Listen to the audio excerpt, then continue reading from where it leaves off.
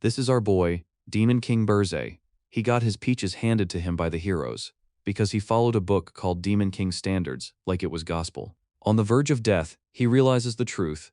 The standards were absolute trash. So he nukes himself, takes the heroes down with him, and instead of dying, he wakes up 15 years in the past, on his graduation day. Yeah. This time, he's doing everything differently. Let's dive in. The story began with a vision framed tightly around a man's mouth, blood gushing out uncontrollably as it spilled onto the ground. In that moment, he reflected that when reality truly struck, it became impossible to comprehend, often dragging the mind straight into denial. He admitted that he had never been aware of this truth before. The reality now crashing down on him was that the black flames he had been so proud of had failed to kill the heroes. He could not understand how the so-called sword god among the heroes had been able to pierce through his skills and stab straight into his heart. Confusion consumed him completely.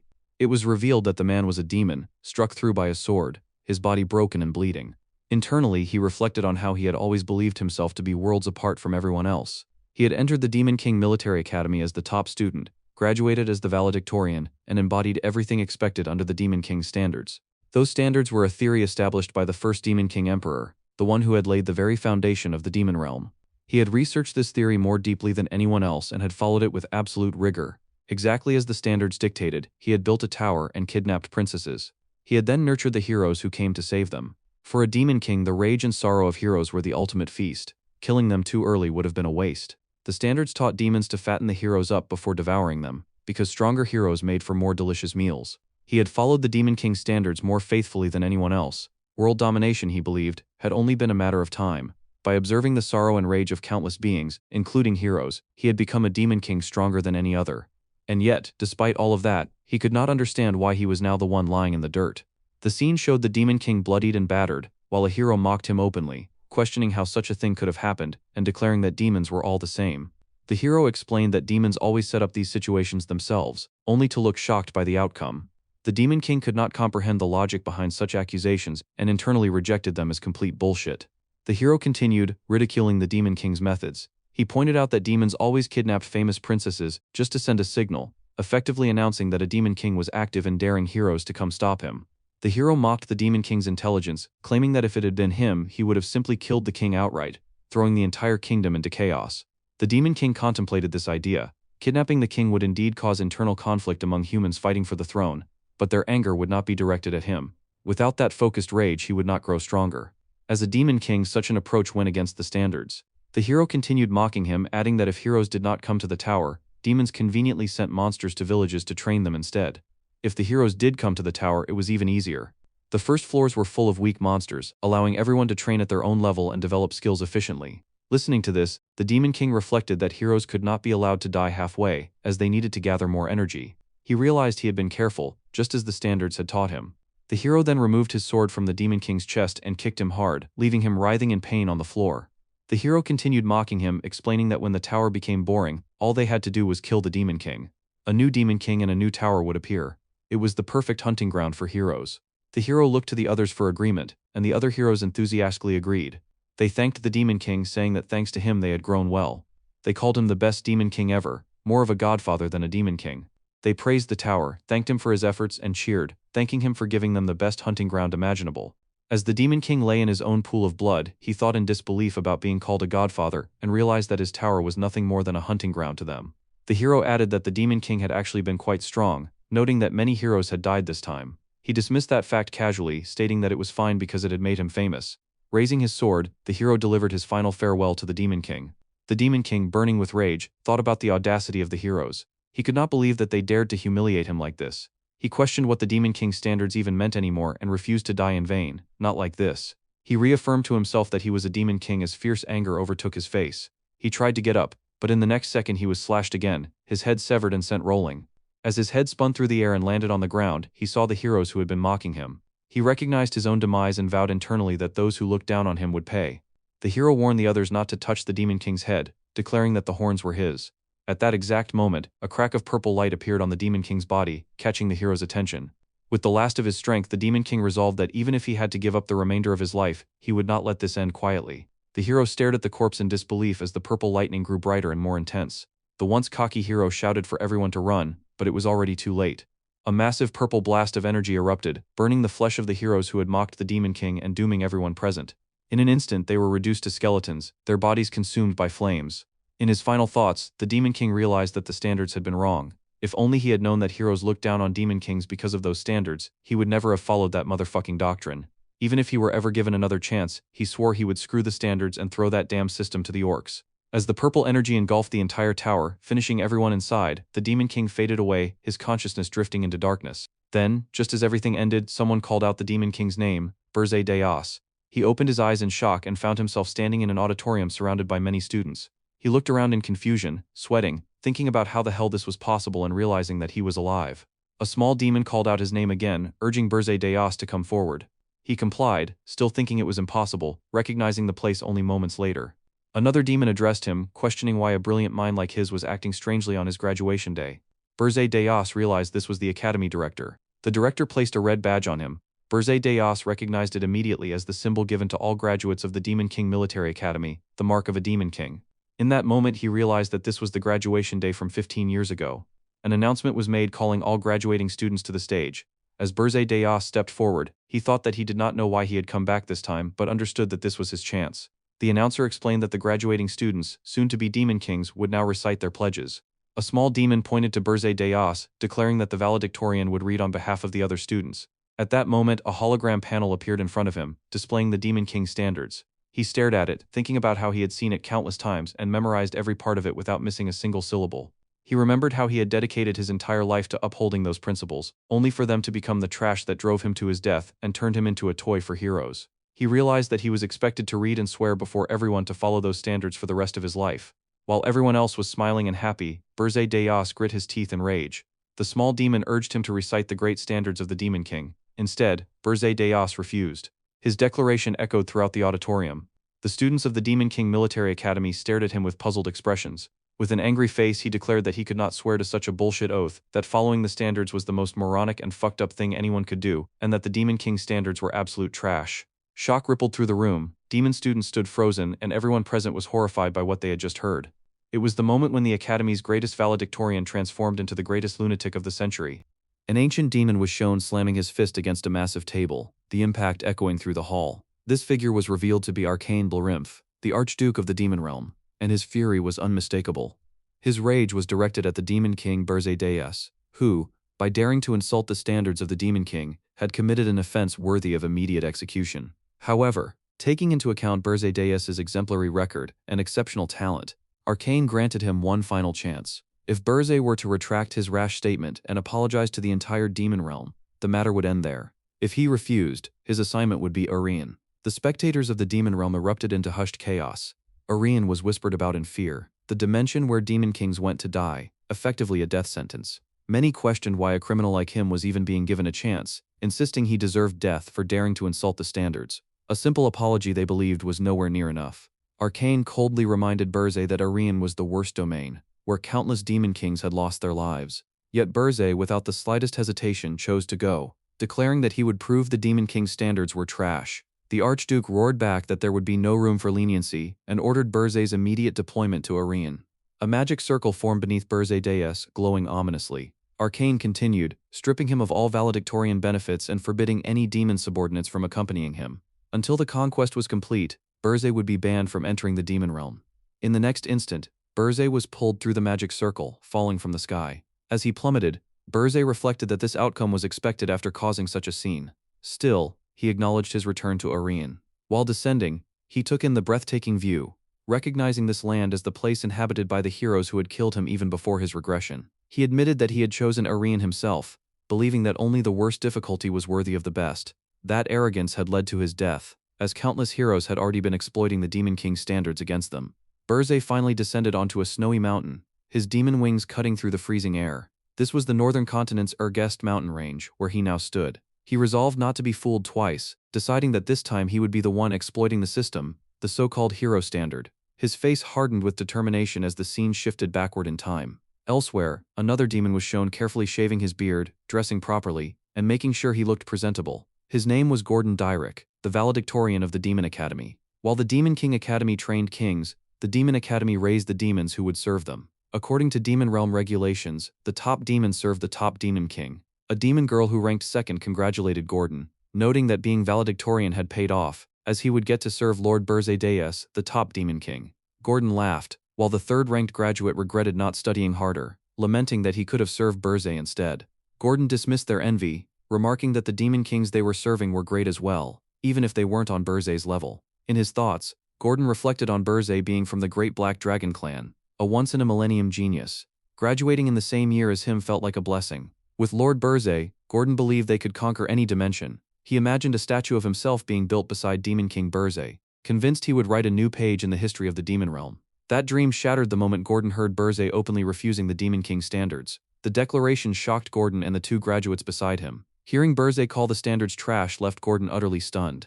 The scene then snapped back to the present, where Gordon found himself teleported to the deepest part of the Ergest mountain range on the northern continent. According to regulations, the top demon had to serve the top demon king, which explained why Gordon had been sent there. As Gordon stood there, dread washed over him as he questioned every life choice he had ever made, realizing he was completely screwed. Before he could react further, Burzay appeared behind him, remarking that although no demons were supposed to follow him, the bare minimum had apparently been provided. Gordon turned to face him as Burzay greeted him and extended his hand in invitation. Gordon demanded to know why Burzay had done this. Burzay, genuinely confused, questioned what he meant.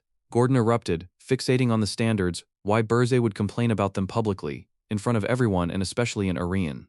Gordon accused him of dooming them both to death. Burzay tried to calm him, noting Gordon would rip all his hair out at this rate. Gordon snapped back, questioning whether his hair was really the problem. Burzay observed Gordon quietly, wondering if he had always been like this. In the previous timeline, Gordon had been far bolder, acknowledging the difficulty but expressing confidence that with Burzay there, the challenge was worth taking. Back then, Arian itself had been enough motivation. Now, Burzay recognized that the situation was different, reasoning that Gordon would react differently, and that explaining his regression would only make him seem like a lunatic. Eventually, Gordon, though unwilling, apologized for his disgraceful display and resolved to fulfill his duty. Burzay accepted this without ceremony. The first rule of the Demon King standards was then laid out.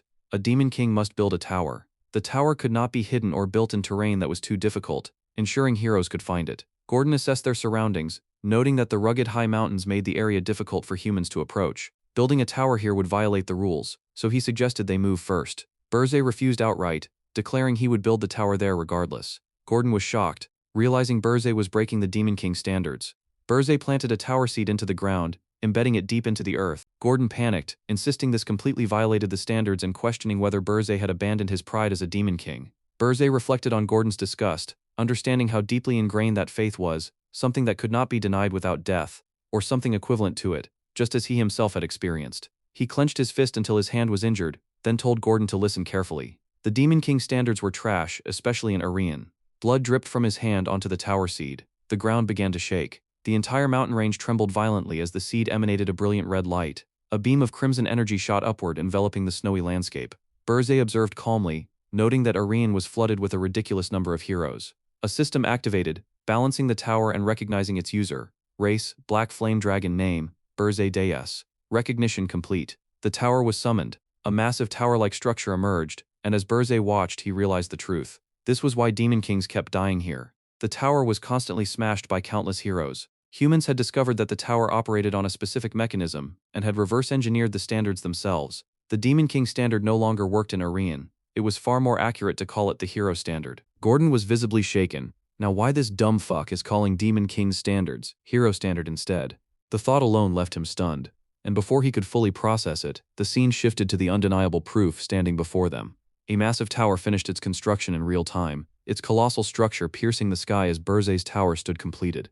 Gordon stared at it in disbelief, shocked not just by the sight but by the absurdity of the situation.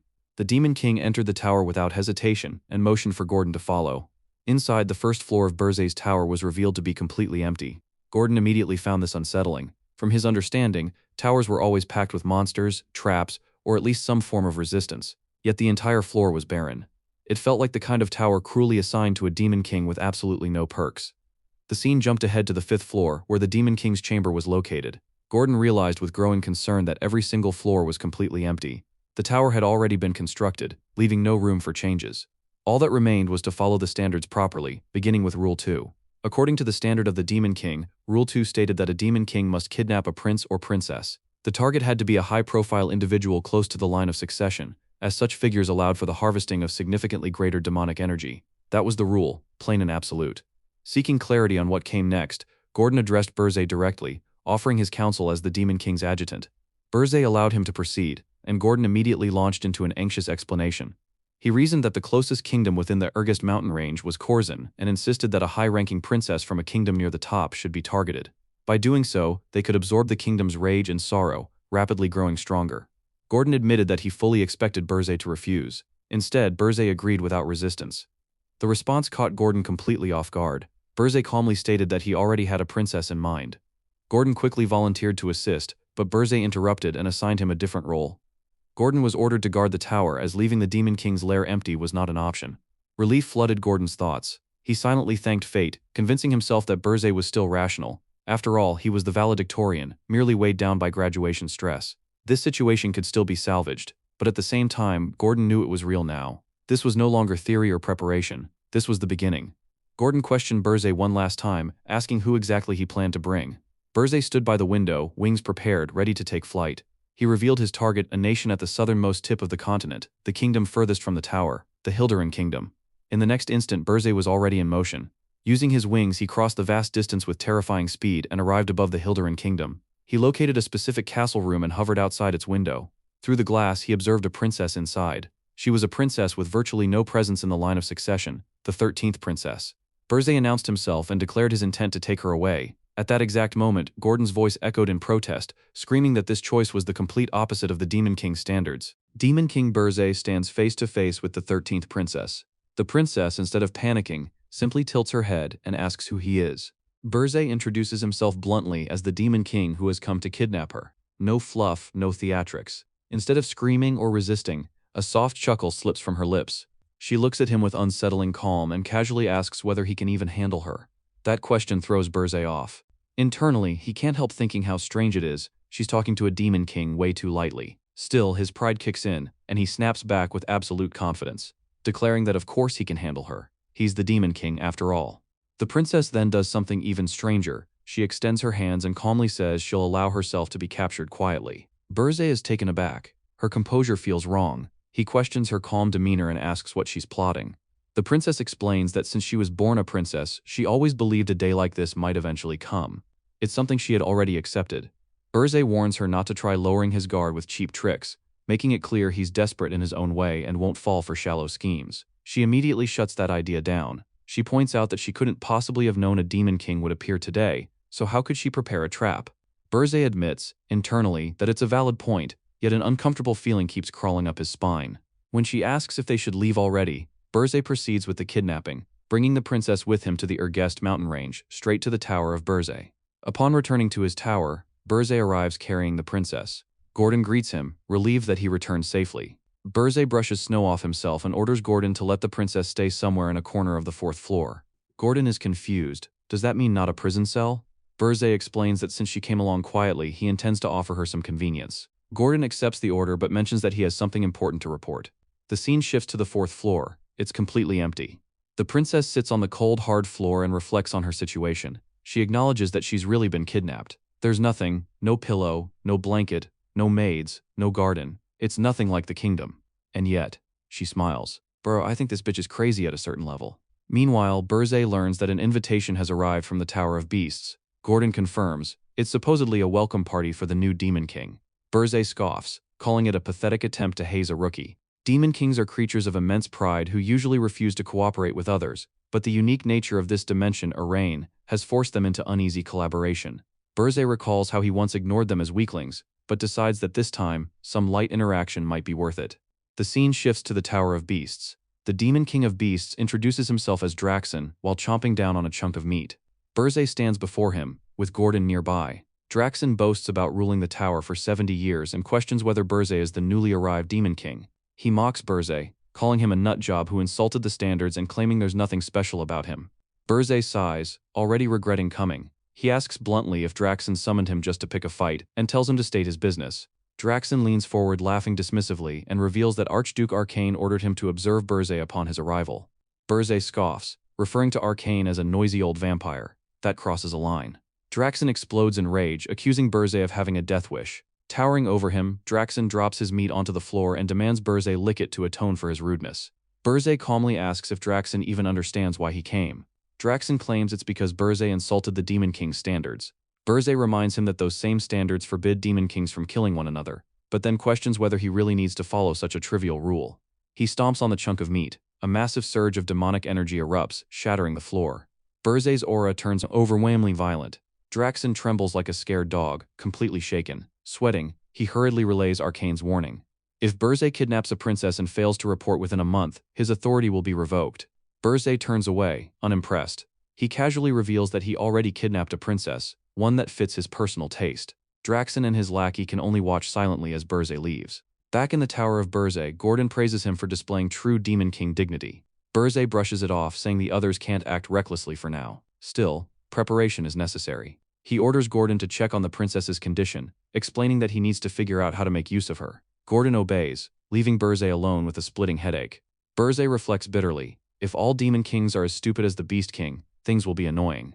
The consequences of insulting the standards turned out to be bigger than expected, but even if he could go back, he'd insult them again. Submitting to trash standards is worse than dying. Standing up, he resolves not to repeat past mistakes. Since he kidnapped the lowest-ranked princess, he expected only a few hundred demonic energy points. A safe but modest start. Then he checks his points. Over 13,000.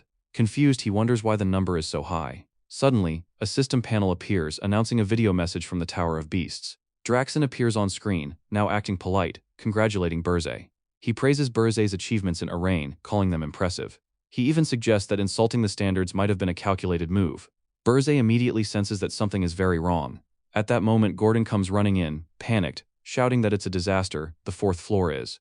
The scene shifts. What was once an empty cold space is now a breathtaking natural paradise. Butterflies flutter through the air, crystal clear water flows gently, lush greenery spreads across the floor, flowers blooming everywhere. The environment is peaceful, beautiful, unreal. Burzay stares in shock. This is the fourth floor of his tower. A system status displays naturalization in progress. The princess stands there casually and asks if he's here. Burzay's mind races. She created a full ecosystem inside a magic tower, something only possible for someone who has mastered all four major elements. Out loud, he confirms that he definitely went to the 13th princess's castle. Internally, he realizes only one elementalist on the continent could do this. He turns to her and asks the question that's been haunting him. "You're not the 13th princess, are you?" The princess smiles while playing with elementals and admits he mistook her for Elena. Dread washes over Burzay's face. He starts to speak, realization crashing down on him. The princess confirms it with a mischievous smile. Her name is Erdnan Hildren, the first princess of the Hildren Kingdom. The scene transitioned to the Hildren Kingdom, inside the king's castle, where chaos immediately filled the air.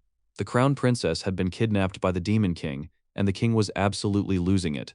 He raged that someone had dared to take his most cherished crown princess, Ernan, and ordered the immediate mobilization of the strongest heroes along with the entire Hildren army. His command was simple and furious. Cut off the foolish Demon King's head and bring his daughter back at all costs. Meanwhile, in the tower, Princess Ernan herself behaved nothing like a helpless captive. She mischievously questioned Demon King Burzay, asking whether this was why he had asked if he could handle her. Burzay, visibly stunned, reflected on how he had heard that the genius spirit summoner possessed mana overflowing beyond limits. There was no way he should not have noticed something like that. He questioned how she had deceived him so thoroughly. Ernan then innocently revealed that she could conceal her mana as long as she wore a certain ring. She explained that it was a royal heirloom, passed down through the royal family for generations. After calmly satisfying his curiosity, she asked whether he would now send her back. Burzay said nothing. Internally, he reasoned that if he sent the princess back now, he would be reduced to a complete laughingstock. No kingdom feared a coward, and gathering demonic energy points would become even harder. Like it or not, he had no choice but to push forward like this. At that moment, a system panel appeared before Demon King Burzay, announcing that hostility from a large number of entities toward him had been detected. His current demonic energy points stood at 19,521. Looking at the panel, Burzay concluded that they had already identified him. Still, he believed nothing had changed just because Ernan was not the 13th princess. She was still his hostage. Ernan simply looked at him with innocent eyes. Back in the Hildren Kingdom, the king continued his furious rant, repeatedly shouting for the head of the foolish Demon King and the return of his princess. One court onlooker cautiously stated that they had not yet identified which Demon King was responsible, explaining that scouts had already been dispatched and asking the king to wait just a little longer. This only made the king angrier. He demanded that the Demon King be identified immediately, shouting that the crown princess had been kidnapped and questioning why everyone was dragging their feet. Another advisor spoke up, pointing out something strange. Recently, the Demon King of Lust had kidnapped the crown prince of another nation, provoking massive outrage and ultimately being eliminated by the hero's assault. Given that precedent, the appearance of another Demon King bold enough to kidnap a crown princess felt suspicious. The court fell into uneasy murmurs. The king clenched his throne, fury radiating from him, and concluded that it must be a new Demon King. At that very moment, a knight appeared and reported that traces of a teleportation magic circle had been discovered. The trajectory pointed north, with the estimated destination being the Urgest mountain range. Upon hearing the name Urgest mountain range, the king was visibly shocked. The scene shifted to the Urgest mountain range, inside the Demon King's tower, Burzay Tower. Gordon warned Burzay that the armies of Hildren would soon storm in and questioned whether it would be too difficult for him to face them after having just descended from the demon realm. Burzay merely smiled, confident that it would be fine. He explained that the kingdom of Hildren could not deploy its national army effectively. The Urgest Mountains sat at the northernmost tip of the continent, while the Hildren kingdom lay at the southernmost end. The countless nations positioned between them were unlikely to open a path for Hildren's army. Not every nation would grant passage, meaning Hildren's only realistic option was to seek help from the Hero Guild. As Burzay predicted, his words quickly came true. The king of Hildren ordered his advisors to contact the Hero Guild. Soon after, the scene shifted to the Hero Guild itself, where the king's request regarding the kidnapped princess was posted publicly. Countless heroes stared at the notice in disbelief, reacting with shock that the crown princess of Hildren had been kidnapped and questioning what kind of insane demon king would do such a thing. When they saw the destination listed as Urgest Mountain, panic set in. That place was crawling with calamity-rank monsters. One scar-faced hero openly declared that he was not playing hero just to die. He remarked that the king of Hildren must be burning up inside right now. From his tower, Burzay coldly assessed the situation, concluding that the Hero Guild would not move. In his view, heroes were trash who only cared about money and would not willingly march into such a dangerous place. That exact reasoning was why he had established his base, his tower, deep within Urgest. Gordon, clearly impressed, listened to Burzay's explanation and wondered whether he had even considered this far ahead.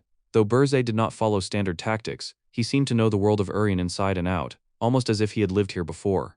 Back in Hildren, the king continued raging, furious that not a single hero was stepping forward and questioning how they could even call themselves heroes. Burzay, meanwhile, reflected that this outcome was inevitable. There were simply too many heroes in Urien, all connected through the Hero Guild and obsessed with calculating profit before moving.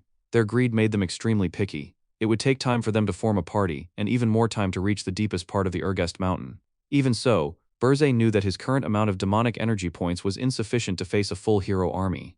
The terror of their sheer numbers was something he understood all too well, having already tasted it in the past. Burzay then called out to Gordon and ordered him to contact Draxon. He needed to sell his demonic energy and exchange it for human money.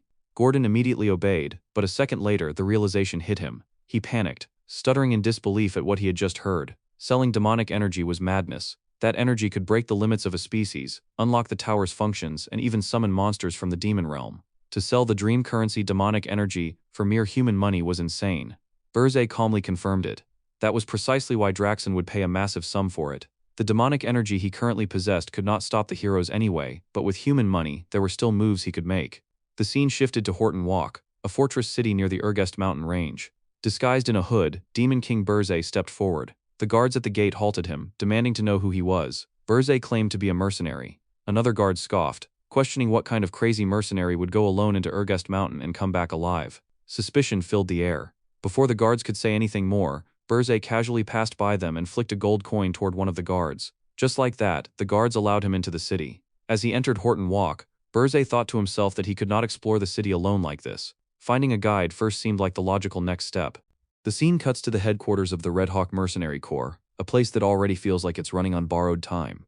Inside, one mercenary nervously questions his captain, wondering if they shouldn't pack up and leave soon. The captain fires back instantly, genuinely baffled. Leaving this place? This absolute gold mine? Monsters crawl out every single day, the regular soldiers deal with the bloodbath, and the Red Hawks simply stroll in to collect the spoils afterward. As far as he's concerned, there's no other place on the continent where money flows this easily. Another mercenary interrupts, lowering his voice as he brings up rumors that have been spreading like wildfire. Word is that a new demon king has appeared and built a tower on Urgest Mountain. The captain scoffs, brushing it off as fake nonsense. In his experience, demon kings always build their towers somewhere heroes can easily reach. That's just how it works. But the rumors keep stacking. Someone adds that this demon king supposedly kidnapped the crown princess of the Hildren kingdom. The captain laughs again, asking if anyone has ever seen a demon king travel all the way across the continent just to kidnap a princess. Still, doubt creeps in when another mercenary mentions something harder to ignore. The Hero Guild apparently refused a massive sum of money after hearing the destination of a request. With a mug of booze in hand, the captain waves it off, claiming it's all just theater. The crown princess of Hilderin isn't just royalty, she's the precious heir. The kingdom would be willing to offer up its liver and gallbladder just to commission the heroes again. The guild is obviously pulling a stunt, trying to squeeze out even more cash. After all, everyone here knows better than anyone how money-crazed heroes really are. Then a calm voice cuts through the room, agreeing that the explanation makes perfect sense. The flow of the conversation suddenly freezes as a figure stands behind the mercenary captain. It's the Demon King Burzay himself. The captain jumps out of his skin, crashing onto his ass and yelling that the stranger scared the shit out of him, demanding to know who he is. Burzay, completely unfazed, notes internally that these people seem well-informed, perfect candidates to serve as guides. He orders them to leave one man behind and tells the rest to get lost. That's when things go sideways. 3 mercenaries immediately rush him. One bald mercenary shouting about the audacity of spouting nonsense after breaking into the Red Hawk mercenary corps. Another calls him an arrogant bastard and promises he won't leave alive. They lunge together, confident in their numbers. Big mistake. Burzay wipes them out in an instant, one-shotting all 3. Bodies go flying as he zips past them, beating their asses so fast it barely registers. In just a few seconds, the floor is littered with broken mercenaries. A bald, heavy-set mercenary charges next, swinging a massive hammer and slamming it straight into Burzay. But Burzay catches the weapon barehanded. The sheer force stops dead. The mercenary starts sweating bullets as reality crashes down on him. From above, 3 more mercenaries aim crossbows at Burzay, trying to salvage the situation. Burzay responds by grabbing the hammer-wielding brute and hurling him straight into the crossbowmen, wiping them out in one brutal throw. The mercenary captain hides, trembling, his mind screaming one thought over and over: what a monster Demon King Burzay is. Burzay continues his rampage, his menacing figure tearing through the rest of the mercenaries. Outside the headquarters, townsfolk gather, hearing the noise. A girl comments that the mercenary group must be fighting again. A man sighs, wondering if they ever get tired of it. None of them have any idea that a Demon King is inside, beating the living shit out of the entire group. Inside, every mercenary lies broken in the dirt. Only the captain remains standing, and before him stands Demon King Burzay. Burzay calmly tells him not to be scared, answer properly, and he'll be allowed to live. The captain immediately bows, desperate, promising to do anything if his life is spared. Burzay's question is simple and chilling. He asks where the slave market is. The scene shifts to a mansion-like property. Burzay and the mercenary captain walk together, revealing the location to be a slave market where humans are imprisoned. Burzay notes that there are only human slaves here. The captain asks if that isn't to his liking. Burzay tosses him a pouch of gold and points out that there must be rarer goods. The captain freezes for a moment, shocked by the weight of the pouch, before instantly switching attitudes like Lloyd, because Lloyd is water. Water is good, so Lloyd is good, ladies and gentlemen. Shout out to the legendary Manhwa. Then we see this bastard, agreeing to escort him, muttering like a gold digger bastard. Burzay follows, internally remarking that even after watching his subordinates get beaten into the ground, the man can still put on that face. Humans who covet money, and demons who covet demonic energy, there's no real difference. They move deeper into the slave market until the captain announces they've arrived. The narrative flashes back to an earlier moment, when Gordon questioned Burzay about what he could do with human money. Burzay had explained that he could buy slaves, members of other races captured by humans. An elf would be ideal. Elves are known for their integrity, and using one as a spy could create chaos among the heroes. Back in the present, Burzay stands before a green-haired elf imprisoned by humans. The weight of the moment lingers. The scene then cuts away to the Hilderin kingdom, where the hero Highland Cargill appears and bows before the king. The king admits he doesn't know about the other heroes, but he truly believed Highland would support them. Kneeling, Highland Cargill swears that he will rescue the crown princess and bring back the Demon King's head. He declares it all in the name of justice. We see a slave merchant confidently approaching the Demon King Burzay, asking what kind of slave he is looking for. Without hesitation, Burzay states that he wants an elf slave, and adds that he himself will be paying for it. This immediately shocks the mercenary captain nearby, who clearly never expected the Demon King to foot the bill. Burzay responds with nothing but a lethal death stare, silently asking if there is any objection. Instantly humbled, the mercenary captain backs down, forcing a respectful smile and saying that of course he should be the one paying. Moments later, he is seen handing over the gold to the slave merchant.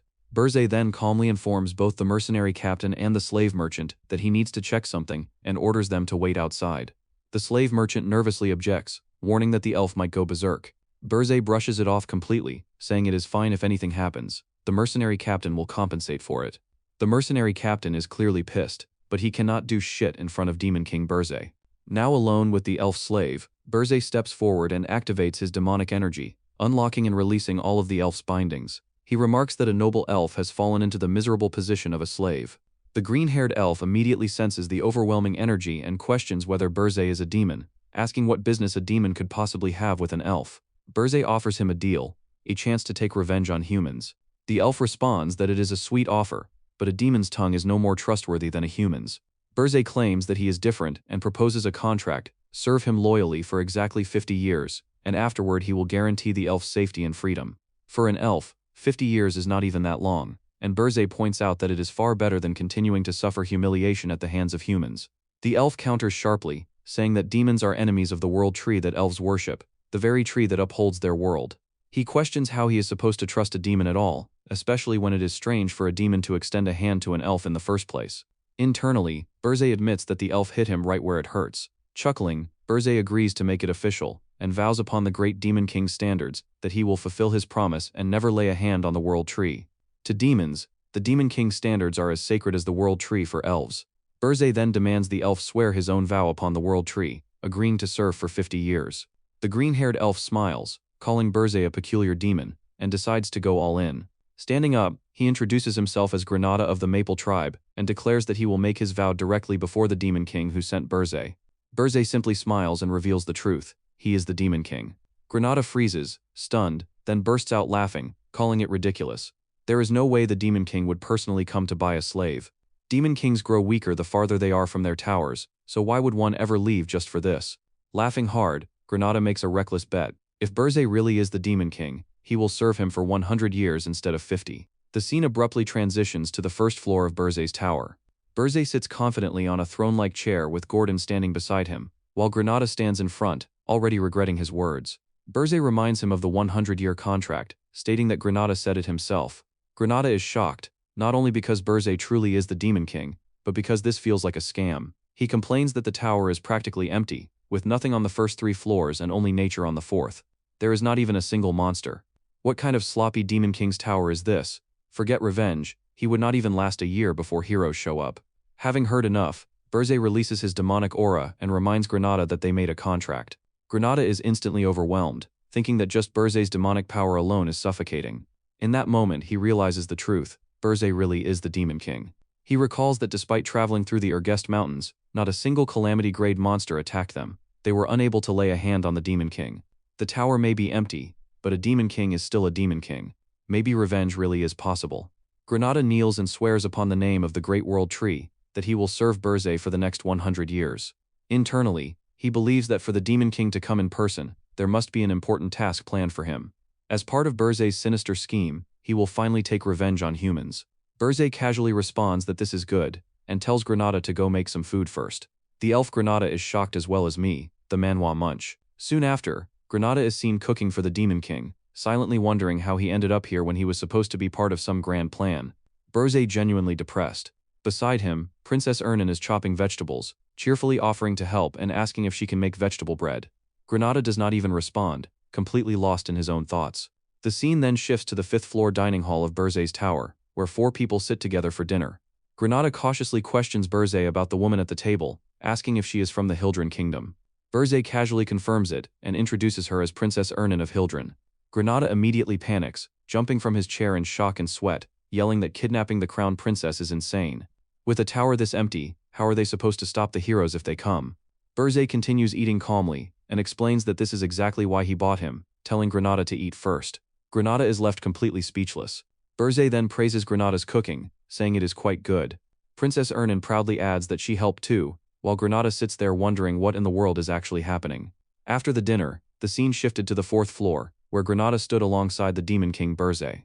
Granada wondered whether, when a hero arrived, he was supposed to fight them directly. Berzé dismissed the idea, stating that if a hero managed to get inside the tower, everything was already over. Instead, Granada would disrupt the human world in his place. The elf questioned whether Berzé wanted him to become a spy. Berzé confirmed that this was correct, but added that before anything else, he needed to assess Granada's abilities. With that, the Demon King hinted that Granada should show what he was capable of. Granada questioned how he was expected to defeat the Demon King inside the Demon King's own tower.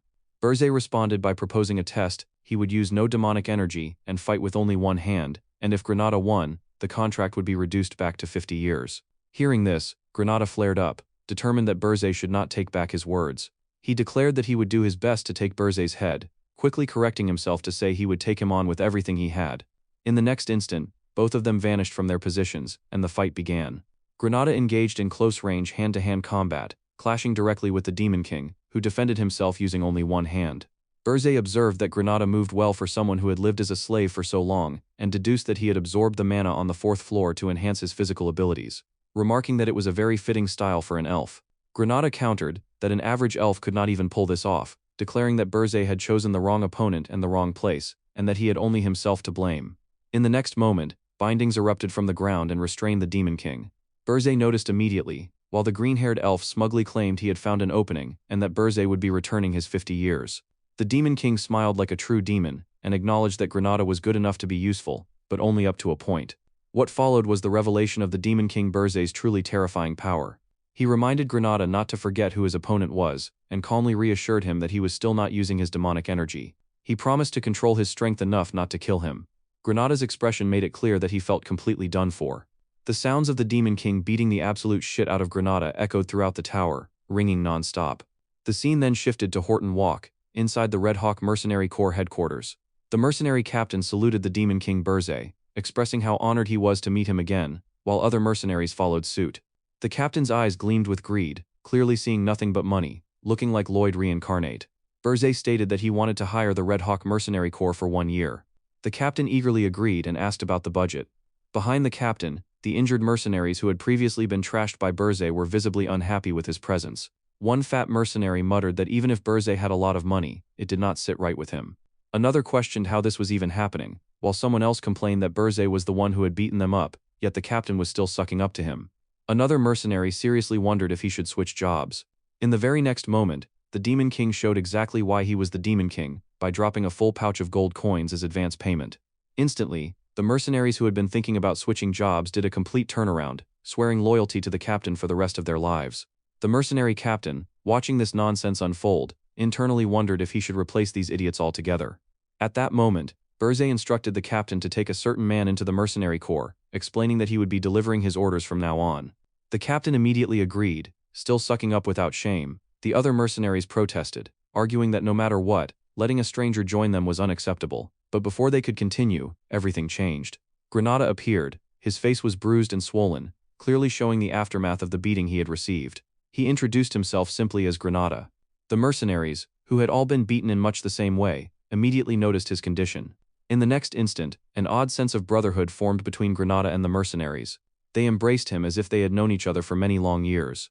Observing this, the Demon King noted that while they might look sloppy, among mercenary bases in Ergest it would be hard to find better talent than this. Above all else, they were easy to handle.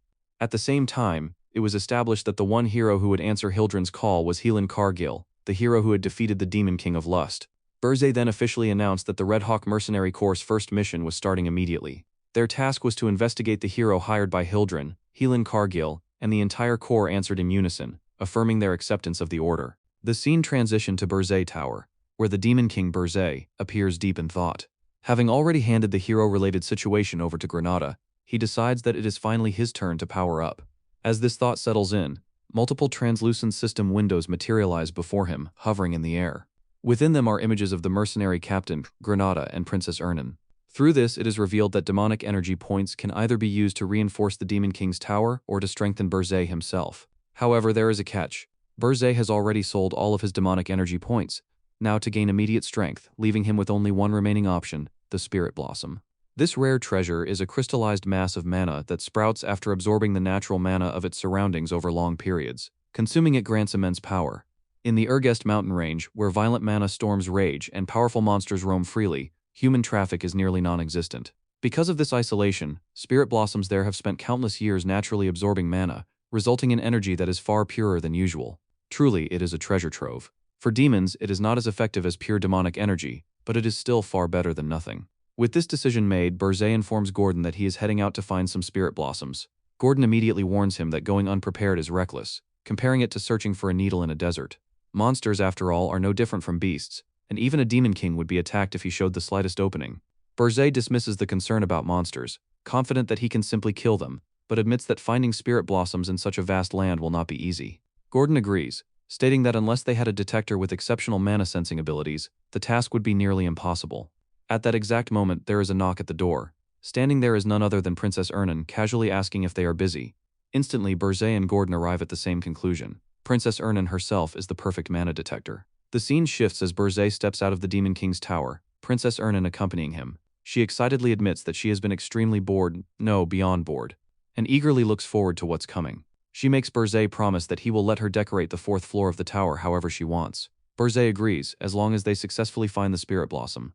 Internally, however, he fumes, wondering just how far she plans to take decorating when the very idea of redecorating a Demon King's tower is already insane.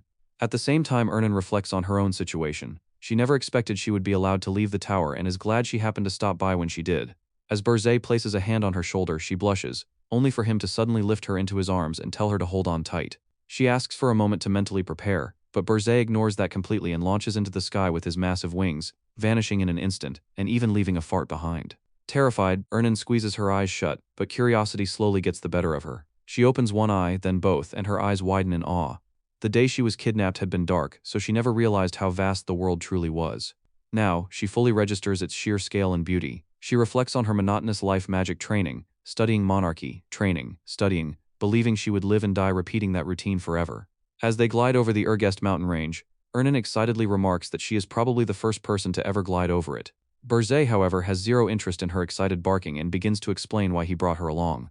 She immediately cuts him off, insisting that he call her Ernan instead of Princess, pointing out that they will be seeing each other for a while. Burzay remains silent. Moments later, he abruptly stops mid-air, holding her suspended by her hands, internally wondering if she has lost her mind due to his leniency. He coldly reminds her of her position and threatens to move her quarters to a prison cell if she forgets herself. Ernan quickly apologizes. Burzay then orders her to use her spirits to locate the spirit blossoms. She agrees and releases her spirits, commanding them to search and return safely. Burzay reasons internally that while it would be impossible for him or Gordon to search such a vast area quickly, spirits, being mana themselves, would find the blossoms far faster. Sure enough, after only a short time the spirits return. Ernan reports that they found one, surprisingly fast. The scene transitions to a breathtaking sight, a beautiful flower sprouting from the ground, glowing with a crystal-like gradient light. It is stunning. However, the spirit blossom is surrounded by numerous orcs. Burzay steps forward and declares that monsters are descendants of demons who left the demon realm. If they still possess any pride as demons, they should obey the Demon King's command, leave the spirit blossom behind and depart quietly. The orcs respond with pure rage, angrily blabbering broken nonsense about not listening to demons and wanting Burzay dead. Honestly, someone should give them a dictionary. What the fuck are they even saying? Then again, they are monsters. Their intent is clear. Kill the Demon King. Burzay merely chuckles, twitching with anger, admitting that Gordon was right. Expecting beasts to think was foolish. Purple flames gather in Burzay's hands as he unleashes his demonic power, declaring that he will burn them all to ashes. The orcs leap toward him with a simple moral: kill and protect what is ours, kill and eat, but Burzay activates his demonic energy and instantly incinerates the charging orcs. The flames devour them so completely that they don't even register what happened before turning to ash. The remaining orcs shout to attack the weak one first and charge toward Princess Ernan. Burzay doesn't even spare them a glance. He activates his demonic energy again and slaughters the bastards before they can get anywhere near her. Watching this, Ernan is stunned. Feral orcs that can devour even ogres when grouped together cannot come close at all. This is the true power of a demon king. Burzay activates his demonic energy once more, and a one-sided slaughter begins. After some time, all the monsters lie dead on the ground as white snow falls quietly from the sky. Ernan gazes at the spirit blossom, her eyes sparkling as she notes that its mana purity is extremely high. The spirit blossom is identified as Hyacinth, a water and ice attribute blossom. Burzay warns her not to get covetous. Ernan pouts angrily but agrees. Burzay then picks up the spirit blossom and tells her that if she can find more, she can have one. Overjoyed, Ernan promises to do her best. Burzay meanwhile internally sighs, wondering if humans always need a carrot dangled in front of them to put in effort. Sometime later, Burzay is seen carrying Ernan back toward the tower. Unfortunately, they were unable to find a second patch of spirit blossoms. Despite Ernan searching until she was completely exhausted, no more were found, leaving her quietly saddened as they return. The scene cuts smoothly into Burzay Tower deep inside. Our boy, the Demon King, stands alone, gripping the spirit blossom Hyacinth in his hand, his thoughts drifting to the Hildren crowned princess, Ernan Hildren. At first, he had dismissed her existence as nothing more than a mistake and error in the grand design, but now the realization settles in that she might be far more useful than he initially believed. Beside him, Gordon delivers urgent news. A message has arrived from Granada. The Demon King Burzay reacts with mild surprise, noting how fast the report came in. Gordon begins laying out the situation, starting with the hero Hillen Cargill. 32 heroes have departed from the Hildren capital and are already heading toward the Urgest mountain range, advancing steadily along the classic hero's journey route. They are expected to form parties in villages, grind quests, and snowball their strength as they go. Their overall military power is projected to keep rising at a steady pace. Gordon explains that he has already prepared countermeasures for these heroes and tells the Demon King to take his time reviewing them. Multiple system panels immediately appear, floating in the air like a strategic dashboard packed with plans and contingencies. But instead of studying them, the Demon King casually gathers every single panel, drags them into a folder and deletes them without hesitation, flat out rejecting everything. Gordon is visibly shaken. The Demon King smiles and declares that this time he will neither send monsters to interfere with the hero's journey nor directly meddle with their progress. Gordon is stunned, completely thrown off, mentally screaming what the hell. The Demon King calmly explains that clumsy interference only helps heroes grow faster. Instead, he orders Gordon to tell Granada to join the hero's journey disguised as mercenary corps, assisting the heroes in building trust from the inside. Gordon internally acknowledges that this really is Demon King level thinking. Still, he can't help pointing out that the Demon King isn't following the usual standards yet again, and that the tower in its current state won't be able to stop the heroes. Burzet reassures him without a hint of concern, stating that the tower will be reinforced specifically with dwarves. The moment Gordon hears that, he completely freaks out, breaking into a cold sweat. He blurts out his disbelief, ranting that first it was a human, then high elves, and now even a dwarf. If that diminutive race ends up inside the tower, it will become a total laughingstock. Before he can continue, the Demon King casually raises his fist, demonic energy crackling around it, wordlessly threatening to shut him the fuck up or beat his ass. Gordon immediately goes silent. Burzet clarifies that he has no intention of facing the heroes with just a dwarf. To be precise, what he wants are their magical tools. He tells Gordon to think it through. If the heroes grow accustomed to the Demon King's usual standards, weak monsters and an open first floor, what happens if, at the exact moment they step inside, dozens of massive cannons fire simultaneously? The thought hits Gordon like a truck. Dozens of cannons, on the first floor? The heroes would never be able to prepare for something like that. Still, Gordon shakes his head, insisting that even so it goes completely against the established standards. In the very next moment, the Demon King Burzet vanishes from his chair without warning, leaving Gordon alone in the chamber. Second later, Gordon is seen clutching his head, pulling at his hair in pure frustration, muttering that this is insane, another kidnapping, all over again. The scene transitions to the Wolfner Dwarven underground city. Deep within, a dwarf blacksmith is hard at work, hammering away and forging weapons with practiced precision. This is Roger Friedrich, the best dwarven blacksmith around. Unfortunately for him, he has absolutely no fucking idea that he's about to be kidnapped by a nutjob Demon King. We open with the Demon King Burzet already approaching the massive gates of the dwarven city. As he steps inside, his mind drifts backward, reflecting on his past. He has fought countless dwarves before, slaughtered plenty of them, but this is the very first time he has ever set foot inside their city. The place feels different, structured, calculated, alive with craftsmanship. Burzet soon arrives at the Midnight Inn, where he casually approaches the receptionist. He explains that he has come to commission a weapon, but has no idea where to go or who to look for. He asks where the most outstanding blacksmith in the city can be found, and while doing so, he shoves multiple gold coins across the counter toward the dwarf receptionist. The moment the coins hit the desk, everything changes. The receptionist's expression turns smug as he remarks that, for a human, Burzet certainly knows how to talk business. Burzet fires back without missing a beat, thinking that he heard dwarves love money just as much as heroes do. The receptionist doesn't even deny it. Instead, he gives Burzet directions deeper into the city. He explains that Burzet will find a massive crater, and inside it is an elevator system. The elevator scans identification and drops visitors at their requested floor, acting as a double-layered security measure to filter out intruders. He specifically instructs Burzet to head to the lowest floor and the deepest room. Now, any normal visitor would follow the security protocol like a good little NPC.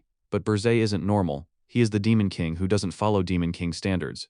And he will follow all the security measure hell no. Instead of using the elevator, he leaps straight down and lands cleanly in the deepest part of the crater. Burzet opens the door to the deepest room, exactly as instructed. Inside, he finds what he was promised, the city's greatest blacksmith. Standing behind him, Burzet watches the dwarf Roger Friedrich hammer away at his work. The blacksmith's movements are precise, powerful, almost mesmerizing. As Roger works, Burzet thinks that the display of metallurgy is so refined it looks like mana itself is dancing around the forge. He wonders if this truly is the work of the greatest blacksmith. A darker thought crosses Burzet's mind. He considers quietly kidnapping the man, and just a faint trace of demonic energy leaks out from him. Instantly, Roger slams his hammer down, and a violent blaze of fire erupts from the forge. Burzet shields himself, realizing that the blacksmith sensed his demonic energy, even though it was barely there. Before Burzet can finish processing that thought, Roger lunges at him with his hammer. Burzet calmly blocks the incoming strike with his bare hand. He immediately recognizes what Roger is and calls him out. Roger confirms it himself. He is a hero.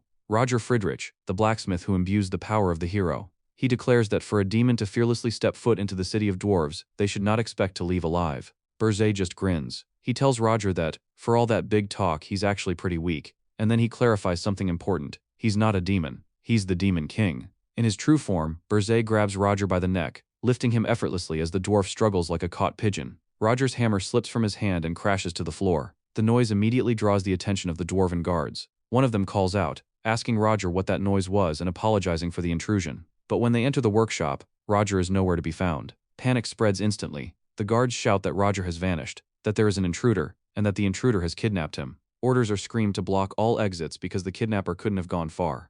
Meanwhile, Burzet has already taken Roger elsewhere, pinning him to the floor. He warns him coldly that if he makes even a single loud noise, he'll be killed immediately. Roger, terrified, wonders why the Demon King is even here. He assumes Burzet must be after the princess. Burzet shuts that idea down fast, saying he isn't interested in any princess. Roger doesn't believe him, calling him a liar. Burzet changes tactics. He says he heard that dwarven blacksmiths dig underground tunnels for emergencies, and he orders Roger to guide him and lead the way. His thoughts spiral. A Demon King is here. He's definitely targeting the princess. He curses his luck, thinking about how he lived quietly all this time just to avoid fighting Demon Kings. Why is this happening to him now? Tears begin to form in his eyes. We're then hit with a blunt note about Roger's trait as a dwarven hero. He is absolutely fucking weak. I should stop dropping F-bombs in the narration. Burzet notices Roger's resistance and remarks that it looks like he won't talk easily, so he proposes another option. He suggests that he'll kidnap the princess instead and let Roger go free. Roger immediately demands to know what Burzet is plotting. Burzet lays it out brutally. He threatens that the selfish hero sold out the princess just to save his own life. If a rumor like that spreads, how does Roger think the dwarves will look at him? Roger completely loses it, begging him to do anything but that. He curses Burzet as a vicious bastard. Inside his head, Roger realizes how doomed he is. He's already known for being weak, and if a rumor spreads that he sold out the princess, everyone will believe it. That's a one-way ticket to a lifetime of torture. Burzet calmly tells him to choose: sell out the princess, or follow him. Roger thinks the obvious choice is to sell out the princess, but he also doesn't want to be tortured. Burzet leans in close and whispers that if Roger helps him, he guarantees his safety. He swears it on the standards of the Demon King. That changes everything. Roger realizes that the standards are basically religion to Demon Kings. A vow made on the standards will not be broken. Repeating that thought over and over in his head, Roger suddenly switches gears. With a cheerful expression, he announces that they should move to the underground tunnel immediately. Demon King. Burzet pauses and questions the sudden mood shift, calling Roger's face creepy. Back in Roger's workshop, the situation is chaotic. The official status is that Roger is missing, and a full cavalry of dwarven guards has gathered. Elsewhere, a girl is shown thinking about Roger. She is introduced as Louise Verft, the princess of the Dwarven Kingdom. And honestly, bruh, her body proportions look like a snowman on steroids. She angrily wonders where Roger disappeared to in the middle of making her weapon. A guard reports that Roger appears to have been kidnapped. The princess snaps, telling him to shut his mouth. He's a hero too, so how does it make sense for a hero to get kidnapped? The guard tries to explain that while Roger is a hero, he's a blacksmith and not particularly good at fighting. That's enough for her. The princess shuts him up immediately, and orders the guards to find that damn kidnapper and drag him before her. The guards respond with a terrified "Yes, Your Highness." She then threatens them outright, declaring that if they don't find Roger, they should all prepare to have their heads ripped off. She doesn't even spare her own knights. What a bitch. Elsewhere, beneath the city, the story cuts to a cramped secret passage dug out by Roger. In that suffocating tunnel, the blacksmith hero Roger crawls forward with the Demon King Burzet right behind him, both of them inching their way out of the city like fugitives scraping through hell. The pace is slow, miserable, and deeply undignified, especially for Burzet, who is forced to crawl while staring directly at the dwarf's ass the entire time. The Demon King is visibly not vibing with this situation at all, his irritation climbing with every second. As they crawl, Burzet finally snaps, internally raging and openly questioning how long he's supposed to keep staring at Roger's disgusting buttocks, cursing the whole situation and the tunnel itself. Roger, completely unapologetic, explains that the tunnel is narrow, and there's nothing he can do about it. They're almost there, he says, and Burzet just has to bear with it. Burzet, already fired up, tells him to walk faster. Roger agrees, pushing ahead as best he can. Eventually, after what feels like an eternity, they emerge from the secret passage. The blacksmith hero Roger and the Demon King Burzet finally step outside the city. Fresh air, freedom at least for Burzet. Roger immediately declares that his role ends here. He guided Burzet through the tunnel, so from now on, the Demon King is on his own. He reminds Burzet that he vowed on his standards and promised to guarantee Roger's safety in exchange for his help. Burzet responds with a sinister edge, questioning what kind of nonsense Roger is spouting. Then, without hesitation, he dismisses those standards as trash, openly saying he doesn't care about them at all. Roger completely breaks down, crying his balls out, wondering what kind of Demon King this even is. Burzet, unfazed, calmly wonders what he should do with Roger next while the dwarf is basically shitting in his pants, internally realizing he should have just sold the princess out from the start. In sheer desperation, Roger drops to his knees and begs. He insists he's incredibly useful, claiming no one can match his metallurgy skills. He swears he can forge any weapon Burzet desires. Burzet points out the irony. Roger is a hero, yet he's willingly cooperating with the Demon King. Panicking, Roger argues that Berzé should just use him however he wants, asking what there even is to be suspicious about. He goes as far as offering to become Berzé's spy if needed, all while internally admitting that survival is his only priority right now. Berzé pauses, genuinely surprised by how far Roger is willing to go. In the end, he decides to grant him mercy. Roger bows repeatedly, excessively, almost like a hippopotamus bobbing its head, thanking the great Demon King over and over and proclaiming "Long live the great Demon King." But while he's bowing, Roger secretly smiles to himself, thinking how stupid Berzé must be to believe he would submit so easily. In his head, he scoffs at the idea of being a spy for Berzé, swearing that the moment he gets out of this situation, he'll organize a pursuit squad and hunt the Demon King down. Roger fully promises that Berzé will regret letting him go for the rest of his life, smiling not like a hero anymore, but like a full-fledged villain. The scene abruptly cuts. The blacksmith hero Roger is suddenly standing on the 4th floor of the Demon King Berzé's tower. He's frozen in place, blank, colorless, with absolutely no fucking idea how he got there. Gordon completely freaks out, shouting at Berzé in disbelief, questioning how he managed to bring a dwarf inside the tower, especially a hero dwarf. Berzé shuts him up instantly, ordering silence. At that moment, a video message from Granada appears, saying he has something to report. But before he can say anything meaningful, he notices Roger standing there and questions Berzé about why there's a dwarf present. Berzé coldly tells him to report later. Princess Ernan then approaches Roger and asks if he's the hero who came to save her. Roger, still disoriented, looks straight at Berzé and demands to know why he's here, reminding him that he was supposed to be released. Berzé bluntly responds that he never said that. Roger argues back, insisting Berzé promised to grant him mercy. Berzé clarifies with brutal honesty that mercy simply meant letting him live. Still confused and shaken, Roger asks how he even ended up in the tower. Berzé casually explains that he knocked Roger out and carried his ass there, saying it was the obvious and natural course of action since he had no idea what Roger might do otherwise. The explanation hits Roger hard, sending him into visible shock. Then, out of nowhere, he starts laughing madly. Berzé watches him and asks if he's really that happy about becoming his subordinate. Roger, smiling and crying at the same time, says yes, of course. Berzé approves of this mindset, calling it excellent, and immediately assigns him his mission. Roger kneels and asks what it is. Berzé orders him to install massive artillery on the 1st floor of the tower, with one clear objective: destroy all the heroes. The scene transitions to the Aragest hero's journey preparation station, where the atmosphere is tense and calculated. Granada is seen communicating with our Demon King Berzé, delivering rumors circulating among the heroes currently embarking on their journey. Apparently, word has spread that the new Demon King can wield black flames, prompting the heroes to gear up with fire-resistant equipment. At the same time, another rumor claims that the reason this new Demon King has not unleashed demonic beasts is because he's scared. Berzé listens calmly and responds that it seems the heroes have not yet lost their killing intent. However, he coldly concludes that they won't gain anything from this hero's journey: no honor from battle, no wealth. In the end, their interest will fade, and without real conflict, the heroes themselves will fail to grow. It's a battle against time, but Berzé sees no problems and orders Granada to continue monitoring the situation. Granada acknowledges the command, and the virtual communication screen fades away. As Granada reflects, it becomes clear that by deliberately not sending out demonic monsters, he is actively weakening the heroes. This Demon King understands human nature on a deep level. Granada, walking through in the station, questions to himself whether there has ever been a Demon King like this before, ultimately admitting that he's glad Berzé is not his enemy. The scene shifts to Berzé Tower, where the Demon King confronts Roger. Berzé lays down a single restriction: no mana stones are allowed. He doesn't care how the 1st floor is remodeled, as long as that one rule is followed. Roger protests that traps without mana stones won't work on heroes, but Berzé bluntly tells him that figuring that out is his job. Roger hesitates, but Berzé explains that heroes are loved by this dimension itself. Their ability to sense energy is exceptional, and any trap using mana stones would be detected before it could even activate. Roger panics, insisting he can't do it, but Berzé ignites his demonic flames and declares that he is sure he brought along the best blacksmith. If that turns out to be a mistake, he'll simply bring someone else instead, violently threatening Roger's life. Completely shaken, Roger quickly backtracks and claims there is a way after all. Berzé remarks that Roger should have said so earlier, and demands to know what it is. Roger reveals that he once invented a magical tool capable of hiding traces of mana. It takes 3 years to create, but he happens to have one already in his workshop. Even so, Berzé keeps up the pressure, glaring menacingly and asking if this is just another excuse to escape. Roger swears he's serious.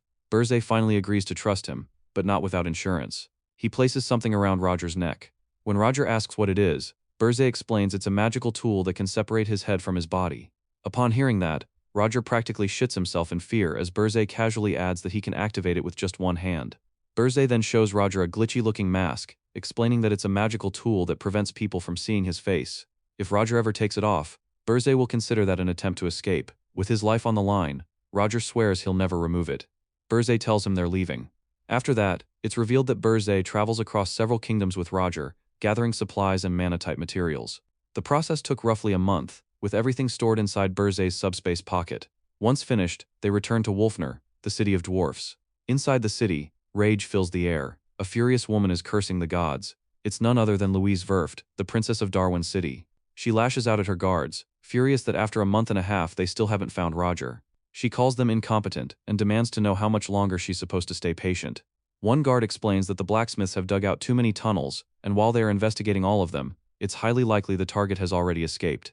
The princess coldly agrees, stating it would be stupid for them to still be here. She declares that Roger has been kidnapped. In a sudden act of brutality, she grabs one of the dwarf guards by the head and presses down painfully, giving them exactly 2 more weeks. If they fail to find the kidnapper, they will die. The guard, writhing in pain, promises to find him. She then orders all tunnels created by the blacksmiths to be filled immediately. The guards obey and rush off. Left alone, the bulky princess stands among scraps of metal, staring at them and muttering that they should have been her weapon. She then notices the sword Roger had been working on before his disappearance. Picking it up, she crushes it into a ball using nothing but her raw strength. With an enraged expression, she prays that Roger is still alive, declaring that he can't die until he finishes her weapon. Her obsession is obvious, borderline maniacal. In the very next moment, Roger suddenly appears behind her, emerging from one of his secret tunnels. Sensing his presence, the princess turns around. Roger is still wearing the face recognition interfering mask. The princess immediately recognizes the tunnel and realizes only Roger could know about it, questioning whether he truly is Roger. A brief silence follows. Roger sweats and hesitates, trying to speak, but the princess lets out a sarcastic chuckle and calls him a bastard, accusing him of coming back after hiding just to avoid making her weapon. Completely off track, she convinces herself of this twisted narrative. Roger insists it's a misunderstanding, but the princess dismisses that outright, claiming she hasn't misunderstood anything at all. She accuses him of insulting her and declares that from now on, Roger is her slave, destined to make weapons for her for the rest of his life. As she approaches him, her fist glows with raw energy, and she announces she's going to punish him for running away. Roger cries out for mercy, but before she can strike, a massive blast erupts, sending the princess flying. Staggering back, she demands to know who interfered. The answer reveals itself. It's the Demon King Burzay. Burzay orders Roger to grab the equipment he needs. Now Burzay himself is wearing the face recognition interfering mask. As Roger runs off to collect the equipment, the princess boils with rage, demanding to know who Burzay is and why he's helping that despicable dwarf. Burzay calmly states that he is the master of the pitiful blacksmith she's been extorting. Enraged, the princess lunges at Burzay, shouting that it's nonsense and insisting Roger is her slave who will make weapons for her forever.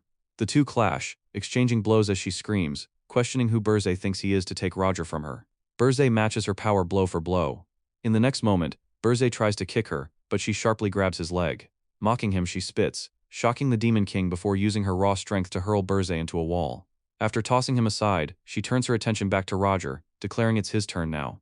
Before she can move, Burzay reappears above her. With fists colliding, they exchange a flurry of blows, tearing through the workshop as they dash back and forth, their battle escalating into pure chaos. Demon King Burzay's thoughts race as he identifies the opponent in front of him. Louise Verft, the Darwin Kingdom's second princess. She isn't a hero, but she's absurdly strong. Before his regression, she had grown into one of the strongest beings alive, way stronger than she is now. Burzay considers the option of killing her before she can fully develop, but that would require pouring out all of his remaining strength and demonic energy. In his current regressed state, he's nowhere near as powerful as he once was, and if he exhausts himself here, her soldiers could easily capture him. To make things worse, she already knows he's the Demon King. Annoying as hell. As this mental calculation unfolds, Burzay and the princess are already clashing in the background, their fight shaking the area. Nearby, Roger is hurriedly gathering his equipment. In the next moment, Demon King Burzay appears beside him, asking if he has everything ready. Roger responds that he's still dismantling it. The equipment in question is massive, an enormous device known as the Mana Phantom. Its ability is to completely hide traces of mana, and its sheer size makes it even more intimidating. Its creator is none other than Roger Friedrich himself. Burzay glares at Roger with killing intent and bluntly asks if he wants to die, ordering him to finish the dismantling within a minute. Roger, sweating bullets, promises to go as fast as he can. Right then, the princess arrives and snaps, demanding to know who gave them permission to do that. With a manic expression, she dashes straight toward Burzay and Roger. Burzay coldly warns Roger that if push comes to shove, he'll leave him behind without hesitation. Roger panics but agrees, saying he'll wrap it up quickly. Meanwhile, Burzay stares down the incoming attack, thinking to himself that he has no idea how long he can last without his true strength and demonic energy. Their powers collide head-on. The princess declares that she doesn't know where Berzé came from, but he won't be leaving this place alive. She then threatens Roger directly, saying she'll break his legs so he can never escape. Berzé, wearing a smug expression, mocks her, saying she sounds just like a demon king.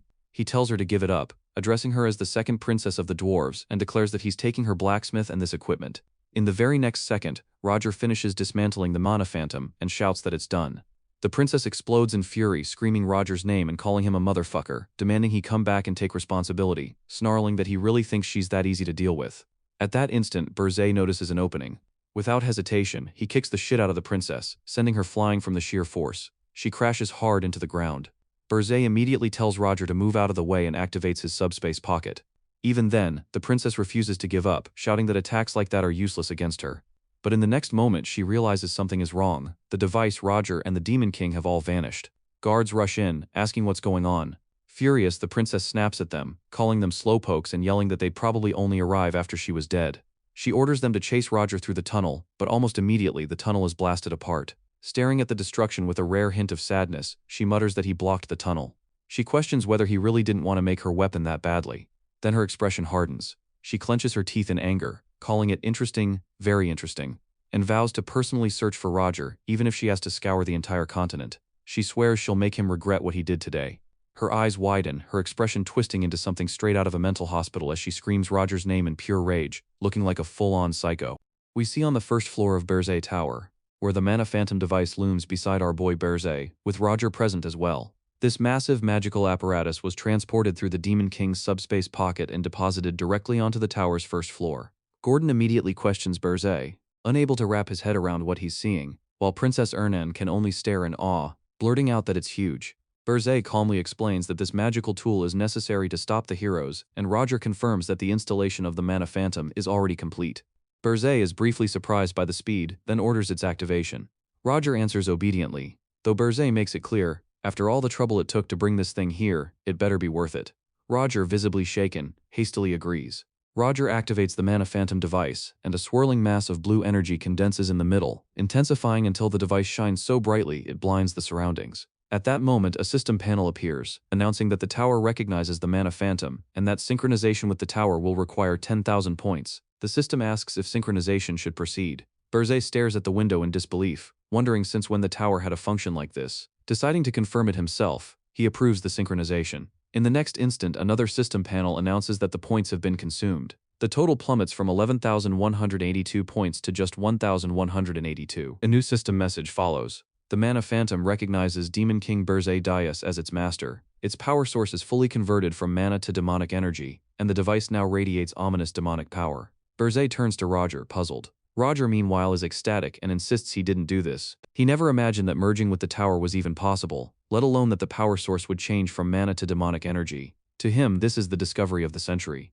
Berzé, however, realizes something unsettling. Even the device's creator doesn't understand how this happened. Berzé approaches the massive doors on the first floor to open them. While doing so, he instructs Princess Ernan to try using any spell. Her eyes light up as she happily asks if he means any spell at all. Berzé confirms, whatever she wants. In the next moment, she enthusiastically conjures a massive spell as multiple elemental spirits appear, declaring that if it's whatever she wants, then she's going all out. Gordon panics immediately, shouting for her to stop because he just cleaned the tower. Berzé observes that normally, a spell of that caliber used inside the tower should be detectable from outside. Yet when he steps outside, he senses nothing. He can't see anything happening within the tower. He can't feel a single presence. Astonished, Berzé realizes this must be the power of a tower synchronized with the Mana Phantom. When he manipulates the tower in this state, something shocking happens. The tower vanishes completely, leaving no trace behind, as if it has become invisible. He manipulates it once more, and in the next second the tower reappears. Berzé understands it instantly. He can hide the tower whenever he wants. There is a catch though. Another system panel reveals the cost. His demonic energy points have dropped from 1,182 to just 137. Berzé acknowledges that it guzzles demonic energy points, but he smiles anyway. Using it right now may be difficult, but it will be incredibly useful going forward.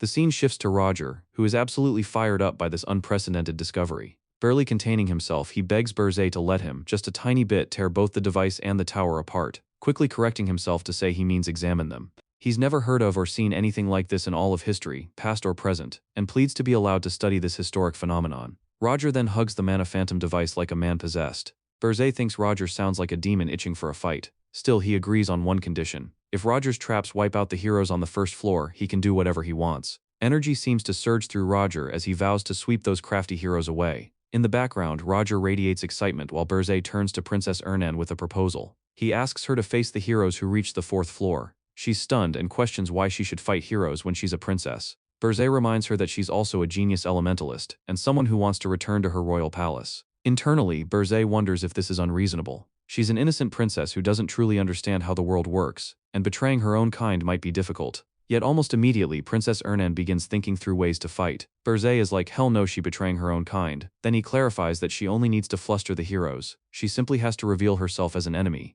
If it goes well, he'll grant her a wish.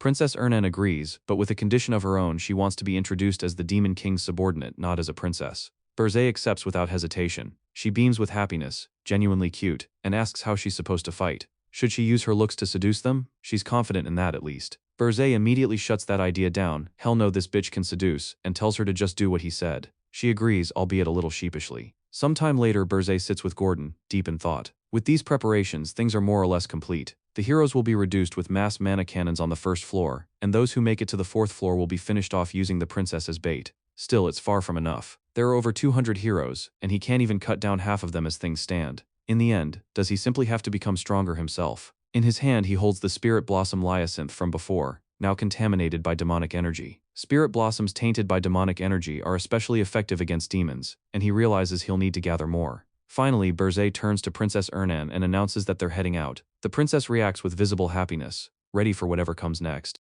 Outside the tower, our boy Berzé stands alongside Princess Ernan, scanning the area once again. There is nothing here either.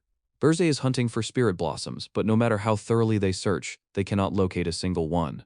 Berzé voices his frustration, muttering that this is already their third try and maybe that earlier success was nothing more than dumb luck. In his mind, the spirits Princess Ernan summons feel completely useless. Almost immediately, we see a tiny water spirit yanks at his hair while a wind spirit slams a punch straight into his gut. It's unexpectedly adorable, even if Berzé is clearly not amused. Princess Ernan, however, grows visibly uneasy. Something feels strange, and then, someone steps forward from the snow. It is an orc. The figure has white hair and a white beard, his skin an icy blue. Berzé instantly tenses, his guards snapping up as he recognizes them. Pule orcs again. He is sick of them. Without hesitation, he prepares to eliminate the intruder on the spot. But before he can act, the orc suddenly drops to his knees. Speaking in broken, reverent phrases, the orc introduces himself as Krutu, chieftain of the Blue Frost tribe. He formally greets the Demon King and begs Berzé to accept his tribe as kin. In the next instant, more Pule orcs rush forward, all kneeling in the snow before Berzé, loudly and unwisely repeating the same plea. Berzé remains cautious. You want me to take you as my kin? Krutu explains that their ancestors were once demons who betrayed the demon realm. Because they still carry that original sin, the tribe wishes to atone by serving the Demon King. Krutu asks Berzé to grant them the honor of loyalty. Berzé cuts him off immediately. Enough. Save the sweet talk. In the end, they just want to grow stronger by becoming a Demon King's kin. He coldly points out that Pule orcs are far better suited for demonic energy than spirit blossoms anyway. Krutu admits it outright. Berzé has seen through everything and there is no reason to hesitate anymore. With a signal, Krutu orders one of his warriors to bring it. Another orc steps forward carrying a box. Inside are 3 spirit blossoms. Princess Ernan's eyes light up instantly, sparkling with excitement. Berzé finally understands why they could not find any more blossoms. He comments on Krutu's fluent speech, preparation, and negotiation skills, noting that he is unusually intelligent for a Pule orc. Krutu replies calmly that in this harsh land, their tribe values wisdom more than strength. Berzé hands the box of spirit blossoms to Princess Ernan, then looks back at Krutu. So you came looking for me because you lack strength? Krutu simply nods. Berzé smiles, intrigued. Wisdom over strength, huh? In the next second, he extends his hand. He says he likes Krutu. Very well, but he will only accept Krutu himself as kin. Dark energy instantly engulfs the orc chieftain. Berzé formally accepts Krutu as his kin, and a demonic mark appears on Krutu's body. Berzé orders him to roam the snowfields, expand his tribe for the Demon King's sake, and wait for further orders. He promises a reward greater than mere strength. As the transformation completes, black horns grow from Krutu's head. Berzé declares that Krutu's tribe shall be eternal. When the energy fades, Krutu is completely transformed into something terrifying. His status appears clearly. Krutu, race, Pule orc status, Demon King's kin. Overwhelmed, Krutu swears his absolute loyalty to the Demon King. All the Pule orcs kneel as one, loudly pledging their devotion. The scene shifts to the Ergest Mountains. Berzé's tower is now armed to full capacity. Outside, an entire legion of Pule orcs stands ready. On the first floor, Roger and 60 mana cannons are prepared. On the fourth floor, Princess Ernan waits with her elemental spirits. At the heart of it all, Burzay sits calmly on his throne. Everything is finally in place. He welcomes the heroes to come, vowing to repay them for humiliating him in his previous life.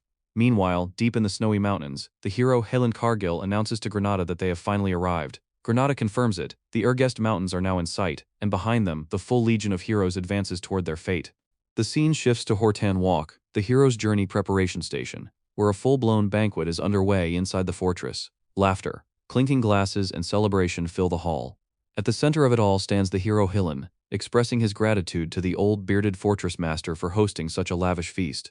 The fortress master brushes it off with a humble smile, saying Hillen flatters him, but admits he's honored to remain alongside the hero on a page of history. Hillen thanks him sincerely, but before he can relax, the fortress master suddenly suggests that Hillen give a speech. Hillen freezes, stunned, instinctively trying to back out, but the fortress master pushes on, insisting that everyone is already waiting, and that a speech would boost morale. Without giving Hillen time to escape, the fortress master loudly announces to the entire hall that Hillen has a few words to say. Every eye turns toward him. Hillen clears his throat, steadies himself, and addresses the room: comrades, heroes, nobles, knights, wizards, mercenaries, merchants, everyone gathered. He declares that the long-awaited hero's journey has finally reached its final stretch. The Demon King may have been spooked by the overwhelming march of heroes answering the call of justice, which might explain why no monsters have attacked yet, but Hillen makes it clear they won't let their guard down. After all this time, preparations are finally complete. He raises his glass of wine and announces that tomorrow is the day they make the foolish Demon King pay for daring to kidnap the princess of the Kingdom of Hildren. He asks the crowd who is with them, who truly rules this world, and urges them to remind their enemies of these facts once more. For justice. The hall explodes in response. For justice. Echoes again and again as everyone raises their hands and cheers, and the banquet surges back into eating, drinking, and celebration. Away from the noise, Granada observes everything quietly. He thinks to himself that this outcome is exactly what the Demon King expected. The heroes didn't increase in number, but they didn't decrease either. Hillen's popularity is the sole reason the hero's journey has made it this far. He secured support from merchant groups and calmed mercenaries who nearly deserted, dragging everyone along to this point. Granada recalls the last time he saw the tower. It was completely empty, and wonders if it might actually collapse at this rate. A dangerous thought crosses his mind about smacking the heroes in the back of their heads, but he immediately flushes it away, scolding himself for even thinking that. If the subjugation succeeds, it's actually good for him. It would finally free him from the Demon King. Telling himself to get a grip, Granada decides to step outside for some air and make a report. On the balcony, he contacts the Demon King, Burzay, and reports that they've arrived at Hortan Walk after a short resupply. They'll begin climbing the mountains tomorrow. Burzay responds calmly, instructing Granada not to contact him again once they leave Hortan Walk. He issues several warnings. Watch the snow while climbing, never let their guard down at night, and most importantly, when the tower is opened, stand far away from it. With that, Burzay disconnects the virtual call, leaving Granada confused and unsettled, wondering what those warnings really meant. At that moment, Hillen suddenly appears, asking why Granada is standing out there alone. Startled, Granada brushes it off, saying he just wanted some fresh air. Hillen offers him a glass of fruit wine, the kind elves like, and Granada accepts, thanking him. Hillen notices that Granada looks troubled and asks what's on his mind. Granada hesitates, then voices his doubt. Can they really subdue the Demon King? Hillen chuckles softly and asks if Granada is nervous too. Granada admits that he is. Hillen then confesses something unexpected. He doesn't really know either. People may trust him and follow him, but subjugating a Demon King's tower is always hellish. It has never once gone smoothly. Granada counters by bringing up the Demon King of Lust, pointing out that Hillen killed him and absorbed his power. Compared to that, a new Demon King should be easy. He even notes that no one actually knows how Hillen killed the Demon King of Lust, and eagerly asks to hear the heroic tale. As Granada rambles on, Hillen's face turns stone serious. Then, in the next instant, his expression brightens into a warm smile. He says it was only possible because he had brave comrades like Granada, always on the front lines, taking care of the monsters. Placing a hand on Granada's shoulder, Hillen tells him he'll lead the way, so Granada should protect his flank. If they combine their strength, victory is certain. Granada agrees, saying he'll do exactly that. The two head back toward the banquet together, with Hillen mentioning that the fortress master wants to hear Granada's adventure stories. But as they walk, Granada doesn't notice Hillen's mischievous smile, or the dark side behind it. In his thoughts, Hillen reflects that yes, he joined forces with brave comrades, and quietly adds that he's counting on him again this time too, Elf Granada. The scene cuts to the next morning. The heroes march toward the Demon King, chants ringing through the air. The march of the hero is here. Stay strong. Long live Granada. Long live Wharton. Long live Hillen. Their voices carry as the scene transitions to the Urgest Mountains, where the heroes trek through snowy terrain. Among them, a woman remarks that she was worried about traveling through the Urgest Mountains, but it turns out to be nothing special. Another man points out that it's barely snowing and the weather is clear. At this rate, they'll reach the tower without any trouble, and it looks like the goddess of victory is on their side. Another hero, weapon in hand, mentions that they were told disaster-class monsters were everywhere, wondering if they're hibernating. Someone else laughs it off, saying that with Hillen here, even the monsters must be scared. That confidence shatters in an instant. Purple saliva suddenly drips from above, landing on the man's head. Confused, he touches it and asks what it is. Then the realization hits everyone at once. Ghouls. Ghouls line the cliffs above them, and their size is completely wrong, far larger than expected. More and more ghouls storm in, swarming the canyon. The heroes immediately form ranks. Hillen commands that the enemy has finally revealed themselves and orders all units into battle formation. He tells them not to panic, and to protect the comrades around them. The canyon isn't long. Knights are ordered to cover the mages and pull back as the first real battle of the march erupts. Just then, Wharton alerts Hillen that a frost giant has appeared right at the front. Hillen barely has time to react before the warning fully lands, immediately ordering everyone to fall back without hesitation.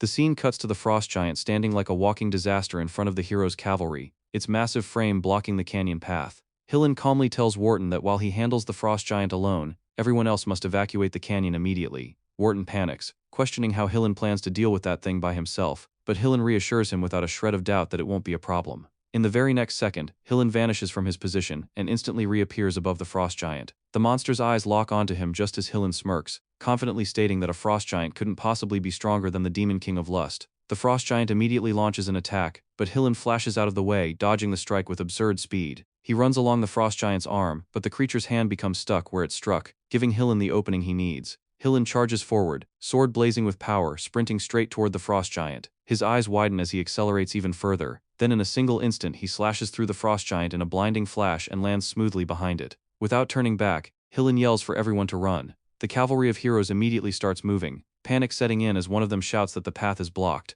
Another urges them to hurry while they still can. Behind them, the frost giant's massive body finally collapses, crashing into the ground as the heroes manage to escape the canyon. Sometime later, the entire group is shown completely exhausted. One man mutters about how they faced dozens of ghouls and a frost giant taller than the cliffs, calling the place utterly insane.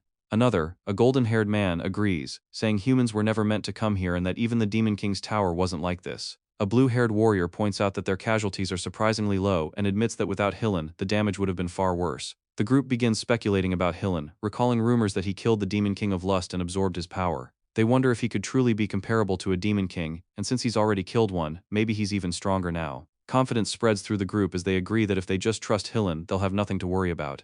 Meanwhile, Granada silently thinks to himself that if it's Hillen, he might actually defeat that Demon King. But what the cavalry doesn't realize is that the Pule orcs are watching them. One orc archer steps forward and blows a horn like a trumpet, instantly drawing the hero's attention. Wharton snaps everyone back to reality, saying there's no time to rest. Granada recognizes the enemies as Pule orcs, and Hillen senses demonic energy, confirming they are subordinates of the Demon King. At that moment, Krutu, chieftain of the Blue Frost tribe and kin of the Demon King, announces himself, welcoming the foolish heroes to the Urgest Mountains. Hillen confidently declares the enemies are easy opponents and says he'll deal with them in no time, but Granada suddenly stops him, asking if he hears that sound. Granada recalls the Demon King's message, watch the snow. Sweat forms on his face as realization hits him, wondering if that warning meant this. Krutu announces that not a single one of them will reach the tower, his words perfectly aligning with the Demon King's earlier message. In the next second, snow floods the entire area. Granada loses his shit, cursing the Demon King and questioning how the hell he was supposed to watch out for this, calling him a crazy bastard. An avalanche has been triggered. Granada's face turns blue as he screams at everyone to run, warning them about the avalanche. As chaos erupts, the scene shifts to Demon King Burzay Dias watching from his tower. He smiles coldly, welcoming the heroes once again and declaring that this time, he will hunt them all down, as he watches the heroes perish beneath the avalanche. Our Demon King Burzay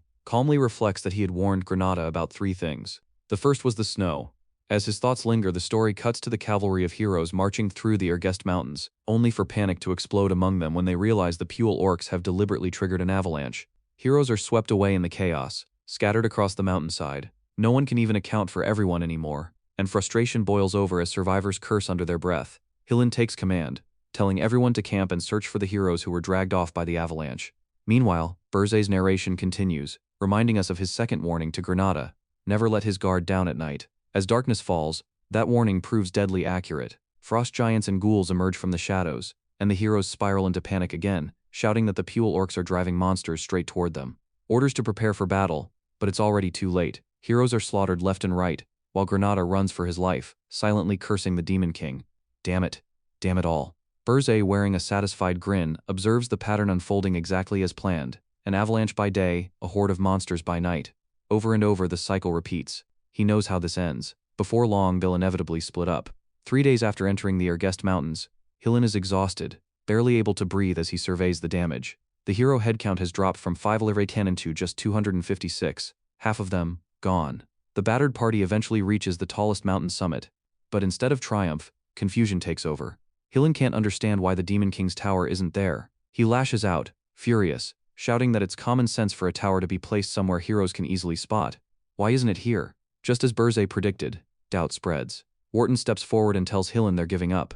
Hillen stares at him in disbelief, asking what he's talking about. But Wharton coldly declares that this hero's journey has failed. Their lives matter more. Hillen says nothing, grinding his teeth in silent rage. 6 days after entering the Ergest Mountains, the heroes finally spot the Demon King's tower. Their anger explodes when they realize the Demon King hid it in a basin, deliberately mocking them. But their outrage can't hide the truth. Their numbers have collapsed again. From 256, only 52 remain. The survivors stand before the tower, open the doors, and shout that they'll wipe everything out. They laugh, saying the first floor should only have weaklings anyway. That's when Burzay's third warning comes into play. He had told Granada to stay far away from the first floor. As the heroes step inside, they're greeted not by monsters, but by massive cannons already loaded with mana.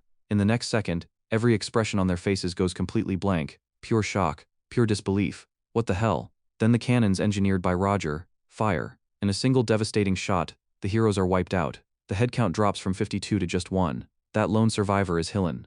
Watching, Burzay is genuinely surprised. Even that wasn't enough to bring him down. Hillen staggers into the Demon King's tower, muttering in disbelief, crashing out as he shouts about how none of this makes any sense. Nothing about this Demon King is normal. Nothing. Just then Granada appears. Hillen immediately asks if he's okay, and Granada confirms he barely avoided the attack. Relieved, Hillen urges them to move to the next floor. Granada hesitates. What? With just the two of them? Hillen declares that he's the hero who killed the Demon King of Lust and absorbed his power. A new Demon King is no match for him. As he says this, energy surges through his sword. He reassures Granada that he's more than enough to back him up. Granada plays along, agreeing to go together. They climb to the second floor, only to find it completely empty. The third floor is the same, nothing. Hillen grows increasingly irritated, muttering that the tower should be overflowing with monsters. Yet, there's no one. Something is wrong. Anything could jump out at any moment. Granada, thinking quietly, realizes that if the second and third floors are empty, then she must be waiting for them. The scene shifts to the fourth floor of Burzay's tower, and Hillen is utterly stunned. Shocked, baffled, even regretful, he stares at a landscape filled with greenery, forests, flowers, butterflies, life everywhere. This doesn't feel like the inside of a Demon King's tower at all. He can't wrap his head around it. There was nothing on the second and third floors, yet there's an entire forest on the fourth. Are they really inside a Demon King's tower? Granada curses internally, but outwardly agrees that it doesn't feel like one. Suddenly a voice calls out saying it sees they somehow managed to make it this far. The speaker steps forward, drawing Hillen's attention. It's Princess Ernin posing confidently alongside her cute little elemental spirits. She introduces herself as one of the 4 heavenly kings who protect the Demon King, declaring that she is the Dark Elementalist and will be their opponent. As she strikes her pose, Granada can't help but think, my god, what even is that? Hillen, however, immediately recognizes her and questions why Princess Ernin looks like this. Granada quietly decides it's best to retreat for now. Ernin denies being a princess, insisting she is the Dark Elementalist. With that she conjures a massive spell, commanding them to witness the power of darkness. Hillen watches the magic unfold before his eyes and realizes the truth. That spell is the highest rank spirit magic, something only Princess Ernin can use, and it can't be cast if she's being controlled. Hillen rapidly runs through everything that's gone wrong so far. First, the Puel orcs, then the avalanches, then the night ambush, then the fact that the tower itself was hidden deep inside a basin. And as if that wasn't enough, the first floor had freaking mana cannons waiting for him. The second and third floors, completely empty. No traps, no monsters, nothing. And to really top it all off, there's now a completely unhinged princess involved. We see our hero Hillen. He actually smiles at first, like he's trying to make sense of every wearing. And then, he breaks. Frustration floods his face as he admits he doesn't get it anymore. He doesn't know what's happening. I feel for him. Bro got rage baited hard. He can't make sense of this bitch. She is literally attacking the very hero who came to save her. At that point Hillen snaps and decides, fine, he'll just destroy everything. He grips his sword and prepares to act. But right then a voice speaks from behind him. The Demon King, Burzay, appears out of nowhere, mocking him by asking if he really thinks he can do that. Hillen has no idea the Demon King is even there. Burzay attacks immediately, unleashing a massive blast that shakes the area. In his demonic form, Burzay declares that at last he can see Hillen's face. He calls him by name, Hillen Cargill. Somehow Hillen manages to defend himself, but the force of the attack sends him staggering backward. Hillen openly acknowledges that the Demon King has finally shown himself. but inside, his thoughts are boiling. He can't believe Burzay managed to sneak up on him like a coward. He knows he'll need more strength if he's going to survive this. Desperately, Hillen searches for Granada. He spots him standing behind the Demon King, and in the very next second, Hillen appears right behind Granada. He tells Granada to combine their strength and places his hand on Granada's shoulder. Granada is completely confused, barely able to process what's happening. But then it hits him. His energy is being drained straight out of his body. In the next moment, Granada collapses to the ground while Hillen becomes visibly energized. With a smug look, Hillen runs his mouth, saying that he told Granada already. As long as Granada stays by his side, there's no problem. The Demon King watches this unfold and immediately realizes something is wrong. That artifact. Hillen explains it outright. It's a forbidden artifact called the Elf Eater. It converts an elf's infinite vitality directly into mana. Now fully cloaked in overwhelming mana, Hillen stomps over Granada and coldly explains the flaw. Once activated, the elf will die before long. He asks Granada if he's fine with that. After all, this is for the greater good. Granada, barely conscious and completely drained, spits out his hatred, calling Hillen a swindler and a hypocrite. The Demon King Burzay is visibly intrigued. He admits he likes how vile and lowly Hillen is. Then he casually wonders aloud, if he just takes off that ring, Hillen should become weak again, right?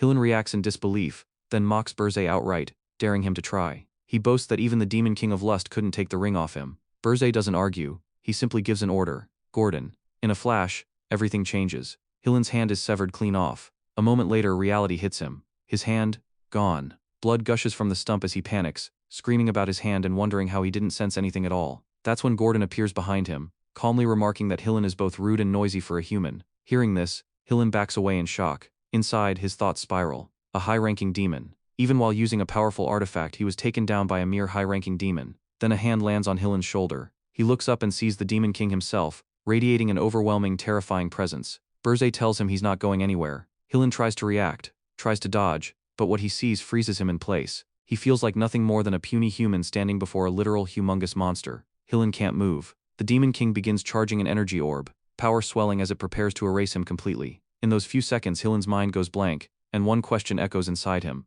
Just who is this Demon King? Burzay answers with a grin. It's time to take a beating. Hillen is utterly terrified, and in the next moment, the Demon King unleashes his attack, sending out a massive shockwave, so powerful it can be seen from outside the tower itself. After the devastating attack from Demon King Burzay, the battlefield finally settles, and the hero Hyland lies sprawled on the ground, completely unconscious. The air is heavy, the dust still floating, but in the middle of all that chaos, Demon King Burzay stands tall like an absolute menace. He calmly remarks that the hero's performance was impressive, even though Hyland has been knocked out cold. Burzay admits he is genuinely impressed.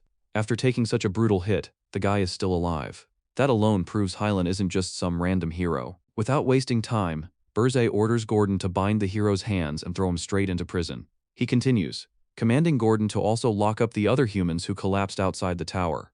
Gordon acknowledges the order without hesitation. Meanwhile, Granada is completely drained, barely conscious, muttering that he can already see the afterlife. Just as things look hopeless for him, Demon King Burzay suddenly appears beside him. Instead of being cold or distant, Burzay praises Granada for his efforts, and casually says good work before rewarding him with a carrot. Means he uses the precious Spirit Blossom. The energy of the Spirit Blossom flows into Granada, and in the very next second, he feels life surge back into his body. His strength returns instantly. Shocked out of his mind, he realizes he has fully recovered. He can't believe what just happened. In his thoughts, he wonders if the Demon King really used such a precious Spirit Blossom on someone like him. At the same time, Burzay hands another Spirit Blossom to Princess Ernan. Oh, sorry, I meant one of the 4 heavenly kings. Right after that, Burzay glances toward the system panel, where Roger appears. Burzay acknowledges the dwarf's hard work and grants him permission to analyze the tower. Roger practically beams with happiness, thanking the Demon King while looking like he just won the lottery. With everything settled, Burzay dismisses everyone, ordering them to return to the floors assigned to them. After defeating Hyland Cargill, the strongest hero present, Burzay walks away as if nothing happened. Granada watches him and can't help but admire how the Demon King looks completely fine even after such a fierce battle, as expected of a Demon King. However, Princess Ernan seems troubled.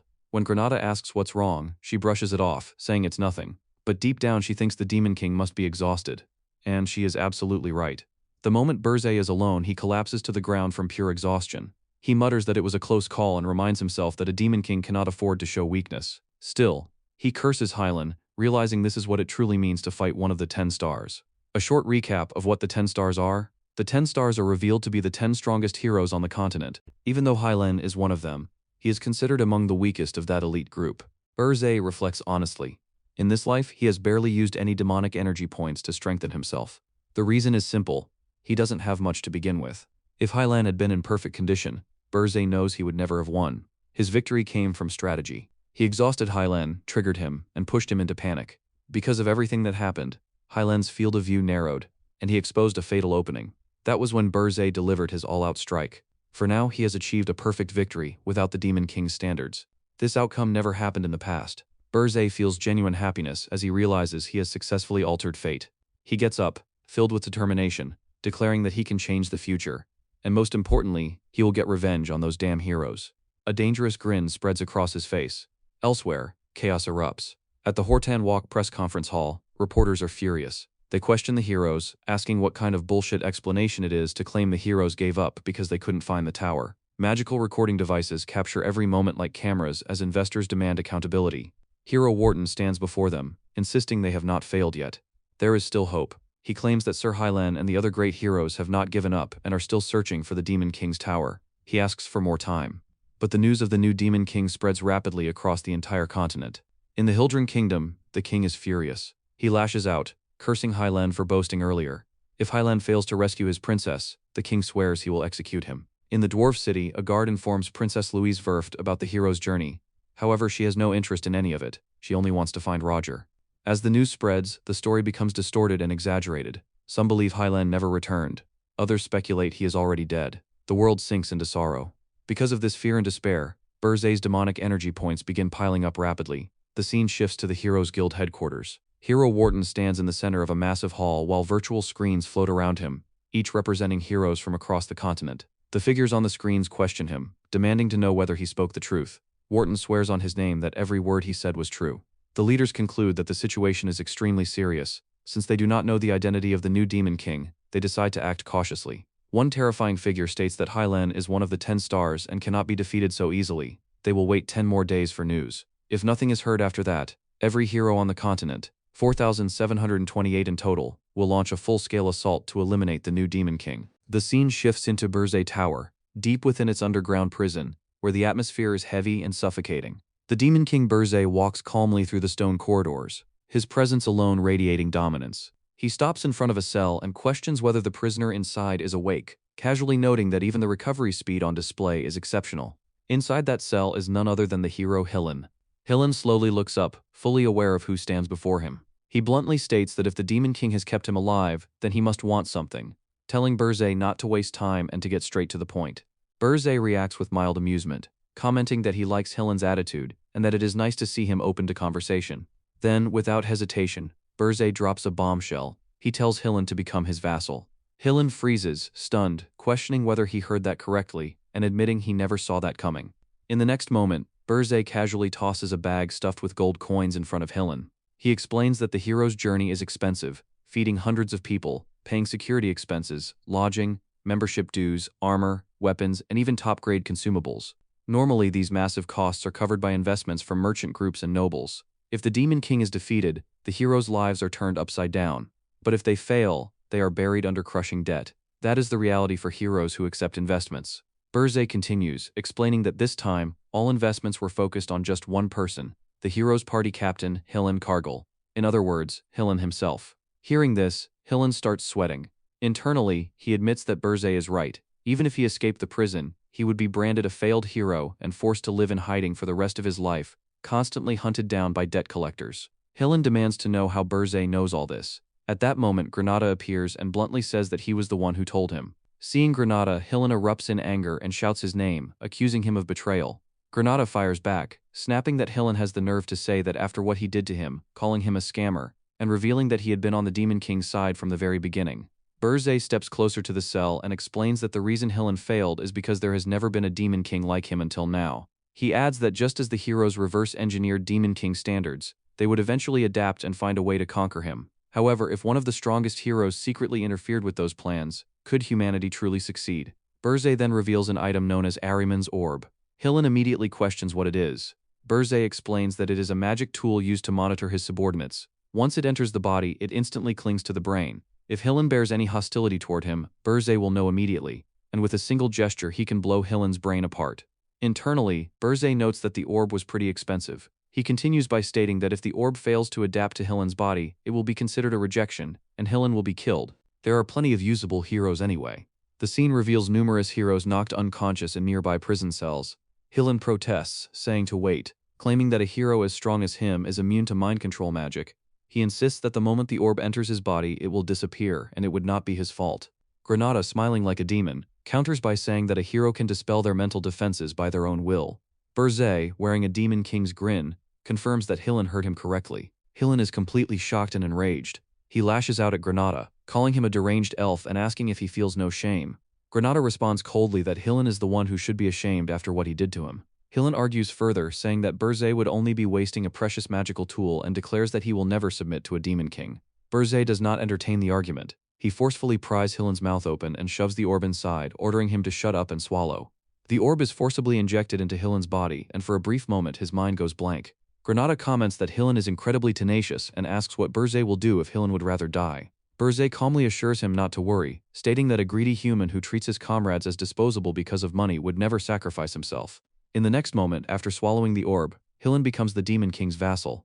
The scene transitions to the 5th floor of the tower. Sometime later, Burzay sits on his throne as Gordon reports that although Hillen has become his vassal, he is burdened with a massive debt of 100,000 gold which will heavily restrict his activities.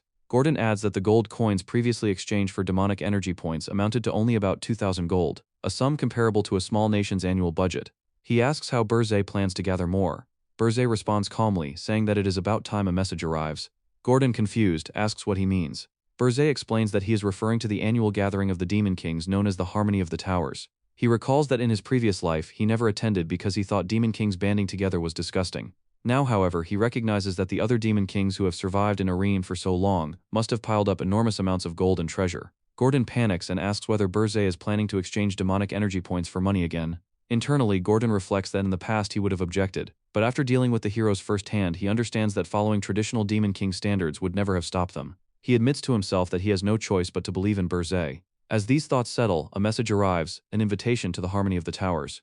Burzay grins and orders Gordon to prepare to leave, declaring that they are going to swindle his senior Demon Kings. Gordon accepts the order without hesitation, responding with a firm yes, Demon King. The scene transition, and a towering structure rises from the middle of a vast lake, its presence majestic. This is the Tower of Lies. On the 13th floor, within the Demon King's chamber, Demon King Burzay arrives. Though late, he observes that everyone else is already present, and questions whether they have much to discuss without him. He appears in a full-fledged suit, looking every bit like a nobleman, composed, refined. Suddenly, Draxon, the Demon King of Beasts, growls angrily as he calls out to Demon King Burzay. Another figure is introduced, Rena Sordain, the Demon King of Cold, a frost demon by race. She notes that Burzay is the talk of the town. Then comes Ugar Belbeck, the Demon King of Indestructibility, a titan, who remarks that the stuck-up individual who insulted the standards has arrived. Alongside them we see Ikamaru Jin from Bleach, but in this universe, he is Jason Kokmundo, the Demon King of Lies, whose race remains unknown. He formally welcomes Demon King Burzay. Burzay responds sharply, calling them damn fools and questioning whether they have formed an alliance. He asks if they are not ashamed as Demon Kings. Internally, though, he knows that in this world named Arayan, an alliance is actually the right move. Still, Ugar explodes in rage, standing and demanding to know who this newcomer thinks he is. What does Burzay even know about Arayan? Burzay calmly analyzes the situation. A simple provocation reveals everything. Ugar is clearly out to kill him. When Ugar looms over him and offers to grant him death if he has a death wish, Burzay doesn't flinch. He declares himself the only elite in the room and tells Ugar to try him. Before things escalate into a full-on Demon King deathmatch, Jason intervenes.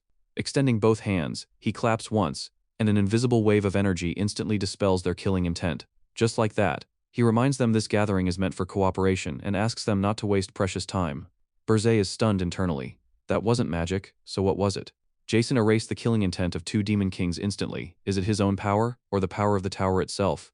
Is it something like Mana Phantom? No, jumping to conclusions without evidence would be stupid. He needs to stay guarded. He walks to the table and agrees to proceed. Jason thanks him for being understanding, still smiling that unreadable smile. Burzay continues to question whether the power he witnessed belongs to Jason or the tower. Either way, he refuses to let his guard down.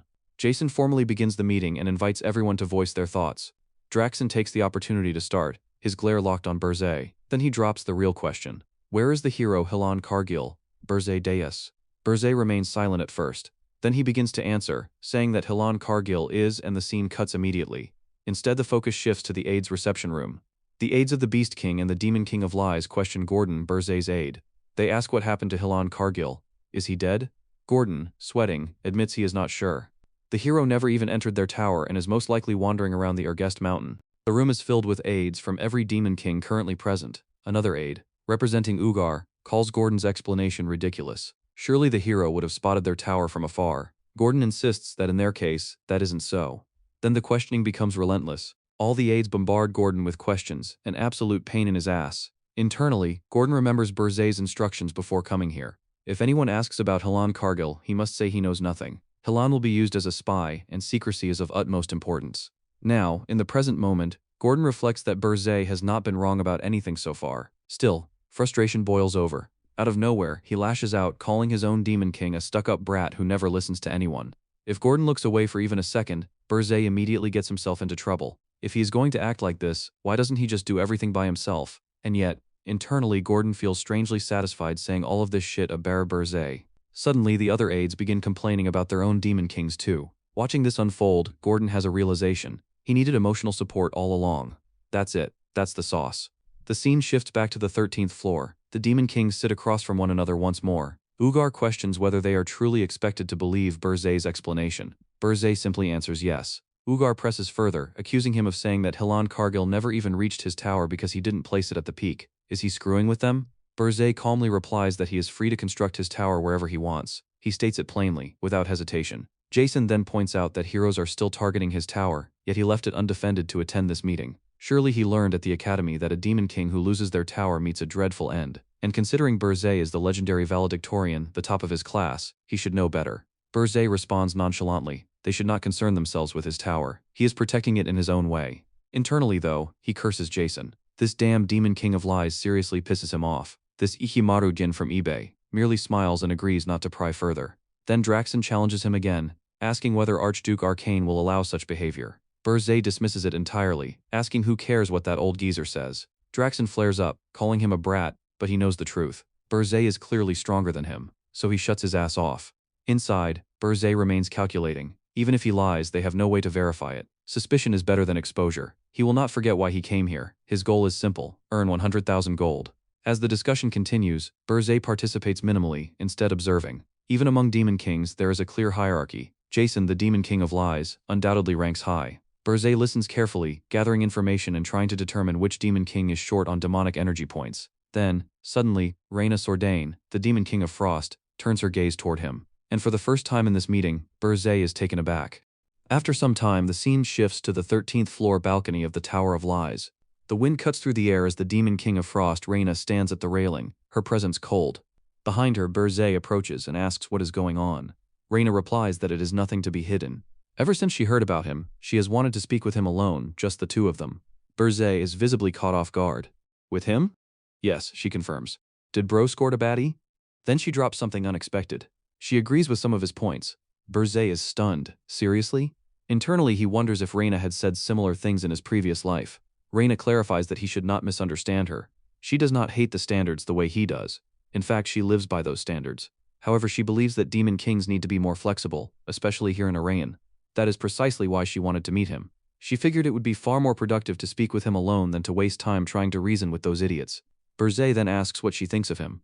Reyna answers bluntly, he is not bad, and he looks better than she expected. Burzay accepts the compliment with a casual thanks. Then Reyna extends her hand and gives him something. It is a personal transmitter. She tells him to call her anytime if he needs advice. As long as he does not insult the Demon King standards in front of her, she will play along. She admits that she has finally found someone she can talk to, and she hopes he does not disappear too quickly. Burzay questions her about the Demon King of Lies. Reyna admits she cannot read him at all. Still, she says he is better than those two morons. With that, she walks away, leaving Burzay alone on the balcony. Burzay remains standing there thinking about Reyna. He cannot fully trust her yet. She is an unexpected gain, valuable but unpredictable. The scene transitioned back to the Burzay Tower, settling on its first floor. Princess Ernan appeared carrying a batch of freshly baked cookies, proudly presenting the result of her efforts. She called out to Roger, urging him to try them. Roger, who had been deeply engrossed in his work, reacted with startled confusion at the mere mention of cookies, questioning how she had even managed to bake them inside the tower. Princess Ernan explained that the Demon King had purchased the ingredients for her, and she had attempted baking with the assistance of her cute elementals. Roger remarked that being a genius elementalist must be incredibly convenient. Clearly eager for validation, Princess Ernan encouraged him to go on and taste them. Roger picked up a cookie and thanked her. Internally, however, his thoughts spiraled. He reflected that the princess, who had never needed to work a single day in her life, had personally made cookies for him. No matter how terrible they might taste, he resolved to say they were great. That was the plan. Absolute damage control. Zero hesitation. The moment he bit into the cookie, everything changed. His expression froze in utter shock. He internally screamed that this taste was so good. What even was this taste? In the very next second, his clothes were ripped away as he found himself transported above the clouds, now naked in the heavens of flavor. He thought that the taste was so phenomenal it moved his mana itself. He had never experienced anything like it before. This, he believed, must be what heaven felt like. Absolute peak existence. Back in reality, Princess Ernan eagerly asked how it was, while Roger remained as high on cookies. He wondered what in the world she had created. Princess Ernan and her elementals wore smug expressions, as their side quest of baking cookies was a success. Ernan revealed that she had added spirit blossoms into the dough, and she was glad he liked them. Roger was stunned. He questioned why she would give him something so precious, realizing that it explained why he had been flooded with mana. Princess Ernan simply smiled and stated that it was a gift so they could remain close. She pointed out that in the future they would be seeing each other for a long time. Roger acknowledged that was true, yet he still seemed conflicted. Princess Ernan then wondered aloud whether Granada would enjoy the cookies as well. Roger replied that Granada would likely enjoy them even more than he did. Seemingly pleased, Princess Ernan sweetly smiled again and questioned whether the Demon King would enjoy them too. Roger found himself confused by the thought. Meanwhile, back at the Tower of Lies, everyone had departed except for our Demon King Burzay and the Demon King of Lies, Jason. Burzay asked whether everybody had already left. Jason confirmed that they had finished talking. Burzay remarked that the meeting had been short. Jason then offered tea if Burzay wished to talk further. Burzay questioned the idea of the two of them talking alone. Jason confirmed with composure. Folding his hands and wearing a fox-like smile, he revealed that he knew Burzay was in need of human money. The statement shocked Demon King Burzay. Anger flared as he demanded to know what Jason meant by that. Internally, Burzay's thoughts raced, questioning where the information had leaked from and how Jason had discovered it. We see the Demon King of Lies speaking to our Demon King Burzay, the atmosphere already thick with schemes, as he calmly declares that pretending not to know will not work because Draxon already told him everything. And with that sly, calculated smile he cut straight, saying there is no reason to waste time on pointless mind games, and that they should simply make a deal demonic energy points in exchange for human currency, clean and simple, or at least that is how he frames it. But Burzay is absolutely not buying the idea that the so-called Demon King of Lies, Jason, would help him out of pure goodwill. So he bluntly questions what the angle is, forcing Jason to play innocent and ask what he means, claiming he is on Burzay's side and suggesting they get along from now on. The scene shifts to the first floor of Burzay Tower where hero Hilun Cargill stands beside Burzay, and in front of them are literal piles of bags stuffed with gold coins, and Burzay casually orders him to pick out 100,000 gold and take it, leaving Hilun visibly astonished as he blurts out that Burzay actually got the money, to which the Demon King coldly instructs him to hide the source of the funds, all while internally calculating that if Jason traces the flow of money and perfectly figures out their actions, they could end up dancing like puppets on his strings, and since Burzay cannot read what Jason is plotting, they must act with extreme caution at every step. Then comes the bombshell. Burzay reveals he has turned the rest of the heroes into black knights and black mages, bound under black magic contracts, and he introduces the one in the middle, a man named Amon from the Golden Moon Merchant Guild, instructing Hilun to use them to grow the money because they will follow his orders faithfully, though the reality is far darker as the other heroes stand there gloomy and shell-shocked, unable to believe they have become underlings of a demon king. Demonic marks burned into their chests, some feeling humiliated to their core and internally begging Hilun to save them, while their status screens confirm they are in Burzay Tower as black knights and black mages under forced black magic contracts. Hilun tries to rationalize the situation, saying that since he kept the remaining members alive this is not a total failure and he can pay off his debt, wondering if that means he can continue doing hero work again, and he even extends his hand for a handshake, claiming that given the current state of affairs this is not so bad for him, and that he looks forward to working together as business partners, which horrifies the other heroes who see him seemingly siding with a demon king. But Burzay instantly shuts that delusion down, questioning partners before activating Ahriman's orb in his hand and pressing it, sending a surge of energy pulsing straight through Hilun's brain and dropping him to the ground clutching his head in excruciating pain, as Burzay makes it crystal clear that they are not business partners. Hilun is his slave and he is the master, period. Watching Hilun writhe, the other heroes internally laugh and think it serves him right for siding with a demon king, while Hilun, even in that condition, makes a bizarre comment implying he did not know Burzay was into that kind of thing, and Burzay simply turns away, stating he is not asking for sincere loyalty and ordering him to get moving. Just then Princess Ernan appears and calls out to Hillen, handing him a letter and asking him to deliver it to her younger sister Elena, which makes Hillen question whether she means the 13th princess of the kingdom of Hildren, and point out that while it is not impossible, he wants to know why she is siding with the Demon King in the first place, prompting Ernan to apologize and state she has no intention of returning to the kingdom right now, reminding him that a hero of his status surely knows about the royal family's secret, and Hillen closes his eyes, recalling rumors he had heard about the kingdom of Hildren's secret but never confirmed, realizing that if it is true then her actions are somewhat understandable, and finally saying that now he understands. On the 5th floor, Burzay sits in his chair while Gordon questions whether that hero will truly follow orders, and Burzay explains that Hillen Cargill is not a despicable man who only cares about money because he did not see that uniquely crass obsession with wealth in him, though he is not particularly noble either, and what he most likely wants is not honor but popularity, the spotlight, the applause, the main character clout, and sure enough Burzay's prediction proves accurate as Hillen is later seen standing on a stage in front of numerous reporters addressing them, while Burzay calmly explains that since Hillen wants to stand out he is proactive in his actions, and if controlled properly through Ahriman's orb he will be the best spy they could ever ask for, causing Gordon to think that Burzay has studied humans to an alarming extent and resolve that he cannot afford to sit still either, as Burzay then paints a chilling picture. If a hero destroys human society from the inside as the vassal of a demon king, would that not be a sight to behold? And Gordon agrees that it absolutely would.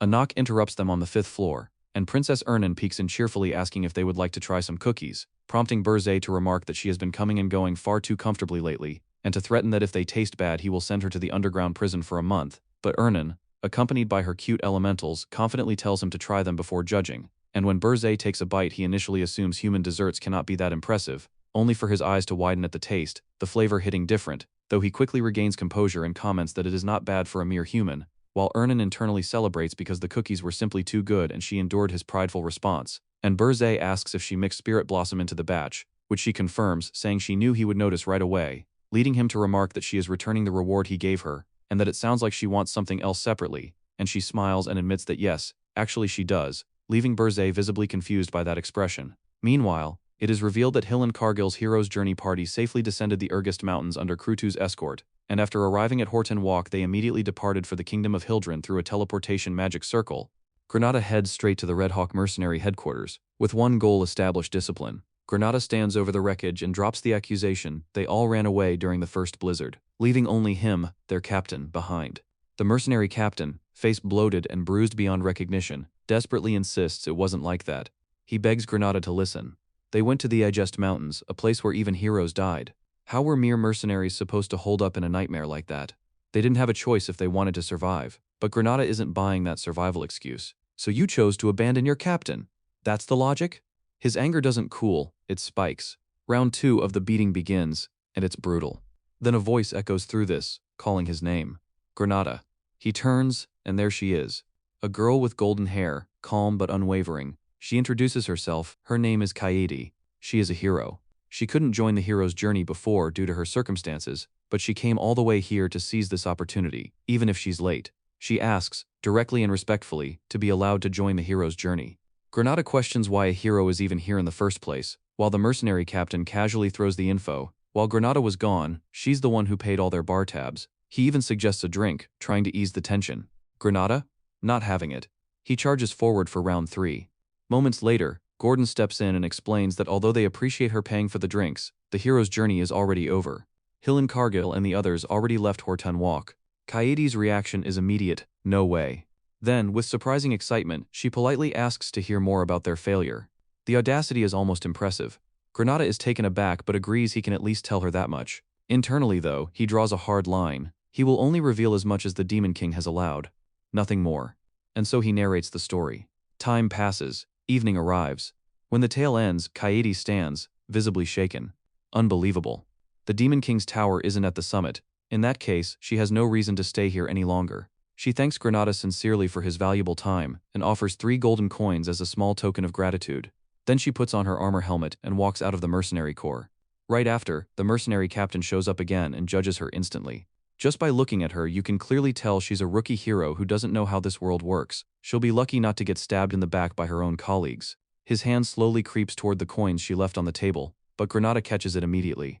Move your hand away from the money. Meanwhile, as Kaede leaves, some people begin trailing her from a distance. Granada notices. He's intrigued and suspicious. The scene shifts to a deserted alley in Horton Walk. There, Hero Kaede is surrounded by 4 knights in full plate armor. They demand she return at once. Your Highness, your fiancé is waiting. So that's the twist. Kaede refuses outright. She wants to live as a hero. Granada watches silently from the shadows, listening to their conversation. He followed them because he didn't hear their footsteps, even though they're wearing full plate armor. That detail alone set off every alarm in his head. So that Hero Kaede. She's also a princess. He wears his fake face recognition interfering mask, courtesy of the Demon King. He thinks this is kingdom business. Matters concerning the kingdom should be handled by the kingdom itself. He shouldn't interfere. And then, cold steel touches his neck. The tip of a sword presses against his skin. A knight stands behind him, voice sharp and suspicious. Who are you? Why were you spying on us? You're even using suspicious magic. Granada is sweating bullets now. Internally, bro shit himself. This isn't magic, it's a magical tool he received from the Demon King. If he's caught, he'll be exposed as the Demon King's vassal. The knight's tone hardens further. Are you a spy from another kingdom? Then I can't let you live. Granada's thoughts spiral fast. Demon King. I think I've gotten myself into trouble. What should I do now? A massive blast erupts out of nowhere as a knight launches a full-force attack straight at him. The remaining knights guarding Kaede instantly snap toward the explosion, senses on high alert. The knight from before leaps at Granada with his blade drawn, declaring him an assassin and warning the others not to let him escape. Just like that, the alley turns into a kill zone. The knights urge Kaede to fall back while they handle the threat, but Granada is already running for his life, wounded and bleeding. Panic claws at his thoughts. He realizes he is the only elf in Hortan Walk right now. If he uses his elven powers, his identity will be exposed immediately. But if he does not use them, he might not escape at all. It is a brutal gamble either way. The knights form a defensive wall before Kaede, assuring her they will take care of everything. But Kaede refuses to hide behind them. She reminds them she is a hero too. Meanwhile, a blade slices dangerously close to Granada. Backed into a corner, he decides he has no choice but to use his elven power, even if it means blowing his cover completely.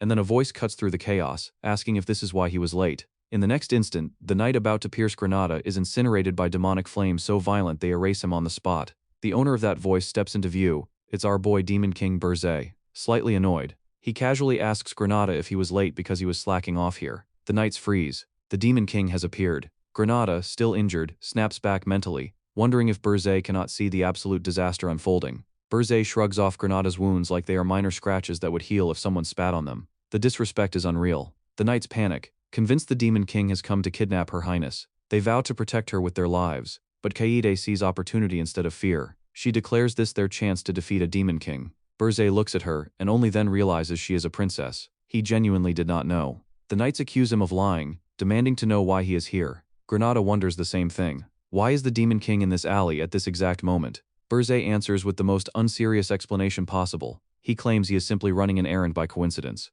The story rewinds. Earlier, Princess Ernan had stood before Demon King Burzay inside his tower, demanding a favor. She requested Seniel powder. Burzay recognizes it immediately as the powder used for spirit contact. A brief history lesson drops hundreds of years ago. An elf named Seniel defected to a human kingdom. The king ordered her to develop a supplement that would allow humans to properly form contracts with spirits. That is how Seniel powder came into existence. Burzay questions Ernan. With her talent, she should not need such a thing. Ernan, wearing a gloomy expression alongside her adorable elementals, claims he overestimates her. She explains there is barely any mana in the tower without Seniel powder, and her spirits will suffer because of it. But Burzay is not buying the innocent act. He calls her out. She is planning to form a contract with a new spirit, and not just any spirit, but a higher-ranking one. Ernan and her elementals feign ignorance, but Burzay sees right through it. In his previous life, Ernan Hildren contracted a high-ranking spirit at the age of 27, and when the news spread, the entire continent went into an uproar. That alone proves how absurdly rare it is for a human to form a contract with a high-ranking spirit,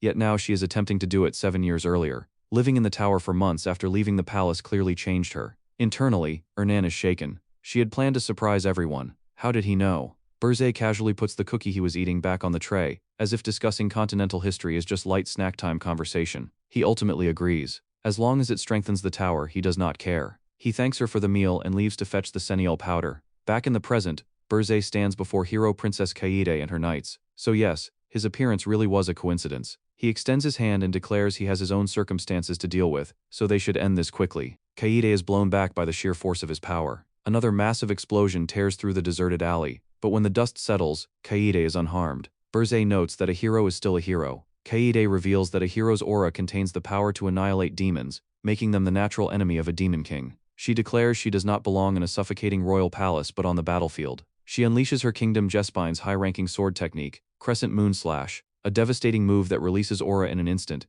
and cuts down enemies with lethal precision. It is an extremely difficult and honorable technique, passed down only to the greatest swordsman of the imperial family. As she attacks mid-air, her thoughts unravel. As a low-ranking princess with little value, she understands why she was sold off to a foreign king. But that pervert was absolutely not it. It feels so unfair to be sent away to marry some old man. So she begged the imperial swordsmanship instructor and trained relentlessly, day and night, to be acknowledged not as a princess, but as a hero. If she defeats a demon king here, she will finally be recognized properly. She will be free from her father's orders. She will decide who she marries. The Crescent Moon Slash closes in on Burzay. He casually raises his hand and catches the slash mid-air, cracks spiderweb across the aura blade before it shatters in seconds. He calmly admits her sword aura is not bad. Kaede is beyond shocked. Her finishing move was destroyed effortlessly. Then Burzay releases his true power. He challenges her survival, implying that if she is truly a hero she should not die from what comes next. Kaede finally understands. This is a demon king. Burzay grins, noting that she is both a princess and a hero, which makes her useful in more ways than one. Kaede starts sweating bullets as her knights cry out for her. In the next moment, a colossal blast erupts. All the knights are defeated instantly. Civilians gather in panic. They question the explosion, sensing demonic energy in Hortan Walk. Injured guards lie scattered. People shout for healing mages. Someone demands to know what the guards were even doing. One barely conscious knight whispers that Her Highness was taken by a demon king. The crowd spirals into disbelief. Some recognize the black flames and wonder if this was the demon king of the Urgest Mountains. Deep inside Burzay Tower, in the underground prison, Burzay brings the captured Princess Kaede. Princess Ernan notices the new arrival and asks if her name is Seniel. Burzay corrects her. This is Kaede Jespine, the 9th Imperial Princess. She will be living with Ernan on the 4th floor from now on. She is injured, so Ernan should tend to her wounds. Ernan questions why he suddenly brought in another princess. Burzay claims he saw her on the way and picked her up. Internally, he thinks that if they raise her properly, she might become useful. To secure demonic energy points, he needs to kidnap a prince or princess periodically. Ernan asks what demonic energy points are. Burzay almost answers before realizing he is about to spill classified information to a prisoner. He immediately shuts it down, muttering that he will go get her Seniel powder instead. As he walks away, he curses himself internally. Has he gotten too comfortable because he sees her too often? He forces himself to regain composure. The princess is nothing more than a prisoner. The news detonates across the continent like a nuke. The 9th Imperial Princess of the Jespine Empire has been kidnapped in Hortan Walk. At the Heroes Guild headquarters, hero Hilan Cargill stands before the other heroes. The atmosphere is stiff. He is formally asked to swear that not a single word of his previous report was false. And Hilan, carrying the weight of failure on his shoulders, admits the truth without dodging it. He could not find the Demon King's tower. He accepts full responsibility for the collapse of his hero's journey. From a virtual screen, another hero reassures him. If heroes are punished every time a journey fails, who would ever step forward again? It's a fair point. The system would collapse under its own fear. Hilan expresses his gratitude, but the room doesn't let the tension fade. Because while his failure may be forgiven, the fact remains the hero's journey retreated. And now the stakes are worse. The Demon King of Urgest Mountain has kidnapped the 9th Imperial Princess of Jespine. The Jespine Empire is formally requesting the launch of another hero's journey. However, before acting, they want Hilan's opinion. He has already traversed Urgest. He knows the terrain. He has seen the problem firsthand. Hilan, despite feeling sorry for the princess, remains rational. Even he couldn't locate the tower. Charging in blindly again would be reckless. Instead of immediately launching another large-scale hero's journey, he proposes forming a small reconnaissance unit to locate the tower first. Once its position is confirmed, subjugation would be simple. His logic hits. If the Demon King were truly confident in his strength, he wouldn't have built a hidden tower in the first place. A strong Demon King has no reason to hide, that's just facts. The other heroes agree one after another. It makes sense. If this Demon King goes against traditional Demon King standards and hides like a powerless coward, then maybe he isn't a major threat. One hero concurs. Another adds that he also believes this Demon King will likely be weak. But the hero positioned in the center of the virtual screen remains silent. Then he announces the decision. Taking Hilan Cargill's advice into consideration, the guild will temporarily postpone launching an all-out hero's journey until the tower's location is confirmed. Hilan acknowledges the order. Understood. He turns and walks away. Internally, his thoughts shift. Was this what the Demon King wanted? To use Hilan's authority to block a hero's journey at its source? Hilan realizes what he has done. He has bought the Demon King time. The rest is now up to him. The scene transition. The Demon King Burzay and Gordon are in communication. Gordon reports that hero Hilan's briefing has concluded. Burzay acknowledges it calmly and orders Gordon to continue monitoring him. Gordon obeys. Burzay reflects. He hadn't expected the Heroes Guild to already be preparing a full-scale assault. If not for Hilan's intervention, that would have been disastrous. Turning Hilan into his vassal had been the right call, absolutely clutch. With Hilan and Granada operating outside town, he can continue delaying the launch of another hero's journey. Meanwhile, he has steadily been kidnapping new princesses to stack up demonic energy points. The grind never stops. If he uses Araman's orb, he might be able to turn KD into genuine fighting power instead of just potential. Back at the tower, the dwarf is remodeling and further reinforcing the first floor. Crew 2 is expanding their influence outward. Everything is progressing according to plan. Once Princess Ernan Hildren forms a contract with a high-ranking spirit, no ordinary hero's journey will even dare attempt an attack. The tower will become overwhelmingly powerful, untouchable.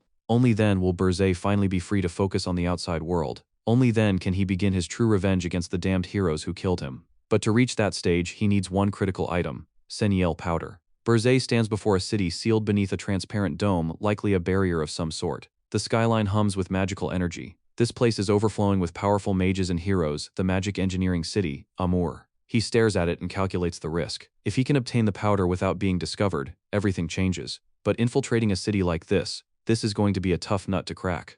We learn that Amur City is part of the Akan Kingdom, a place hyped as the absolute holy grail of magic engineering, where heroes, mages, and alchemists from across the continent gather like it is the ultimate endgame hub.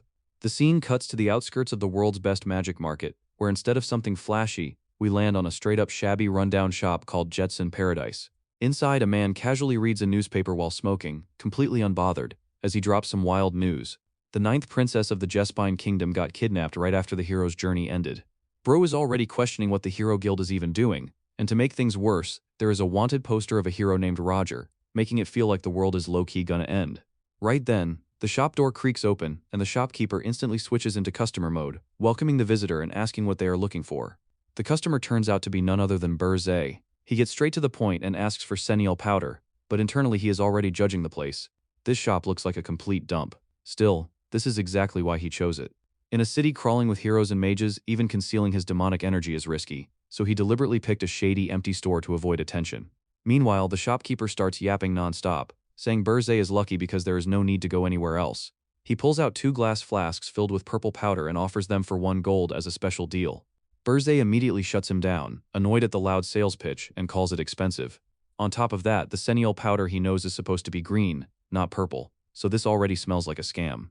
The shopkeeper quickly recovers, claiming this is a newly developed, highly confidential version created by the Mage's Tower, not even released to the public yet.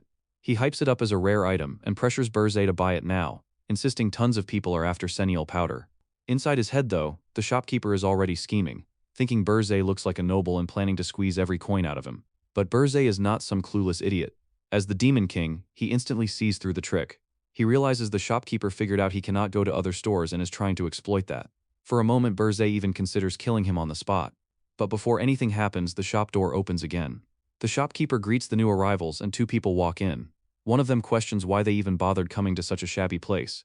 The moment Burzay sees them, he freezes, because the person who just walked in is none other than Louise Verft, the princess of the Darwin Kingdom, with her guard right behind her. The guard explains that if Roger has any brains, he would avoid popular places, which is why they are checking somewhere like this. The princess, clearly pissed, curses Roger, blaming him for dragging her into this trashy location. Burzay starts sweating slightly. Out of all places, running into Louise here was the last thing he expected. As the guard approaches the shopkeeper to ask about someone they are searching for, Burzay quietly observes. That nasty attitude, rough tone, and those pigtails, he is certain it is Louise. However, thanks to the magical tool he used before, the recognition interfering mask, she cannot identify him. The shopkeeper listens to the guard but immediately pulls some absolute nonsense, saying he has a condition where he cannot remember anything unless he sells something first. The guard is confused, and even Louise is like, what the hell is this scum? Without hesitation, she pulls out her dagger and points it at the shopkeeper, calling him out for trying to negotiate with her. The dude instantly starts panicking, reminding her that murder is forbidden in the capital, but even then, he still has the audacity to ask her to buy something first before he answers. Even with his life literally on the line, this man is still trying to make a sale. He insists that if she buys something, he will gladly answer her question, even accepting the threat with a smile if it means profit. There is a brief pause, and then Louise just bursts out laughing. She finds him amusing, and tells him to show what he has. The shopkeeper pulls out the exact same purple powder he tried to scam Burzay with, but this time he switches the script, calling it Artsha powder and claiming it is good for dwarves. Now the price suddenly jumps to 3 gold. Burzay watches this unfold, fully aware this is complete bullshit, but the princess casually tosses 3 gold coins and buys it anyway. The shopkeeper blesses her with some fake good fortune energy, and then she finally asks the real question, whether any dwarves named Roger have visited the city recently. The shopkeeper admits he has never heard the name Roger, but knowing he would get destroyed if he held back info after taking her money, he shares what he knows. He mentions a shop near the central square called Leaf of Deer, a famous store in the Akan kingdom that every blacksmith visits. If Roger is around, that is the place to check. Satisfied, the princess tells her guard they are leaving. As she turns to go, she briefly glances at Berzé and apologizes for cutting in front of him as the first customer, then walks out. Once she is gone, Berzé actually praises the shopkeeper, admitting it was not bad. He really sold trash for 3 gold. The shopkeeper smugly replies that it worked because Berzé did not interfere, and that the girl looked like an easy target since she seemed like a noble. Then, still riding his scammer high, he tries to rope Berzé into business, offering to teach him his secret technique for 10 gold coins. Berzé, internally, is like, this guy is a persistent scammer, but he cannot help respecting it. His skill in scamming humans is genuinely top tier, and Berzé low-key likes him for having the guts to scam a princess who had a dagger at his throat. Leaning forward, Berzé gives him unexpected advice: go to the Golden Moon Merchant Guild and say, "I was sent by the mountain." The shopkeeper is confused and asks if Berzé is connected to that guild, pointing out that it is basically on the verge of bankruptcy. Holding the flasks, he questions why someone with such a bright future like himself would join a failing organization. Berzé calmly flips the situation, asking if he really wants to know why. Then he drops the nuke on his ass. The person he just scammed was Louise Verft. The moment that name hits, the shopkeeper drops the flasks and they shatter on the floor. He starts trembling, realizing he just scammed the infamous crazy hound of a princess. Panicking, he asks what Berzé wants. Berzé repeats his offer: join the Golden Moon Merchant Guild, earn 1 gold per month. If he refuses, Berzé will bring Louise back here. To seal it, he tosses a gold coin onto the table. For a second, it looks like the shopkeeper is about to beg for his life, but then his expression flips completely. He calls out Berzé instead, accusing him of trying to scam him, and boldly challenges him to bring the princess back. He argues that even if she is known as the Crazy Hound, there is no way a princess would personally return to a dump like this. Berzé simply says sure, and walks out of the shop. Moments later, he comes back, dragging Princess Louise Verft right behind him. The princess storms into the shop, absolutely furious, her presence alone radiating pure anger after getting scammed by that pathetic excuse of a shopkeeper. The tension spikes instantly, and the poor bastard behind the counter can practically see his life flashing before his eyes, already counting down his remaining seconds. Then it hits. Her rage explodes, and a brutal scream tears through the area, making it painfully obvious she's beating the absolute hell out of him. The scene cuts, and just like that, we find the Demon King Berzé stepping out of a shop after securing some Senial powder. He casually notes how even shops on the outskirts manage to sell legit quality Senial powder. Low-key impressive, not gonna lie. And right on cue, the princess of the Darwin Kingdom shows up again. She spots Berzé and calls him out, confirming he's still around. This time though, she actually expresses gratitude, saying that thanks to him she managed to get her refund. Berzé acknowledges it, but he's clearly more interested in one thing: what the hell happened to the shop owner? The princess, still fuming, clenches her fist and explains that since they're in a different country, she had to hold back. So unfortunately, she could only give him a light beating. But even as she says that, her anger is still boiling over, making it very clear she would have preferred to rip his heart straight out. Meanwhile, Berzé just watches and internally notes that she's as ill-tempered as ever. Then something clicks in his mind. Heart. That word lingers, and he remembers something, and a connection forms. And just like that, Berzé drops a key piece of information. He asks if she's looking for someone named Roger. The princess immediately locks in. Berzé asks her, is he a blacksmith? She fires back with urgency, demanding to know if Berzé knows him and where he is. Without hesitation, Berzé pulls out a necklace. The knight quickly recognizes it, identifying it as one of Roger's early creations from the beginning of his career. Berzé then explains that 2 months ago, he ran into Roger by pure coincidence in a forest called Ormoth. The guy looked like he was on the verge of starving, so Berzé shared his food with him. As a token of gratitude, Roger handed over this necklace. It looked like the work of a master, so Berzé decided to keep it. Back in the present, the princess starts trembling, not out of fear, but pure rage. She admits she's troubling him again, but as thanks, she offers to treat him to alcohol for 5 straight days. Behind her, the guard is practically begging her to calm down, but she's already in. She declares that she needs to capture Roger before he escapes. Then, without hesitation, she hands Berzé a badge, an extremely valuable one. It grants him the right to exchange it for one of the finest pieces of equipment crafted in the Dwarven Kingdom. Berzé doesn't overthink it. It looks useful, so he takes it. With that, the princess and her guard turn and leave. As they walk away, one of the guards questions her next move. Her answer is immediate: contact her father and request reinforcements. From a distance, Berzé watches them go. Meanwhile, the princess's expression shifts into something far more dangerous, amusement mixed with obsession. She's not letting Roger slip away, not this time. As everything settles, Berzé reflects. He realizes he's completely lost track of time, too busy interfering with the hero's journey ever since his regression. Around this point in the timeline, Draxen had already discovered and absorbed the heart of a summoning beast, gaining overwhelming strength. And Berzé knows he's not at his peak yet. As a newly crowned Demon King, the effects of dimensional interference are still hitting him hard. If he were to clash with Louise right now, fully equipped with top-tier gear, it wouldn't be a clean victory. At best, it'd end in a stalemate. At worst, he'd barely scrape out a win. That's not good enough. If he wants revenge against the heroes, if he wants to survive in this dimension, he needs more power. Fast. So he makes a calculated move. He's going to send Louise to the Ormoth Forest, to the location of the Beast Tower. Because when the crazed hound Louise Verft and the Beast Demon King Draxen Doldorf inevitably collide and start tearing each other apart, the heart of the summoning beast will be his. The scene cuts straight into Berzé's tower, and things are getting good for Berzé. After fusing with the Mana Phantom, the tower doesn't just get stronger, it unlocks 2 brand new abilities, and yeah, they're kinda busted.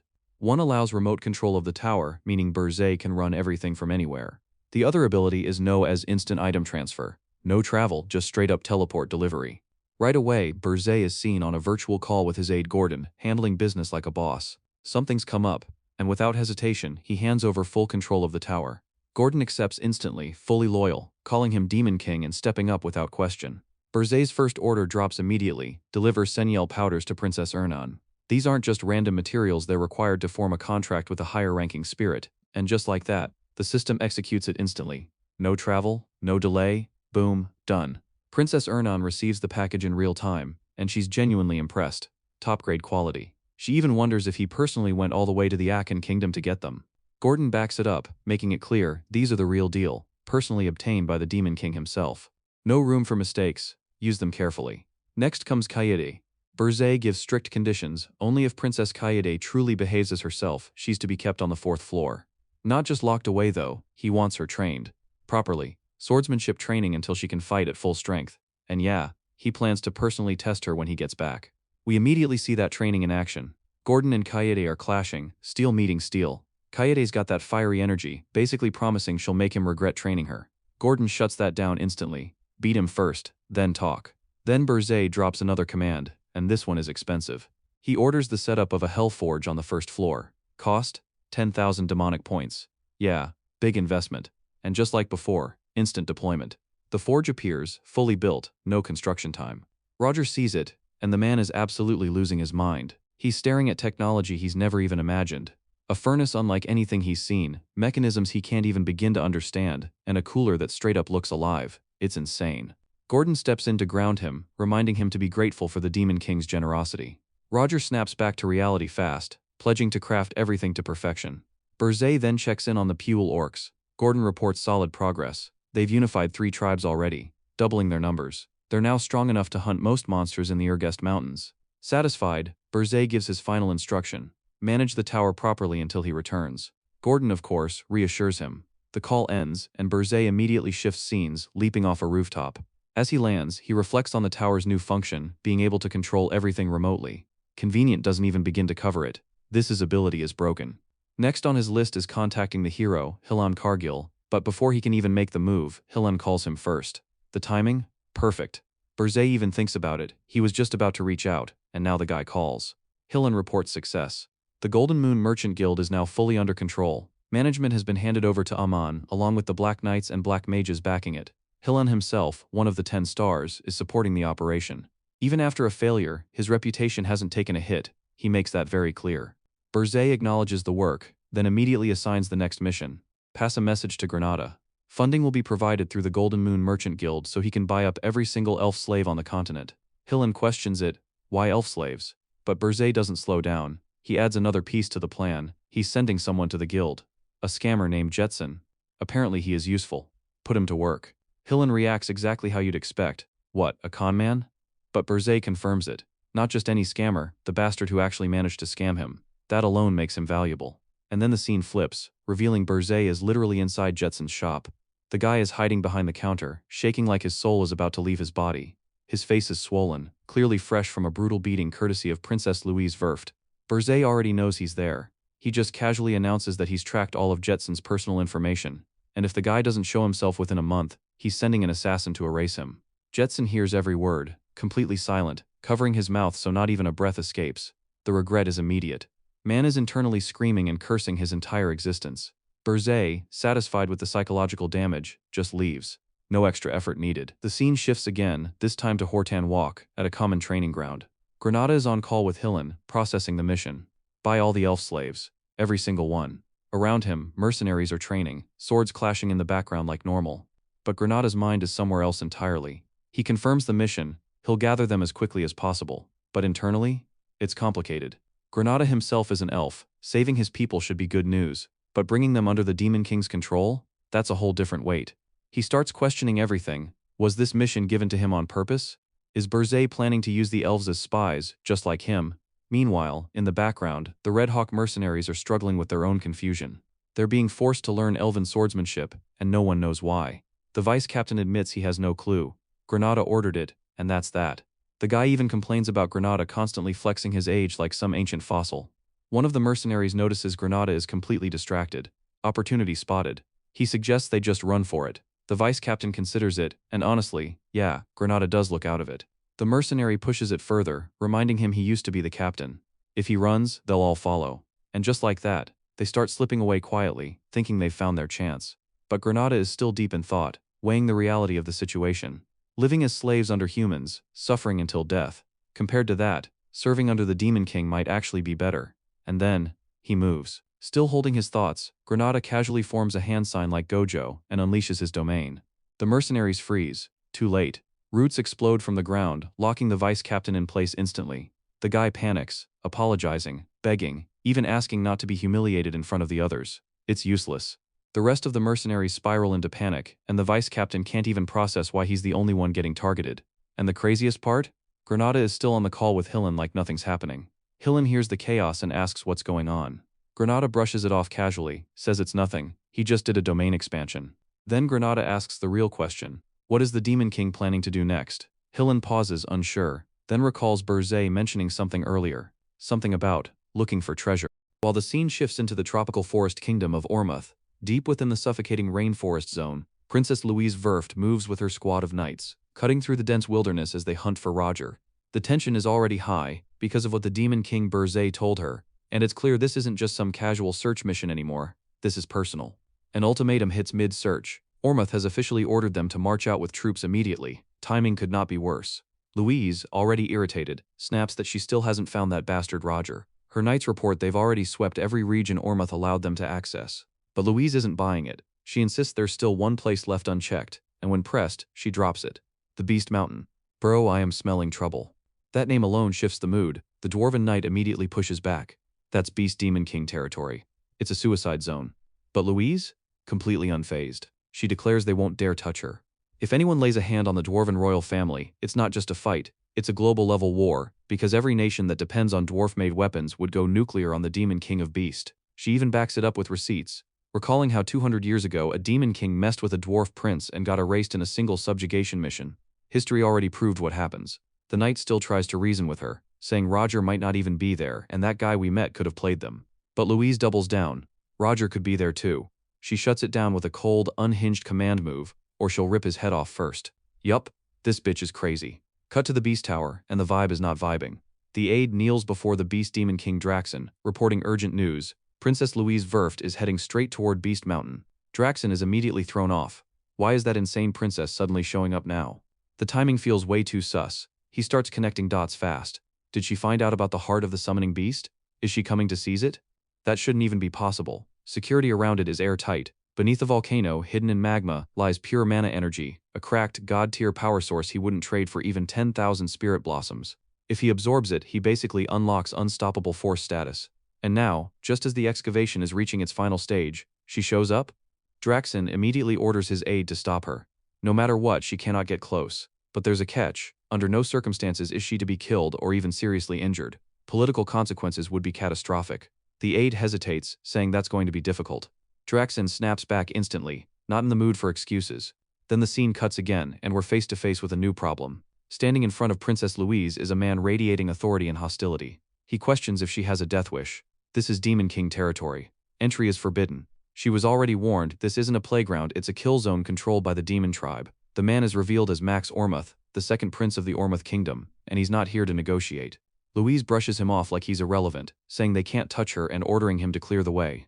She's not leaving until she finds Roger. Why is this rice ball of a princess is so obsessed with that Roger? Max isn't impressed. He straight up calls dwarves stupid and drops a history lesson of his own. During the all-out war 200 years ago, the Jesbine Kingdom profited massively by selling war supplies to the heroes, eventually evolving into an empire. His point? War equals profit. And if Louise dies here at the hands of demon underlings, Ormuz stands to gain the same way.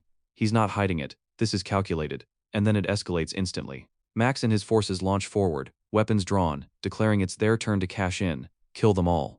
Louise's knights react instantly, forming a defensive wall around her, shields locked tight as Ormuz warriors crash into them from all sides, screaming for their kingdom's prosperity.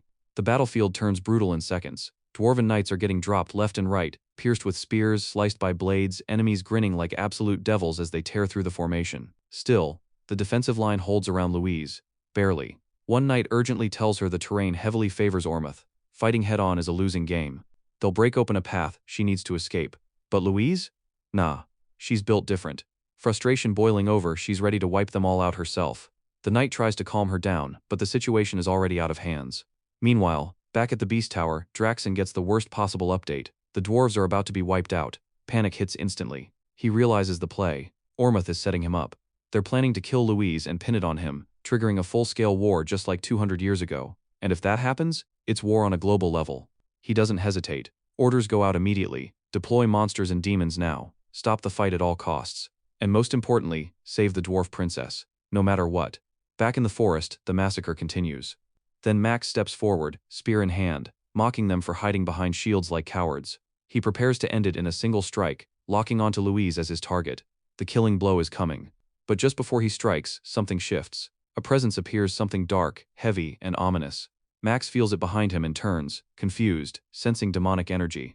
He assumes Beast Demon King underlings have arrived. He's wrong. Because what stands there isn't some random subordinate, it's the Demon King Burzay himself, completely out of everyone's expectations. He casually notes that the Ormuz army attacking wasn't part of his plan, almost amused at how messy human interests are. Both Max and Louise freeze, shocked at the sudden appearance of a monster-tier entity, and just like that, the battlefield changes. Burzay steps forward, equipping a facial recognition jamming mask, locking onto Max. The message is clear. The Ormuz prince is about to get his share of beating. Oh, my real voice is back. We see Max sensing the presence of an upper demon, his instincts immediately screaming danger as the atmosphere turns heavy. Without hesitation, he orders his men to kill the princess while he holds the upper demon off, asserting control like bro still thinks he's the main character. His men respond instantly, loyal and unquestioning, acknowledging him with a sharp yes sir. But in the very next second, everything flips. Princess Louise dashes forward at insane speed, completely breaking expectations. Max barely has time to register it as she closes the distance in a blink, knocking out both of his men like they were background NPC, and now she's already charging straight at him. Max locks eyes with her, stunned. In just a single second she's already wiped his squad, and is now coming straight for him, her presence overwhelming as always. Louise, clearly pissed, calls him out for daring to look away from her, her ego bruised and her rage peaking. In her monstrous form she moves in to smash him. Max starts sweating, his confidence cracking fast. He can't process how she's this fast despite being a mirror dwarf, and he realizes he might have to deal with this crazy princess first. But before he can even act properly, something far worse hits him. Our boy Burzay begins radiating an overwhelming wave of demonic energy, so suffocating it feels like the air itself is crushing everything. Max instantly realizes something is wrong as his body locks up completely. He's paralyzed. His thoughts spiral as he tries to understand what just happened, realizing he's been bound by demonic energy. The shock hits, and frustration kicks in as he can't believe he was suppressed this easily. And in the next moment Princess Louise launches forward again, not wasting a single second. She attacks Prince Max directly, her strike landing clean. His remaining men cry out in panic, but it's already too late. Louise has slashed him, blood spilling as the reality sets in. Bro is done, straight up deleted like an NPC who overstayed his role. Right after, Louise pauses, her instincts kicking in as she realizes something's off. The upper demon's presence is gone. The suffocating demonic energy that filled the battlefield vanishes just as suddenly as it appeared. Burzay is gone. Meanwhile, the remaining soldiers of Prince Max charge toward Princess Louise in desperation. Furious and blinded by loyalty, they shout about how a mere dwarf dared to lay hands on the prince, chanting for her death like that's going to fix anything. Louise, obviously annoyed, isn't having any of it. They came to kill her first, and now they're acting like she's the villain. Nah, she's done playing. She decides to send them to the afterlife to keep their prince company. At the same time, her knights move with discipline, forming a tight shield formation with crossbows raised high. They lock in, focused on protecting her, calling out to cover the princess and not let the enemies get close. Watching all of this from afar is Demon King Burzay, calm as always. He notes that this should be enough to keep Louise from dying. Then his attention shifts toward the Tower of Beast, his plan unfolding exactly as intended. He anticipates the next move, quietly provoking the Demon King of the Beast, Draxon, to take the bait. The scene cuts back 5 minutes earlier. Inside the Tower of Beast, a massive surge of demonic energy slams into the area. Draxon immediately senses it, his instincts flaring as the energy clearly doesn't belong to his domain. His aide begins to comment on it, but before she can finish, Draxon cuts in, already piecing things together. That demonic energy isn't from his vassals, and that realization alone sets him off. Another Demon King sending forces into his territory. That's straight disrespect. He analyzes the intensity of the energy, and concludes it has to be an elite demon, upper rank or higher. The timing is way too perfect. Right as the Dwarf Princess and Ormuth's Prince Max clash, another demon appears. It's too clean and coordinated. Draxon decides he needs to confirm everything himself. Back in the present, Draxon has already arrived in the Ormuth forest. He immediately questions his minions about the situation. Did they get the Dwarf Princess, and what about the intruding demon? The minions hesitate, clearly nervous, before bowing and apologizing. By the time they arrived, the princess was already surrounded by Ormuth soldiers. Draxon's thoughts spiral instantly. If the princess is dead, this could trigger a full-scale war like the one from 200 years ago, and he knows damn well he's not ready to deal with that level of shit. The minions explain they tried to save her, but they couldn't because Princess Louise is a fucking monster. She single-handedly annihilated all of Prince Max's soldiers like it was light work. Even her own knights had to step in, trying to stop the massacre. Back in the present, the minion finishes explaining that Louise handled everything alone, so there was nothing left for them to do.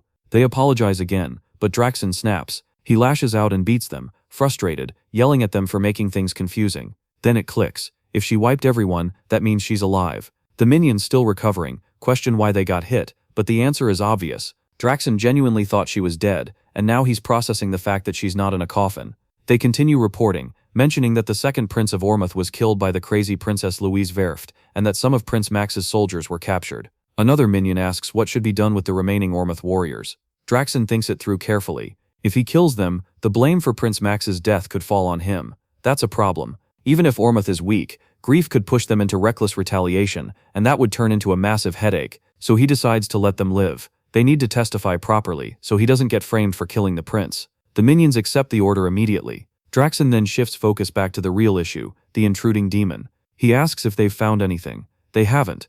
Disappointed, Draxon calls them pathetic, insulting both their intelligence and their tracking abilities. The minions apologize again, but he's already deep in thought.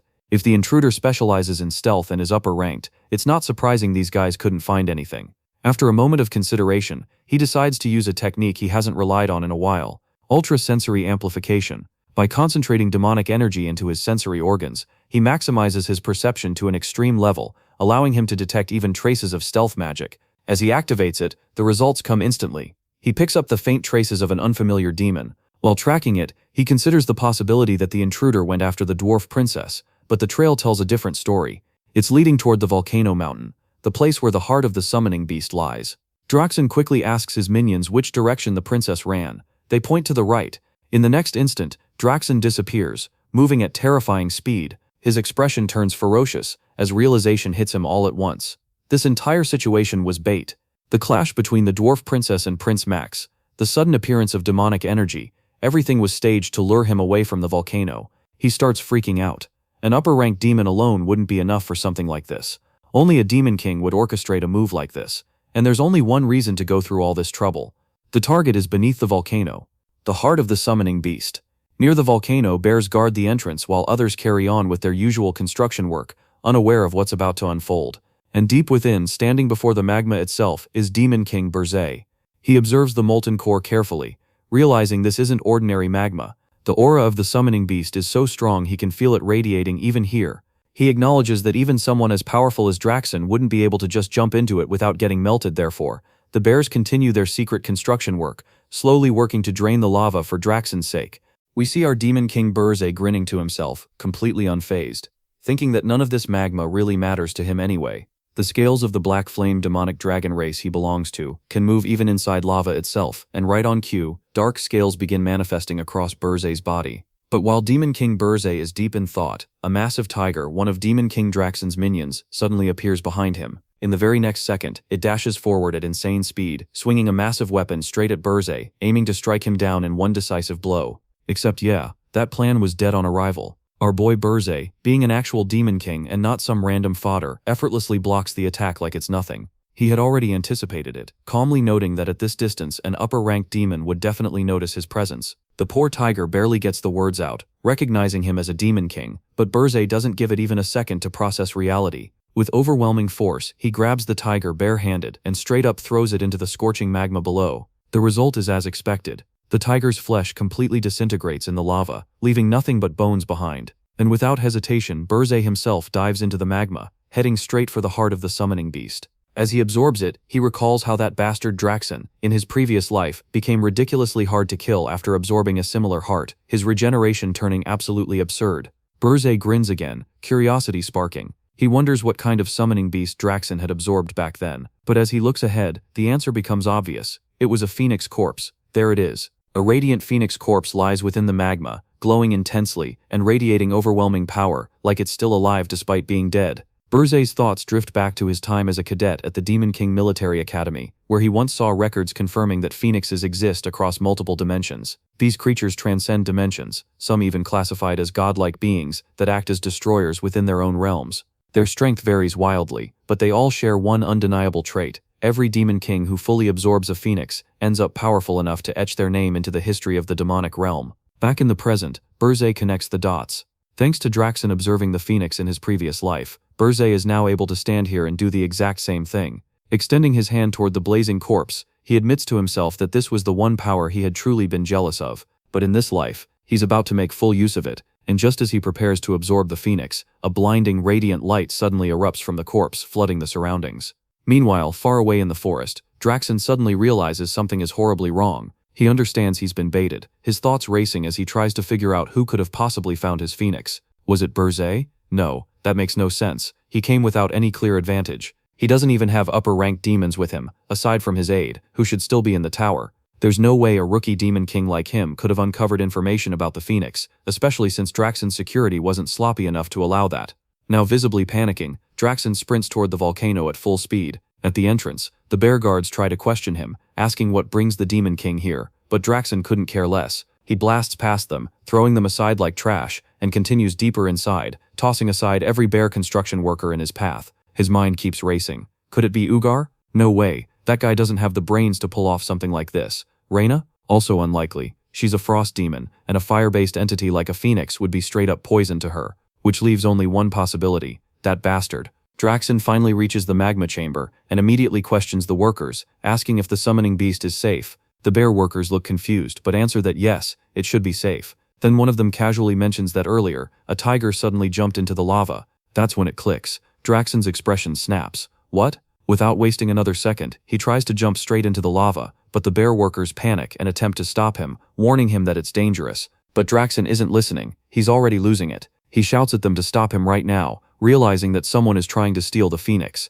The workers hesitate, still confused and concerned for his safety. And then, everything changes. The magma violently erupts. At that exact moment, multiple figures across different locations on the continent feel the disturbance simultaneously. Jetson, Princess Louise, Granada, the vice captain of the mercenaries, the hero Hillen, and Princess Ernan.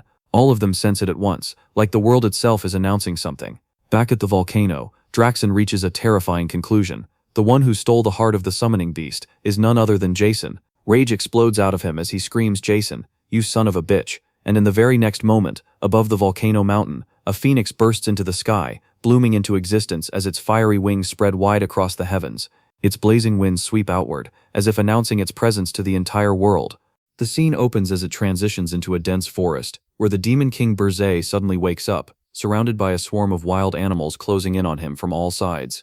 Disoriented, he tries to piece things together, recalling how he was about to store the phoenix corpse into his subspace and return to the tower. But before the summoning beast's mana could even react, it was completely absorbed into his body. He realizes he must have been blown far away by the volcanic eruption, yet something feels completely off. He's a demon king, so why the hell are wild animals crawling all over him like he's some harmless prey instead of a walking catastrophe? As the creatures continue crowding him, the absurdity of the situation hits harder, and his irritation starts spiking. His hair, once black, has now shifted into a fiery red, and to make things worse, bro is straight up naked, standing there getting judged by nature itself. The annoyance builds as he mentally snaps at the animals to back off, but beneath that irritation, there's a deeper unease creeping in, a strange, unfamiliar sensation that makes him feel like he's not entirely himself anymore.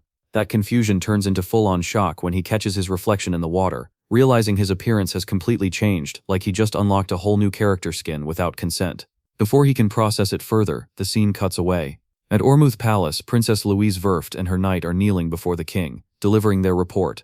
She claims that Prince Max of Ormuth and the brave warriors died heroically after saving them from the Beast Demon King's underling, spinning the story flawlessly, despite the reality being that she killed the prince herself and is now pinning everything on the Beast Demon King Draxon. Poor Draxon, I feel for him. The king listens in silence at first, declaring that he raised his son as a warrior and that dying while protecting the weak is an honor. But that composure instantly shatters as he slams his hand onto the throne, emotionally breaking down and calling bullshit on his own words while grieving like hell. Fueled by rage and grief, he orders the Heroes Guild to immediately prepare a hero's journey to execute the Beast Demon King, and his command is carried out without hesitation as the kingdom begins mobilizing for war. The scene shifts back to the forest, where Burzai is now on a call with Hillen. Hillen begins his report but is completely thrown off by Burzai's new appearance, questioning who the hell he's even talking to, only for Burzai to casually confirm that he's still the Demon King, brushing off the transformation like it's just a minor inconvenience and demanding the report continue. Hillen informs him that at the King of Ormuth's request, a hero's journey is being organized. Burzai acknowledges it calmly, realizing things have escalated exactly as expected.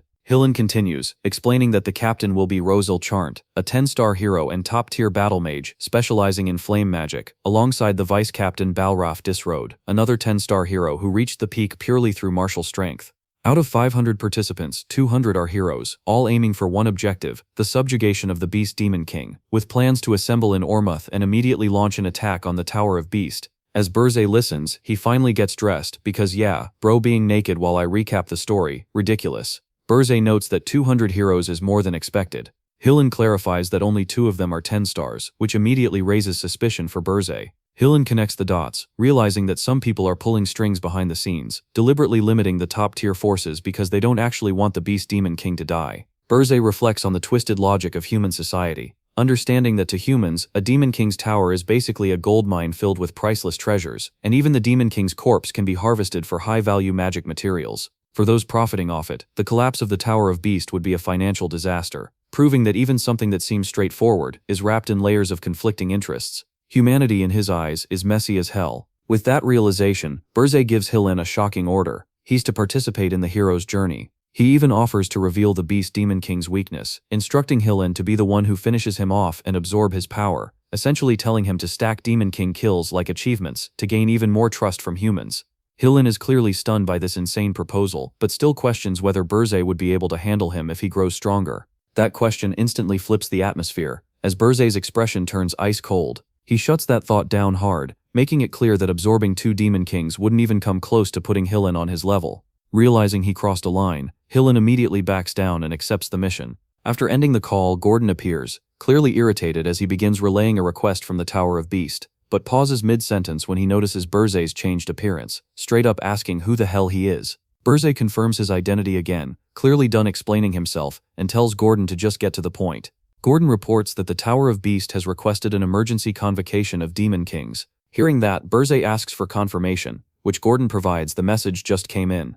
The scene transitions to the Tower of Beast, where Draxon, the Beast Demon King, stands outside with his aide and minions as 2 portals open. From them emerge Ugar and Reyna, both arriving with their usual attitudes, Ugar demanding answers while Reyna internally complains about the place smelling like trash as always. Draxon instructs them to head up first, stating he'll arrive with the final attendee. As they enter the tower, Draxon's frustration becomes clear. Burzai and Jason are both late, and the delay is getting suspicious. He internally warns that if Burzai shows up late, he'll be counted among the suspects in the theft of his summoning beast's heart.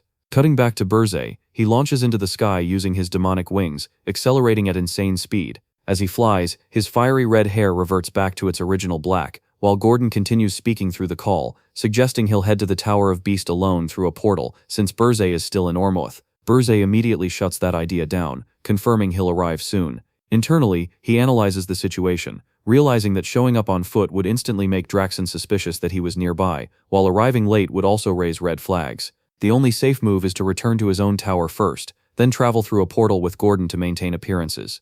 Pushing himself further, Burzai flies at maximum speed, calculating that his current pace still isn't enough, and that he'll be late by more than 10 minutes. The pressure builds as he forces himself to go even faster, knowing that if he doesn't make it in time, Draxon's suspicion would get stronger. Just then, we see our Demon King Burzei's heart beating abnormally, some wild energy wrapping around it, and in the very next second, everything flips. Our Demon King Burzei's demonic wings straight up transform into blazing phoenix wings, while his hair turns fiery red once again, and that sudden evolution boosts his speed like crazy. He's traveling insanely fast and Burzei can barely process it, thinking phoenix wings, wait, I wasn't even planning to use mana yet, so what the hell is happening? We see Burzei's heartbeat ramping up even more, pounding harder and faster, as if flames themselves are wrapping around his heart, tightening their grip with every beat. Burzei starts connecting the dots, thinking, don't tell me, it's in my heart, is it actually alive? And is that why all those animals swarmed him earlier like he was some kind of walking signal? Now Burzei is flying at an absolutely ridiculous speed thanks to the phoenix wings,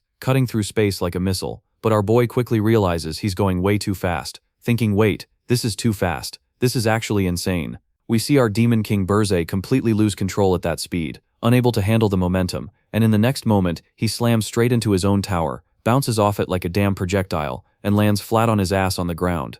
There's visible damage to the tower, not catastrophic, but enough to show just how hard that impact was. Our Demon King Burzei gets back up, brushing it off while thinking that yeah, he did arrive instantly, but he can't control this power yet, and until he tames the phoenix, he's gonna have to be careful, or he's just gonna keep wrecking his own shit.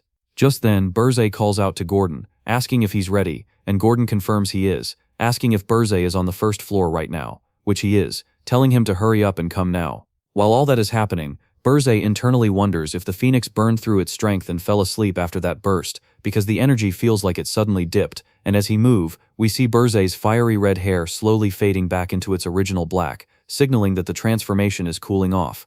The scene then transitions to the Ormuth Kingdom, where we see all the male heroes completely flabbergasted by someone's presence, their attention locked in on a chick. They start murmuring among themselves, realizing that it's Rosal Charnt, the prodigy who mastered all magic at the age of 5 and the literal idol of the magic tower, and for many of them, it's their first time seeing her in person, with some even thinking about getting her autograph like fanboys. Even as fellow heroes, their behavior is embarrassing, making a huge fuss over her presence, while others speak up saying it's an honor to fight alongside her, and some are even claiming their life achievements feel renewed just by being in the same space.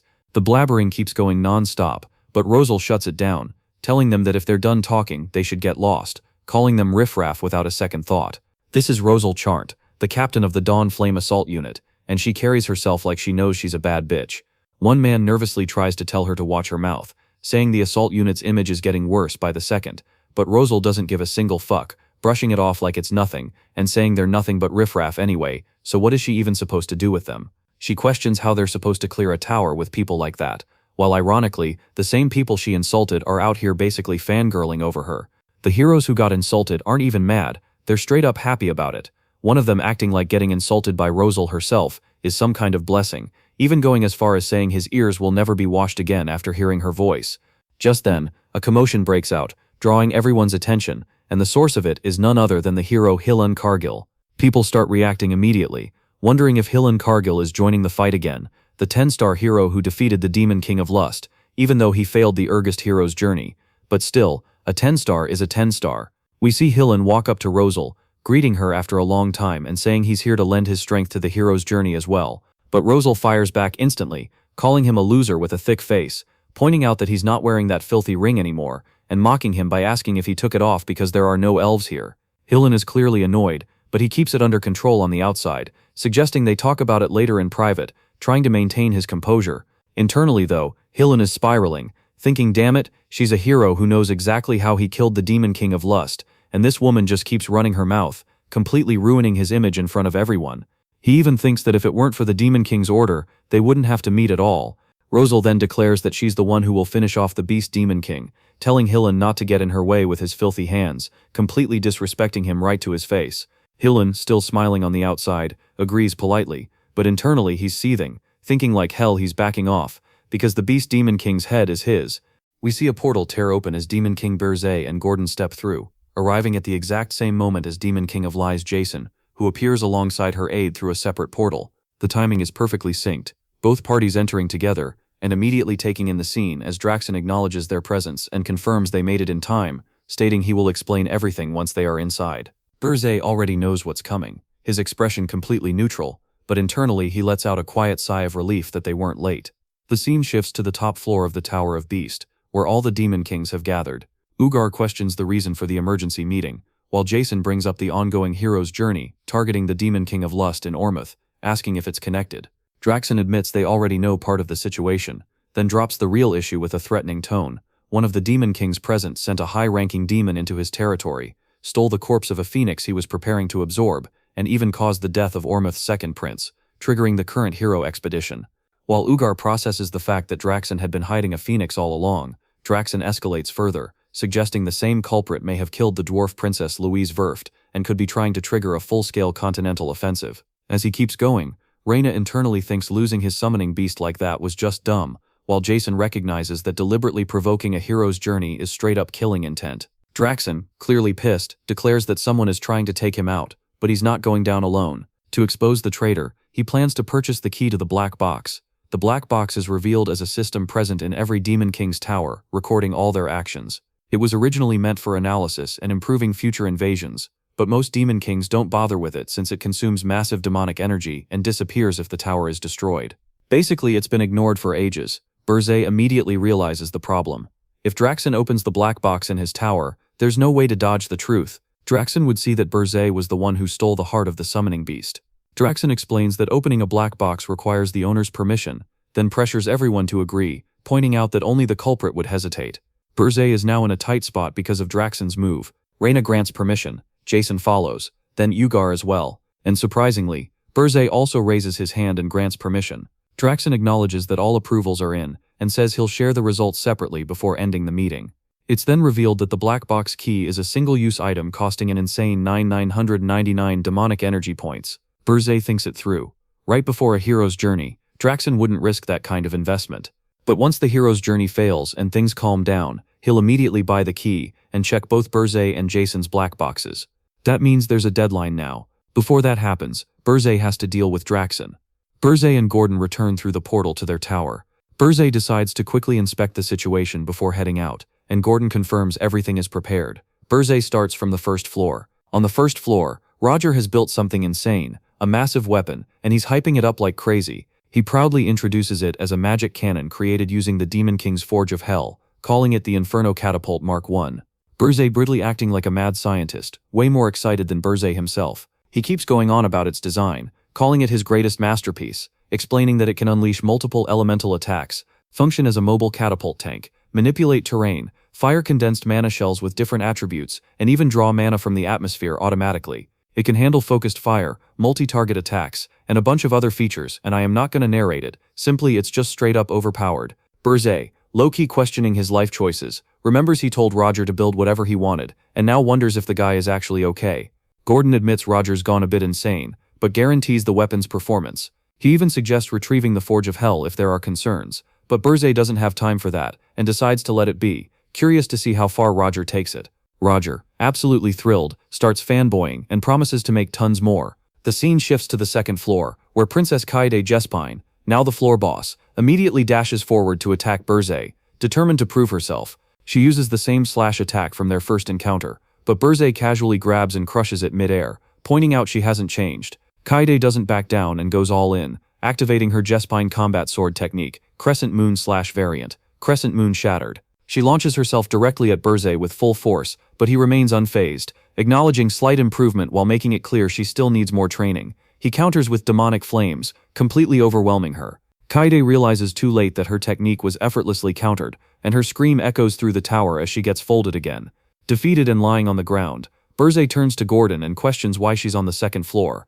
Gordon explains that Princess Ernan is preparing a summoning on the fourth floor, so Kaede was moved temporarily. Hearing that Ernan is performing a summoning immediately shifts Burzay's attention.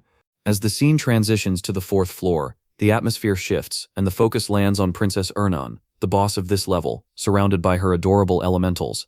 She's making full use of the Senial powder gifted to her by Demon King Burzay, the energy in the air already hinting that something major is about to go down. At the center of it all, Princess Ernan Hildren begins performing a summoning ritual, a glowing magic circle forming beneath her, as everything around her starts to hum with power. She calls out to the Great Spirit of Water, invoking an ancient connection of blood and soul, declaring a contract in her own name as Ernan Hildren, and pleading for the spirit Neruniel to answer her call.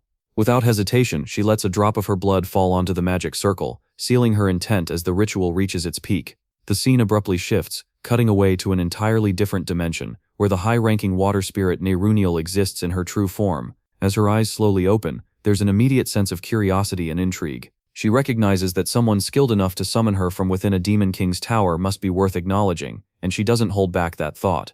By the primordial covenant, Neruniel formally acknowledges the human Ernan Hildren as her sole companion, and just like that the contract begins to take shape.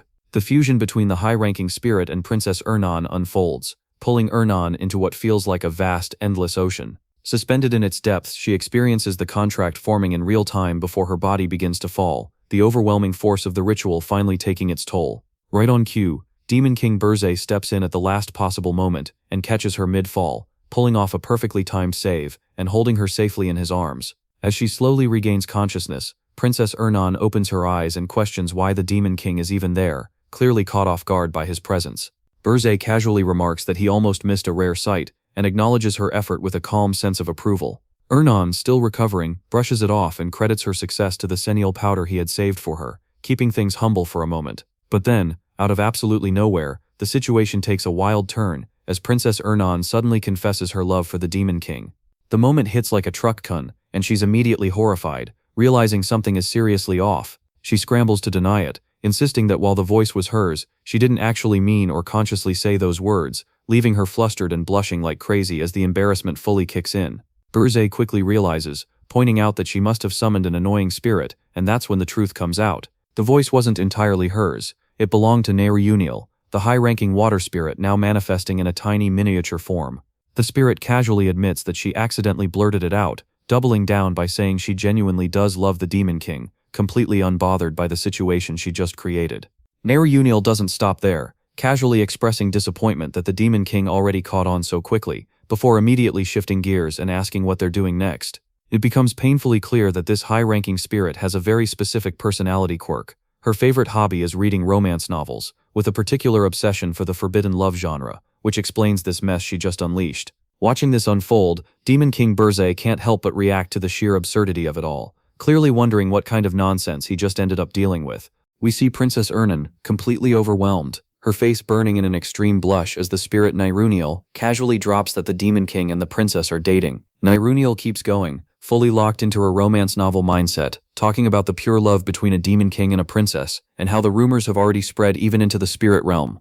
With a setup this wild, she says there was no way she could miss it, then immediately pushes further, asking if they are actually dating or still stuck in the flirting stage. Princess Ernan, flustered beyond belief, tries to shut it down, begging Neruniel to just go back already, but the spirit isn't having it, pointing out she was finally summoned after so long and isn't about to leave. Right then the Demon King steps in. Berze interrupts and directly questions the high-ranking spirit, asking what he looks like to her right now. Neruniel, still in her delusional romance mode, casually answers that he looks like a handsome Demon King destined to end up with the princess, but Berze immediately presses her again, clearly not satisfied. In the next moment, everything shifts as he activates his fiery phoenix form, his hair turning red, his presence changing completely, and he asks again what he looks like now. This time the spirit actually pauses, confused and intrigued, saying that just a second ago he felt like a lump of demonic energy, but now there's unbelievably pure mana inside him. She questions it outright, saying he doesn't feel like a Demon King anymore, but more like a spirit. Berze takes that in, and realizes the implication immediately, noting that if he can fool even the eyes of a high-ranking spirit, then other Demon Kings or even heroes won't notice him either. At this level he figures he could even take care of a beast-type Demon King himself, and he smirks like he's already made up his mind. Princess Ernan reacts to that thought, clearly shaken at the idea of a Demon King going out to kill another Demon King, but before anything can settle, the scene shifts. Now Berze is already soaring through the sky at insane speed, completely committed, while Gordon is on call with him, absolutely panicking, and asking if he's serious, questioning what kind of Demon King just goes off to kill another Demon King like it's nothing. Berze stays completely chill, saying he already explained everything. We flash back to moments earlier when Berze was leaving the tower. Gordon asked where he was going, and Berze casually answered that he was going to kill Draxon. Gordon initially just told him to be careful, but then reality hit him and he completely lost it, pulling his hair and freaking out because that explanation made zero sense. Back in the present, Berze calls him out, reminding him that he said he wouldn't question his decisions anymore. But this situation is completely different. Gordon warns that setting aside whether this even follows the standards of a Demon King, if the other Demon Kings find out about this, it's going to be bad. Berze doesn't back down at all, and explains the real reason. If he doesn't deal with Draxen before the key to the black box of his tower is opened, then he's the one who dies. Gordon understands the reasoning, but still pushes back, saying it's way too dangerous, especially since Burzay still hasn't overcome dimensional energy. We get a short recap of what that actually means. Every dimension is naturally hostile to other dimensions, rejecting outsiders to the extreme and crushing them with dimensional energy. It basically acts like a bodyguard for the dimension, and demons entering another dimension get heavily suppressed by it. So a demon who might be level 666 in the demon realm basically turns into a level 1 noob the moment they enter another dimension. The heroes chosen by that dimension are the ones who deal with these weakened intruders, maintaining the natural order of the world. To counter this, a solution was developed to bypass that resistance and allow invasion: the Demon King's Tower. The tower acts as a medium connecting the demon realm, the Demon King, and all demons through demonic energy. By strengthening the tower with demonic energy points, more energy can be drawn from the demon realm, allowing the Demon King to regain their original power. In simple terms, the height of the tower directly represents the Demon King's power. That's what she said, and only people with enough brain cells will fully get what did I just said here. Gordon, still on the call, explains that the farther Burzay moves away from his tower, the less demonic energy he receives, meaning he'll naturally grow weaker. On top of that, the Tower of Beasts has 13 floors, while Burzay's tower is only of 5 centimeter. He admits he doesn't even want to say it, but even for Burzay, victory inside the Tower of Beasts isn't guaranteed. As Gordon imagines the worst-case scenario of Burzay getting completely overpowered by the Beast Demon King Draxen, Burzay responds sharply, saying he already knows. He admits that while he absorbed the Phoenix Heart, he still hasn't fully adapted to it, and in his current state, any Demon King would be too much for him. Then he suddenly grins like a straight-up villain, and adds that this would only be true if he were alone. Gordon immediately realizes where this is going, and starts to panic even more, but before he can stop him, Burzay activates the Phoenix Heart again, and reveals the plan. He's going to participate directly in the hero's journey under the name File. Gordon completely loses it, practically shitting himself at how insane and unpredictable this nutjob is, because a Demon King joining a hero expedition is a total no. Meanwhile, Burzay, locked in hard, is already speeding toward the Ormuth Kingdom. A chaotic battlefield unfolds as the minions of Draxen violently clash with the hero's party, both sides going on all-out war as the fight reaches its peak. Despite being chased relentlessly to this point, the remaining enemies are now only the weaker demons, prompting the heroes to shift focus toward survival. Orders spread quickly as they coordinate a retreat, covering each other while tending to the wounded, revealing just how battered the group has become during their journey.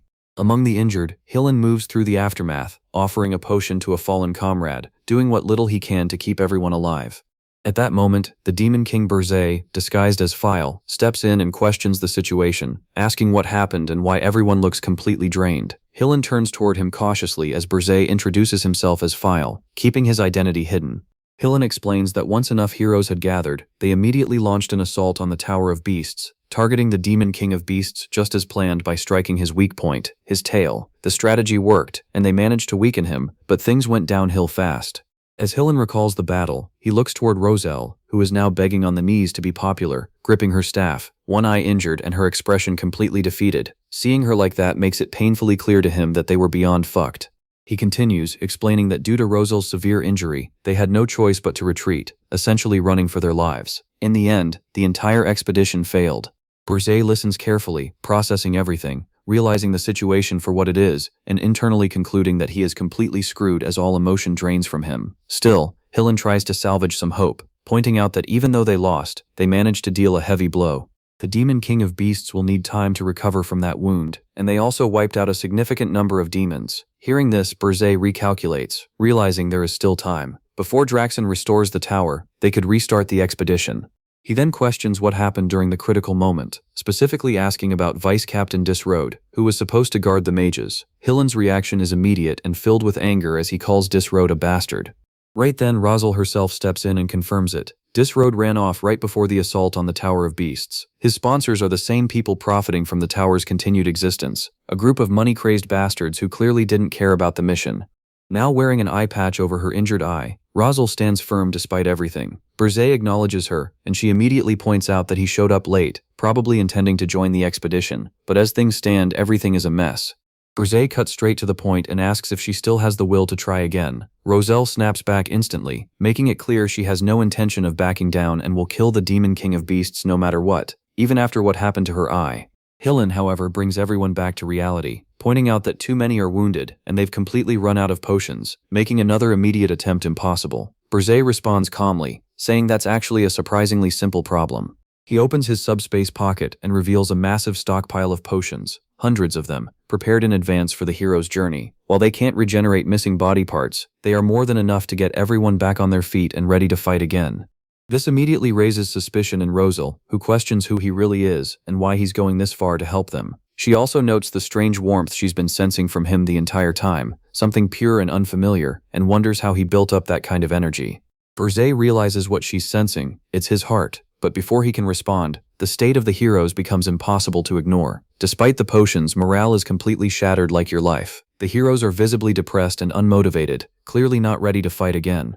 Burzay quickly understands that healing their bodies won't be enough. Their spirit is broken. If he's going to lead them to defeat Draxen, he needs to show them something real. He places a hand on his chest and activates his phoenix heart, quietly asking them to follow him.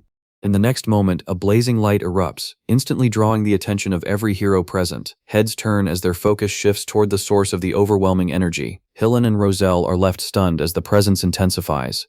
Before Roselle can fully process what she's seeing, Burzay finally answers her question. He declares that he is the owner of the phoenix as he begins to levitate, a massive phoenix manifesting behind him.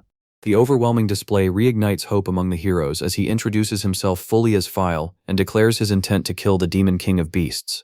Roselle processes the sight in shock, recognizing the phoenix as a legendary summoning beast and connecting it to the overwhelming presence that had previously covered the sky. The sheer mana radiating from him rivals that of 10-star heroes, leaving her questioning where someone like him even came from. But more importantly, she realizes that with him on their side, victory might actually be possible. In that moment, the atmosphere shifts completely. The heroes, who were moments ago broken and defeated, are now locked in again, their fighting spirit reignited. Roselle comes to a single conclusion: they might actually be able to kill the Demon King of Beasts, as Burzay stands before them, no longer just an ally, but a figure they now see almost like a deity. While the scene shifts elsewhere, the focus moves to Draxen. Draxen reflects to himself that the tower restoration used far more demonic energy than he expected. Because of that, he was only able to purchase a single key for the black box, and in his hand there is exactly one key. He decides he will open the rest later and give them to that bastard, but this one comes first. A system panel appears, stating that the black box of a Demon King approved for opening is now being accessed. The key is inserted, turned, and the black box begins to open. Draxen watches closely, anticipating what's inside, wanting to see every hidden secret laid bare. As the contents reveal themselves, all the information floods into his view. The moment he processes it, he pauses, caught off guard, questioning if what he's seeing is even real. The black box cannot be manipulated, so if this is real, then that bastard actually did something like this. Realizing the gravity of it, Draxen concludes he must inform the other Demon Kings of the truth. Right then, his aide suddenly appears and urgently delivers bad news. The heroes have invaded. Draxen is visibly shocked, but the report doesn't stop there. This time, the new 10-star hero Ralph is leading the charge. Ralph Schmitz, a shield master, enters alongside the heroes, carrying two massive shields.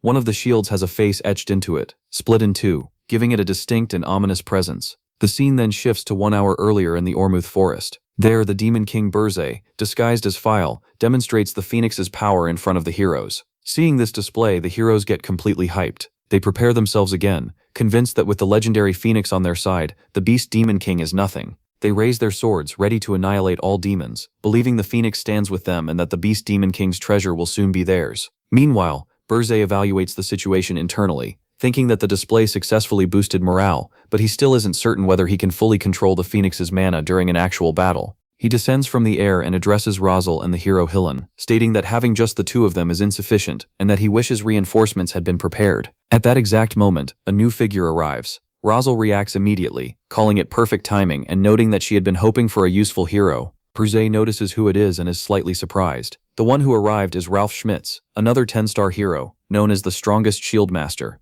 Back in the present, Draxen's minions charge toward Ralph. Without hesitation, Ralph blocks their attacks using his shields. Burzay observes that Ralph is acting as the vanguard commander of this revenge battle. After defending, Ralph combines both shields, forming a complete face. In the next moment, that face emits a terrifying aura. It opens its mouth, and from within, an overwhelming energy blasts out, instantly erasing all of Draxen's minions in one sweep. The destruction left behind is massive, showing just how overwhelming Ralph's power is. Burzay acknowledges that Ralph Schmitz is an extremely powerful tank among the 10 stars, ranked second among them. His weapon is the strongest shield, capable of reflecting impact, making him incredibly difficult to deal with. Burzay knows this better than anyone, because Ralph was among the heroes who mocked him when he was previously defeated. In the present, Berzé admits internally that he would love to tear Ralph apart right then and there, but for now, dealing with Draxen takes priority. Rosal steps forward, pointing out that even though Ralph arrived late, just like Berzé did, if they had waited a little longer, having both of them together would have allowed them to win without suffering injuries. Berzé responds that confidence in their strength is good, but underestimating a Demon King is a mistake. Rosal reacts in confusion, but Berzé continues, explaining that a Demon King always keeps a trump card, something they use right before death. Internally, Berzé considers that if Draxen used his energy to purchase the key after restoring the tower, then he likely doesn't have enough demonic energy left to stop the heroes. If that's true, then in this battle, Berzé might finally witness Draxen's trump card with his own eyes. The heroes' party stands face to face with the Demon King Draxen inside the Beast Tower, on the 13th floor, in the Demon King's chamber. The atmosphere immediately feels off. The heroes are caught slightly off guard because there are no demons anywhere. This is supposed to be the highest floor, the final stage, yet it's completely empty. Earlier floors were packed with underlings, so this silence hits different. Draxen sits on his throne and calls them out, mocking them as persistent pests. Already aware that a second attempt was coming, he makes it clear he's been preparing for this moment non-stop, leaving no room for anything else. As he speaks, a dense lump of demonic energy forms in his hand, thick and concentrated to an extreme level. Rosal senses it instantly and reacts in shock, recognizing the insane density of that demonic energy.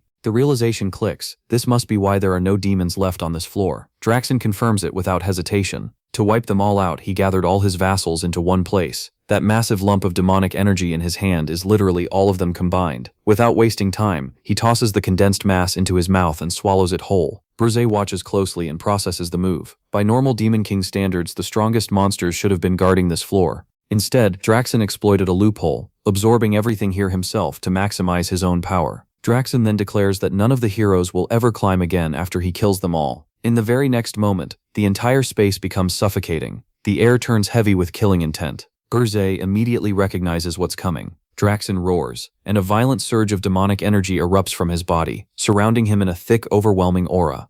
Two reckless heroes instantly charge forward, ignoring the danger. Another hero tries to stop them, warning that rushing in right now is too risky, but they push ahead anyway, convinced this is their only chance, since the Demon King is still powering up. That decision backfires hard. In the next moment, a massive surge of demonic energy cuts through the area, blasting every hero away in an instant. The sheer force sends them flying, completely overwhelming their defenses. Even the Shieldmaster Ralph is visibly shaken by the impact, but he doesn't fold. He combines his two shields, forcing himself to hold the line. As the shields merge, he manages to deflect the Demon King's attack, redirecting the energy forward in a counter. The reflected energy surges toward Draxen, but it doesn't matter. Draxen is already untouchable. He has transformed. With a grin, he casually destroys the incoming attack using just one hand, completely shutting it down. Hillen calls out Ralph's reflection, but Rosal sees the truth immediately. It was blocked far too easily. What stands before them now is the Beast Demon King in full form. Draxen's body has completely changed. His fur turns black and red. 3 horns grow from his forehead. His teeth extend into long, sharpened fangs. The demonic energy radiating from him feels like pure death itself. He begins walking toward the heroes. At this point, the heroes realize just how fucked they are. The pressure alone is overwhelming. They question what kind of demonic energy this even is. It feels sinister, suffocating, like poison tightening around their throats. Some of the heroes are already done.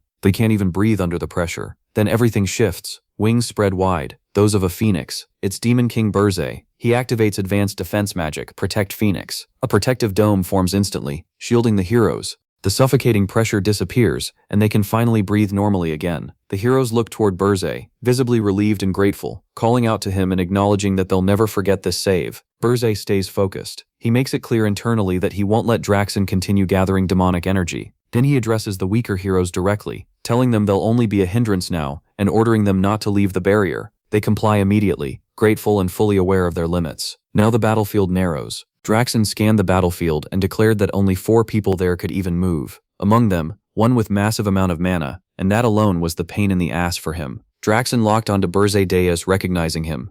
The second Draxen realized Berzé was standing among the group, the atmosphere instantly turned hostile. Without wasting another second, Draxen leapt forward in pure rage, furious that Berzé had already stolen the Phoenix power and still had the audacity to enter his tower. But the moment Draxen lunged toward him, Berzé calmly cast Silence, a sound removal magic. Berzé smugly declared that within this entire domain, his control reigned supreme. Draxen was screaming Berzé's name, but nobody could hear a single thing coming out of his mouth. Roselle immediately praised File aka Burzay, realizing he had completely cancelled the Beast Demon King's roar, while also making their magic incantations impossible to detect. In the very next moment, Roselle unleashed the advanced binding chain magic, Sage's Chains. Countless magical chains burst into existence, piercing through Draxen and locking him down in place. Draxen snapped back in fury, calling them pathetic worms for thinking tricks like this would ever work on him. Then, using nothing but raw physical strength, he shattered every chain restraining him before charging directly at Burzay. Burzay casually jumped backward and dodged the attack like it was nothing. Draxen was completely furious now. He declared this was no longer a fight but a hunt, and Burzay Deus would be the first one he devoured. Burzay stared at him with cold eyes and mocked him, asking what exactly he was barking about because he could not hear him. At that moment, the silence effect became permanently active on Draxen. Whatever insane rant Draxen was screaming became meaningless because nobody could hear a thing. The party looked toward Burzay nervously as both of them stood face to face. Then the fight exploded. Draxen launched himself at Burzay, and the two immediately started clashing at speeds so insane that nobody could properly follow the battle. A brutal back-and-forth exchange erupted between them, moving so fast that Roselle could not even aim her magic at Draxen anymore. Hillen remained calm and reminded everyone about what File had previously said. While Draxen relentlessly attacked with his claws, he raged that he did not care why Burzay was doing any of this or what nonsense was going on inside his head. Since Burzay had already bared his fangs at him, Draxen swore he would never leave the tower alive. Draxen continued attacking non-stop, but Burzay avoided every strike using his phoenix wings. As Burzay glanced back and saw Draxen chasing him, the scene shifted into the past where Burzay, disguised as File, explained the Beast Demon King's greatest strength to the party. According to Burzay, Draxen's speed was his most dangerous trait. Everyone had already experienced it firsthand. His massive body still possessed absurd agility, so the only way to stop him was by targeting his weak point, his legs. Hillen questioned whether he could even land Thundercleave on someone that fast. Burzay assured him it would not be a problem because he would give the signal at the exact right moment. Hillen looked confused about what signal he even meant. Back in the present, Draxen continued slashing toward Burzay with his claws, while Burzay deliberately stalled for time. Then Burzay suddenly turned around and pulled out Ahriman's orb. Draxen looked genuinely confused. He questioned whether Burzay seriously thought an item like that would work on him. Burzay grinned, and admitted the orb itself would not affect Draxen directly. However, Ahriman's orb transmitted the master's location to its vassals. Draxen questioned what Burzay could possibly change with that information since there were no vassals nearby capable of helping him. Then Hillen suddenly appeared directly in front of Draxen. That was the signal Burzay had been talking about the entire time. Hillen raised his sword, ready to strike, but complained that his head felt like it was about to split apart, and begged Burzay to never use that orb again. Even while preparing to attack, the dude was suffering.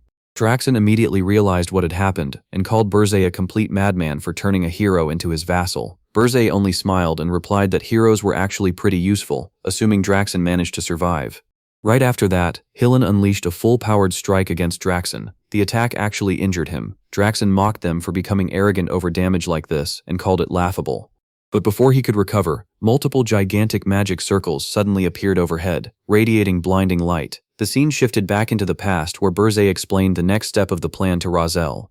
Once Hillen matched Burzay's signal and created an opening, Rozelle's turn would begin. Burzay ordered her to pour every ounce of hatred and rage over her lost eye into the attack. Back in the present, countless magic circles surrounded Draxen as Rozelle's fury finally erupted. She cursed the Beast Demon King for taking her eye, and swore she would burn all of her mana just to erase him in one shot. Then Roselle unleashed the top-tier flame magic, Satellite Cannon. Massive cannons descended from every magic circle and blasted directly toward Draxen.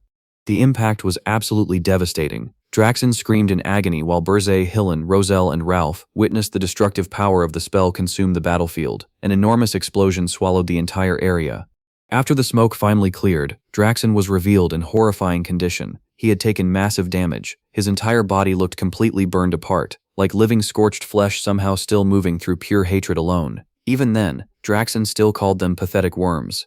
Burzay observed him carefully and realized that even after taking that much damage, Draxen was still surviving. This monster clearly was not going down easily. Suddenly, pure fury erupted from Draxen as he roared about who exactly they thought he was. An overwhelming amount of demonic energy exploded outward in massive wave-like slashes. Ralph immediately raised his shield to defend the group, but the force completely overwhelmed him, carving straight through his armor.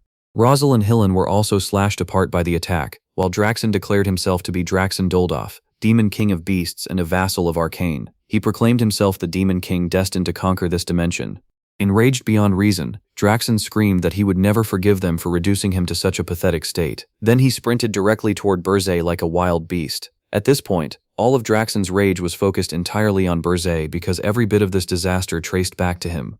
Draxen launched non-stop attacks against Burzay, but Burzay effortlessly handled every strike. Burzay mocked him, saying his fierce form had completely disappeared and now he was nothing more than a mad dog. Draxen snapped and swore he would shut Burzay's damn mouth for good.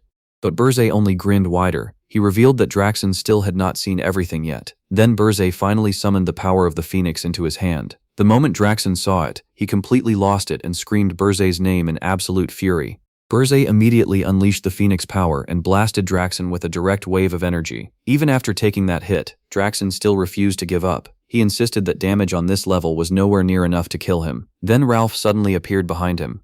Using his shield, Ralph slammed directly into Draxen's tail, targeting the Demon King's critical weak point. Roselle also refused to let the opportunity slip away. She declared that Draxen would not escape, and instantly cast the advanced binding magic, Sage's Chains, once again.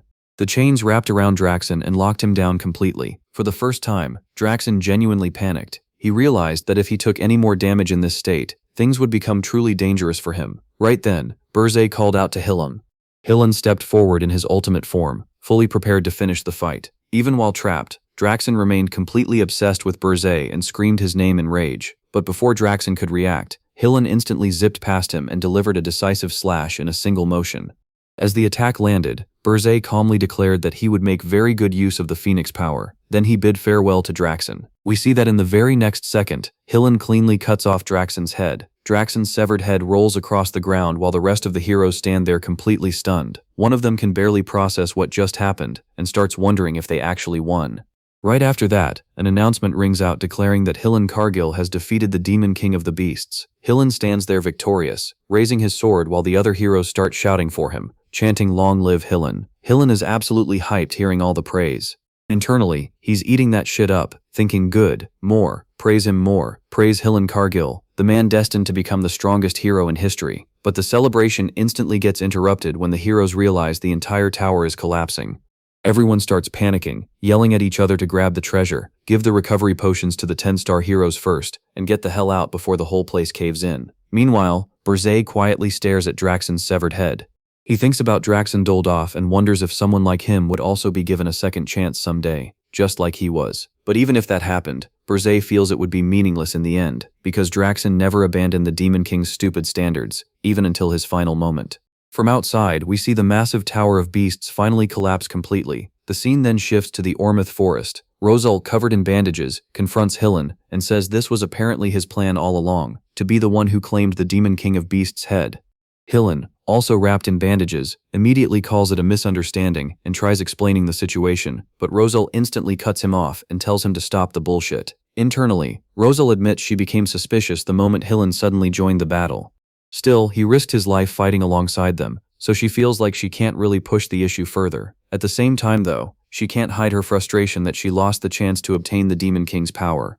Even so, she also remembers that she survived thanks to Hillen before, which complicates her feelings. Rosal then tells Hillen that she took the corpse of the Demon King of Beasts and asks if he has any objections. Hillen immediately agrees and says of course not. Just then, another hero suddenly calls out to Roselle from the wreckage of the Tower of Beasts, telling her to come quickly because the kidnapped princes and princesses have been found. We then see a group of princes and princesses lying there unconscious. Roselle looks over them carefully before suddenly noticing one sleeping princess in particular. She instantly recognizes her. The princess finally wakes up and gets introduced as Lavinia Akan, the third princess of the Akan kingdom. Seeing her there, Rosal is completely shocked and asks what the hell she's even doing in a place like this. Lavinia responds with only a single word, materials. Rosal immediately realizes what she means and straight up shouts at her, asking if she came there to gather materials for creating a chimera. Lavinia casually responds with demonic beasts. Rosal somehow manages to fully understand her broken responses and realizes Lavinia even entered the tower just to gather demonic beast corpses. She calls her insane and says that's way too dangerous. Meanwhile, the heroes standing nearby are completely confused, wondering how the fuck Rosal is somehow understanding anything the princess is saying. Rosal then asks if the Demon King of Beasts harmed her at all. Lavinia replies only with the words money and demonic beast. Despite how ridiculous the conversation sounds, Rosal somehow pieces it together and realizes Lavinia exchanged money for demonic beasts. Lavinia cutely nods. Watching this exchange, Berzé immediately understands why Draxen had so much money before. The princess herself had been funding him. As Rosal starts taking care of the princes, she tells Lavinia they're going back for now, and calls her a reckless princess. Berzé continues thinking to himself, realizing that in order to continue her chimera research, Lavinia entered the tower alone, and literally made a deal with a demon king. He remembers thinking the exact same thing in his previous life too. That princess is a total nutcase. The scene then transitions to a meeting of the Heroes Guild Elder Council. Every elder is connected through a virtual meeting while they discuss the aftermath of the Tower of Beasts incident. One elder complains that the Tower of Beasts was an extremely important hunting ground, and talks about all the effort spent coordinating with sponsors and keeping the 10-star heroes under control. Another elder mentions reports claiming that someone called the Phoenix Master led the heroes to victory. One of the elders immediately questions who the Phoenix Master even is, and asks if there was ever such a hero to begin with. Another elder explains that this mysterious figure apparently isn't affiliated with the Heroes Guild at all. One particularly intimidating elder from before then says that ever since the Demon King descended upon Urgest, abnormalities have become endless. He declares that it's time to tighten the leashes on these heroes before they become even more uncontrollable. With a terrifying glare, the elder orders everyone to begin investigating the identity of the Phoenix Master immediately. The rest of the elders instantly agree. The scene then shifts once again, this time to the Ormouth Royal Banquet Hall after the victory. Celebration begins. After defeating the Demon King of the Beasts, the banquet is packed with people and insanely lively. The King of Ormouth is straight up bawling his eyes out while thanking the heroes for defeating the Demon King and rescuing the princes. He apologizes for not having much to offer but still tells everyone to enjoy the celebration. One of the royal guards gently suggests that the king should probably get some rest too, but the king just keeps crying anyway. At the banquet, Rosal appears wearing gorgeous clothes and looking hot as hell while casually holding a drink in her hand. She comments that despite the victory, the banquet somehow still feels gloomy, though at least the cocktails are pretty good. Right then, Hillen walks over and tells her the dress suits her well. He also mentions that the princess has already returned to the kingdom. Rosal immediately calls him out for only showing up to the banquet for appearance's sake. Hillen laughs it off and says that since Rosal herself is already there, there's really no need for him to do much else. Rosal brushes it off as flattery before suddenly asking why Phile isn't around. She says she especially wanted to ask him about that phoenix. The other heroes nearby immediately react after hearing Phile's name. They all admit they wanted to meet the person who saved them and say they never properly thanked him. At that moment, Ralph Schmidt suddenly appears and comments that the Phoenix Master was truly incredible. The other heroes are visibly shocked hearing Ralph speak at all because the guy has been silent for so long that most of them are basically hearing his voice for the first time. Hillen then breaks the news that Phile already left. Every hero at the banquet instantly loses it and reacts with "come on bruh." While deep in the heart of Urgest Mountain, inside Berzé Tower, the Demon King Berzé finally returned to his base after Bro killed a Demon King like it was cake. Gordon immediately welcomed him back and thanked him for his hard work, but he clearly wasn't buying the idea that Berzé had simply gone out, killed the Demon King of Beasts, and casually returned home like it was another normal day. Berzé instantly shattered any remaining doubt and straight up admitted that he did exactly that. Gordon's brain practically short-circuited after hearing it. The guy could not process how this absolute fucking maniac of a Demon King planned to deal with the consequences of murdering another Demon King so openly. Meanwhile, Berzé barely cared about Gordon panicking in the background. He casually pointed out that Gordon was spreading dust everywhere while swinging the cleaning tool around, then sat down in his chair like nothing serious had happened. He explained that now Draxen was dead, the other Demon Kings would obviously start moving soon. If he stayed missing when that happened, suspicion would instantly fall on him. Gordon finally realized that was the reason Berzé rushed back so quickly. Still, Berzé wasn't focused on the politics, his thoughts were locked onto the fight itself. After battling Draxen, he realized he was still weak as hell. Even when Draxen activated his final desperate move, the guy had already been worn down after surviving an entire hero's journey beforehand.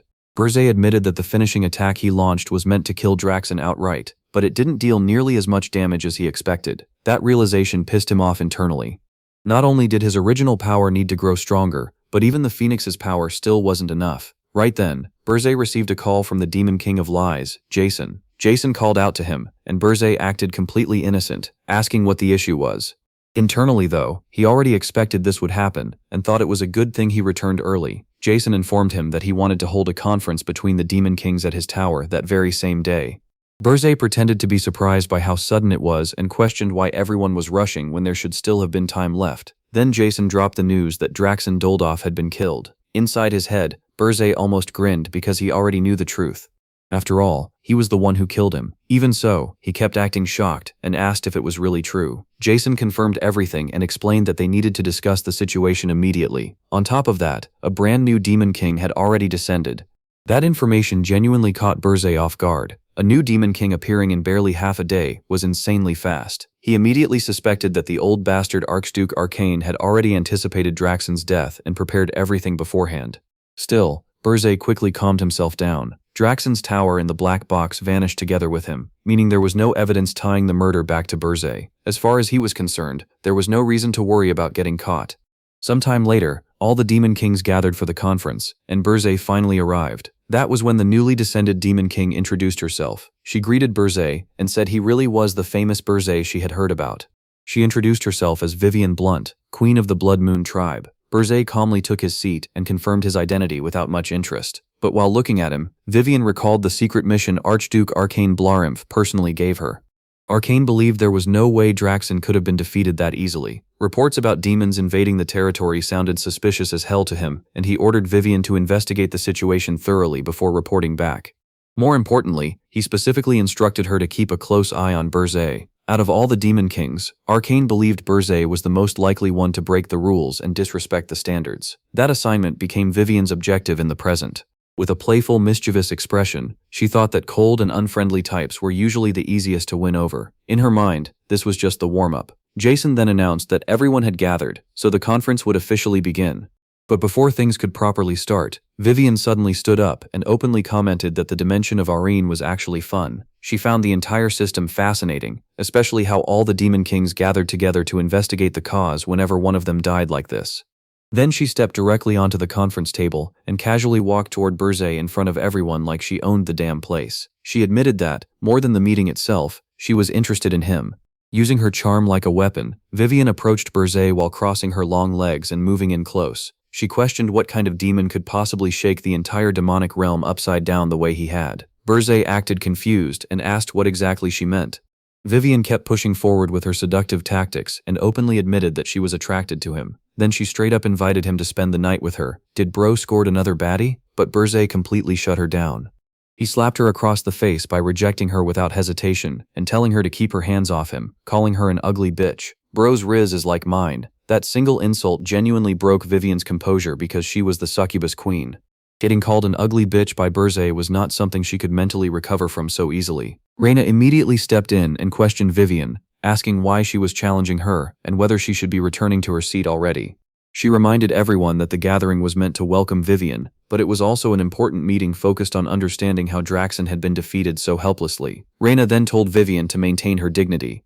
Watching everything unfold, Jason realized that Lady Reina herself was overseeing the entire meeting. Vivian only smiled at her and playfully teased her, suggesting that Reina also desired Burzay. Reina brushed it off, saying that was all Vivian ever thought about, while Vivian casually backed down for the moment and agreed to stop there for today. The meeting finally resumed, and Jason reflected on how the main force behind the hero's journey this time had been the 10 stars. As the discussions continued, the atmosphere became repetitive and monotonous. The Demon Kings simply exchanged the information each of them had gathered. However, one major topic completely shifted the room's attention: the sudden appearance of a new powerhouse known as the Phoenix Master. The Demon Kings all had different opinions regarding the mysterious figure, but the meeting ultimately concluded with a shared decision to investigate the Phoenix Master more thoroughly and proceed carefully moving forward.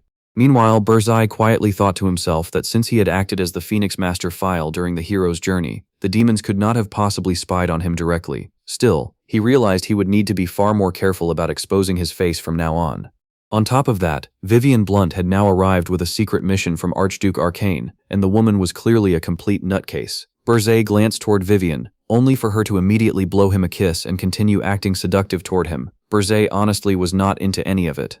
In his mind, she was not someone worth worrying about too much. Our boy Burzay was fully in Sigma mode, completely unfazed by her antics. The scene then shifted to the first floor of Burzay Tower, where Princess Kaide was secretly hiding and carrying out surveillance on the area. She noticed that security around the tower had become incredibly lax lately. There were no demons nearby, and Princess Ernan was nowhere to be seen either. Kaide realized this was finally her chance to escape. If she could just get past the main door, she would be free. However, the moment she prepared to leave, Princess Ernan suddenly appeared right in front of her and questioned where she thought she was going. Ernan was accompanied by her adorable elemental spirits, along with the high-ranking spirit Niruniel. Ernan calmly explained that for the peace of the tower and Kaide's own safety, she intended to stop her escape. She warned her that Urgest, especially the area surrounding the tower, was extremely dangerous. Kaide had no intention of backing down. She immediately readied her sword and admitted that she had not wanted to fight, but staying in the tower any longer was too risky. Nobody knew what could happen if she remained there longer. The two princesses stood face to face as tension exploded between them, and the fight was about to begin. Then Gordon suddenly appeared, already fed up with the entire situation. He bluntly told Kaide to leave if she wanted to, because whatever happened afterward was not his problem. He complained that this was exactly why humans should never be treated kindly in the first place. Kaide was completely confused by his attitude. They had kidnapped her and claimed they were treating her well, yet now this guy was casually telling her to walk out freely. Still, regardless of whatever scheme might be happening, Kaide realized this was her best opportunity. She instantly sprinted toward the tower door while thinking that if she could just escape the tower itself, she would somehow survive in the Urgest Mountains, and immediately head to Horton Walk to request support. But the moment she touched the tower door, violent purple energy erupted across it. In the next second, she was blasted away like a fly. Princess Ernan and Gordon watched as Kaide crashed to the ground. Gordon explained that direct contact with the door caused that reaction. Kaide now lay completely scorched and burned nearly to a crisp, barely moving on the floor.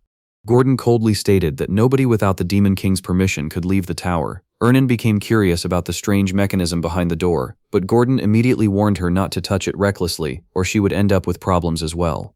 Ernan, however, did not give a flying fuck about his warning. She casually placed her hand on the door, and to everyone's complete shock, the massive entrance slowly opened. Cold wind from the Urgest Mountains rushed directly into the tower. Gordon was absolutely stunned and could not understand how in the granny she had just opened the sealed door so casually. Even Ernan herself looked confused about what had happened. She awkwardly laughed and admitted that she simply felt like it would work. She quickly decided to close the door again, but before she could, a hand suddenly reached in from outside. Berzé himself stepped through the doorway. He looked at Ernan and casually pointed out that she had opened the door herself, asking whether she was finally attempting to escape. Ernan froze completely after seeing the Demon King suddenly appear before her. Gordon immediately welcomed Berzé back while Ernan simply stood there with a blank expression. Covered in snow from outside, Berzé looked around in confusion and asked what exactly everyone had been doing. The scene then transitioned to the Demon King's chamber. Berzé sat in his chair while Gordon reported everything that had happened, including Kaide's attempted escape. After hearing the full story, Berzé immediately ordered Gordon to lock Kaide in the underground prison. Gordon accepted the command without hesitation, but he still questioned Berzé about what had happened with Princess Ernan opening the main door. Berzé asked what he meant, and Gordon explained that only those granted permission by the Demon King himself should be capable of leaving the tower. Since Ernan had opened the door, Gordon could not understand how it was possible. Berzé then revealed the truth. The tower had already recognized Princess Ernan as one of its members. That revelation completely shocked Gordon. Berzé quietly continued, thinking that if Ernan truly possessed a contract with a high-ranking spirit, then escaping the tower and crossing the dangerous Urgest Mountains alone would not actually be very difficult for her. Yet despite all that, she still had not escaped. Using the system screen, Berzé observed both Princess Kaide and Princess Ernan. He wondered why Ernan had remained inside the tower even after he had been away for such a long time. He questioned what her true purpose really was. The scene shifted again to the underground prison within Berzé Tower. Princess Kaide remained locked inside, while Princess Ernan quietly observed her from outside the cell. Ernan reminded Kaide that she had warned her not to try leaving. Kaide immediately responded that kindness without reason did not exist. In her eyes, the Demon King definitely had some hidden scheme, and she suspected Ernan as well. However, in that exact moment, Ernan sensed something watching her, so she instinctively looked toward it. Berzé, secretly observing through the system screen, became slightly surprised that she had noticed his gaze. Trying to shift the topic away from the tension, Ernan explained that she had actually come there on her own. Kaide was completely confused by the statement. Ernan then admitted the truth. She had run away because she hated the royal palace, the royal family, and even her own father. Technically, she had been kidnapped at first, but afterwards she simply did not want to return anymore. Berzé quietly wondered whether Ernan was intentionally saying all of this for him to hear. Kaide then brought up Ernan's overwhelming talent. Out of all the countless princes and princesses, Ernan alone had been born with extraordinary abilities. She was destined to become the next queen of Hildren, so Kaide could not understand why she would throw away such a brilliant future just to become subordinate to a demon king. Ernan responded by pointing out something strange about the Hildren royal family. Hildren possessed the largest royal family on the continent, with 62 princes and princesses in total, yet aside from her, not a single royal child's name was publicly known. Kaeda immediately disagreed and insisted that the kingdom only had 28 princes and princesses. Ernan calmly replied that officially, yes, that was correct, but she told Kaede that once she returned to her empire later, she should ask about it there instead. The emperor would likely know the truth. Kaede was shocked and questioned whether Ernan truly did not care about the consequences if such a secret ever became public. The reputation of the kingdom and the royal family could collapse. Ernan only smiled mischievously and pointed out that those words sounded strange coming from a runaway princess who had fled because she did not want to get married. That comment instantly made Kaede red. Ernan quickly turned away afterward and admitted she had only been joking before casually saying goodbye until tomorrow and leaving the prison area. Watching everything from his chamber, Berzé reflected on the hidden secret of the Hildren royal family, knowledge that was apparently known only among the highest-ranking nobles. Soon after, Berzé ordered Gordon to prepare Princess Ernan because he planned to head out in search of spirit blossoms. Sometime later, the scene transitioned to the snowy plains of the Urgest Mountains. Berzé and Princess Ernan traveled together while searching for the spirit blossoms. Nearby, the high-ranking spirit Niruniel happily played around while carrying the cute little elemental spirits in her hands. Excitedly, Niruniel encouraged everyone to search for the spirit blossoms together. From behind, Ernan suddenly shouted toward her, wondering whether she was thinking strange things again. Ernan assumed the spirit was simply excited because it had been a long time since she had gone outside this much. A short while later, Berzé suddenly addressed Ernan using her full official name, Ernan Hildren. She looked surprised after hearing him call her that. Berzé then coldly stated that he did not believe everything she had said earlier was true.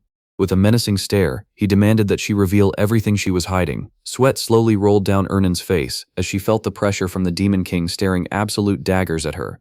But neither of them realized that someone else was secretly observing them from far away through a pair of binoculars. The mysterious observer became excited after finally finding his target. That was the Demon King of Urgest. While our Demon King Berzé pressures Princess Ernan to reveal the truth. But before she can continue, he suddenly fires an energy beam from his hand straight towards someone secretly spying on them from afar.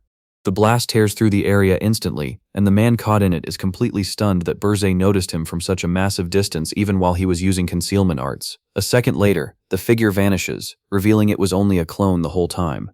Berzé brushes it off as petty tricks. Princess Ernan immediately questions whether that person was a hero, and Berzé confirms it, clearly annoyed that the guy has been irritating him for a while now. Ernan quickly pieces things together.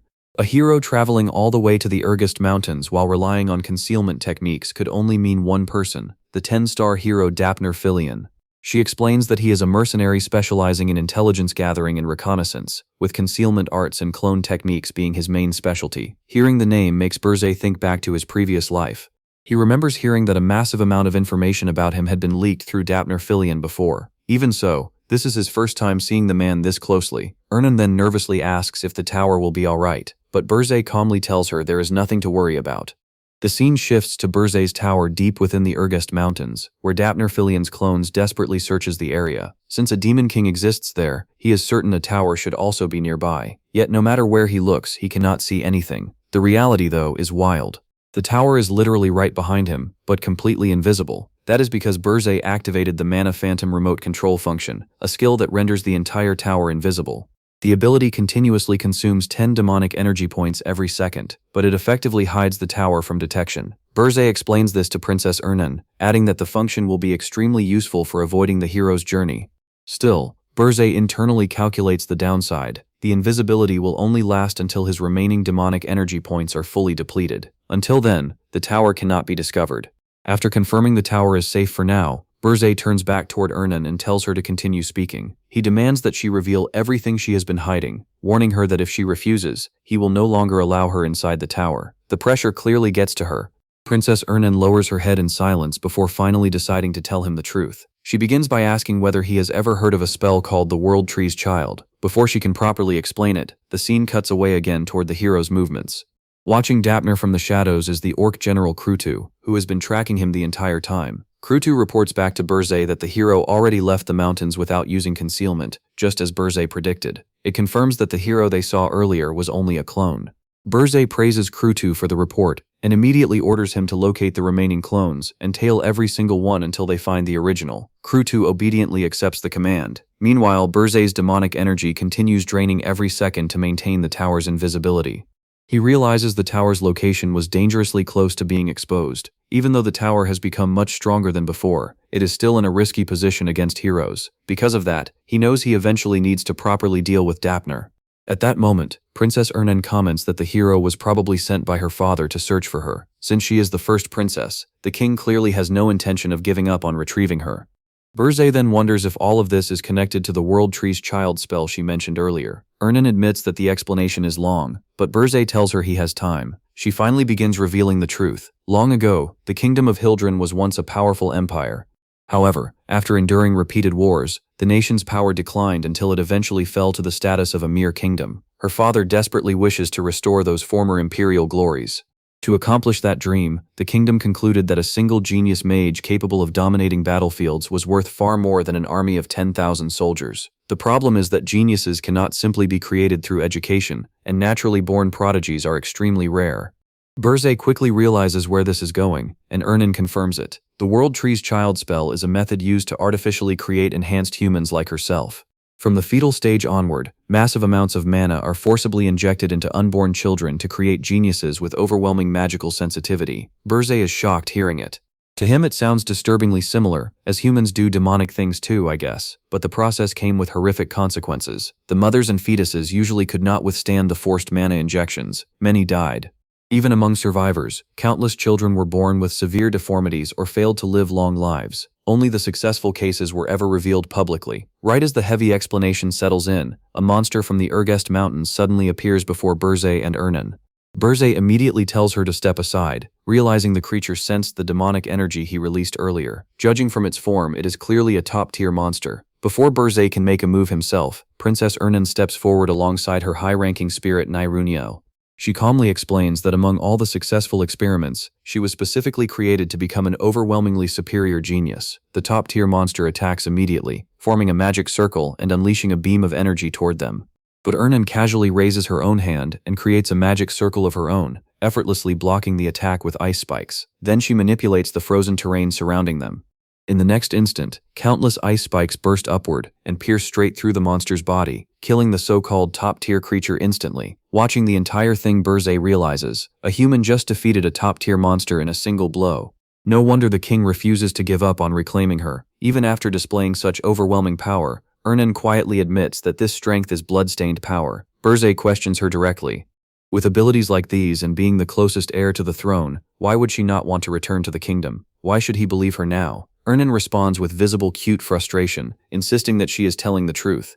She even tells him to use the magic tool he previously used on Helan because she has honestly revealed everything, but Berze immediately rejects the idea. The artifact known as Ahriman's Orb works easily against weaker spirits, but it would never function properly on an elementalist as powerful as Ernan. His expression darkens as he warns her one last time. If she is attempting to deceive him again, he promises to show her what a true demon king really is. But now Ernan had enough. She suddenly grabs Berze's hand and pushes it directly against her melons while insisting that she truly is telling the truth. Berze is completely thrown off, asking what exactly she thinks she is doing. Ernan explains that he should listen to her heartbeat because she has only spoken honestly. Confused, Berze suddenly feels something strange. The phoenix heart within him reacts to Ernan's heartbeat, shocking him completely. Through the phoenix heart, Berze begins sensing Ernan's pulse, heartbeat, and even her emotions directly. What he feels from her is a chaotic mix of anger, sorrow, embarrassment, and sincerity all blending together. Ernan then explains that this is a communication method used by elementalists. Pure mana users can sense each other's vibrations, allowing them to understand one another's feelings and thoughts directly. At that moment, Berze realizes she truly has not lied to him. Ernan continues explaining that from the very first moment she met him, she immediately knew he was different from other demon beings. She believed he was someone capable of helping her. Berze asks what exactly she expects him to help with.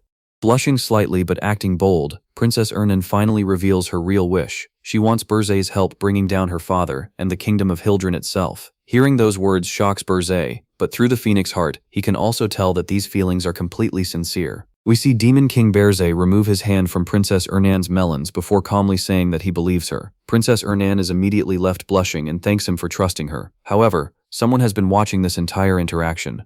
The high-ranking thirsty bitch, Nairunil. She is completely invested in what she is seeing. As someone who is always interested in love novels, she starts drooling while staring at the two of them. She excitedly wonders what exactly is going on, and questions when they became so close without her noticing. She even teases Princess Ernan for acting innocent while secretly getting close to Berze, calling her a sly little cat as she continues enjoying the romance unfolding in front of her. Princess Ernan quickly blushes and explains that it is not like that at all. She says it is simply a method of communication used by spirits. Nairunali immediately understands and says that this method is done through the body rather than words. Berze then moves on and says that he understands her sincerity now. As for Hildren, they will discuss that matter further once they return to the tower. Princess Ernan happily agrees, but before that, Berze gives her another order. He tells her to use the spirits to locate Dapner Filian's true body because they are going to capture him. Meanwhile, hero Dapner is seen sliding across the snow while using his clone technique, splitting himself into two. We then learn that this is doppelganger magic, a technique that allows the doppelgangers to divide themselves repeatedly. However, the more they multiply, the weaker they become. Even so, the advantage is that they can cover a much wider search area. Dapner's clones spread throughout Urgest Mountains searching for the Demon King's tower, while the real Dapner remains hidden inside a cave. He monitors all of his clones in real time through a virtual map projected onto the ground. He explains that the Demon King's tower has a minimum height of around 50 meters. After searching such a massive area, not even a shadow of it has been found. Based on everything Wharton and Hillen said, combined with the hero's journey movement path, search duration, and his own calculations, he concludes that the tower should be located in a specific area. Even though the tower itself is invisible, Dapner becomes convinced that this has to be the correct location. There was even a Demon King nearby, yet absolutely nothing is here. He cannot understand what happened. Suddenly, a beep appears on the virtual map. Dapner notices it and thinks that even high-ranking monsters usually avoid his doppelgangers. But in the next moment, numerous beeps start appearing all over the map. One after another, his clones are being destroyed. The one responsible is Orc Chieftain Krutu. While speaking through a virtual call with Berze, Krutu reports that he found and destroyed the doppelgangers belonging to a 10-star hero. He casually mentions that they were not particularly strong. Berze is pleased and orders him to destroy anything he sees. Krutu immediately obeys.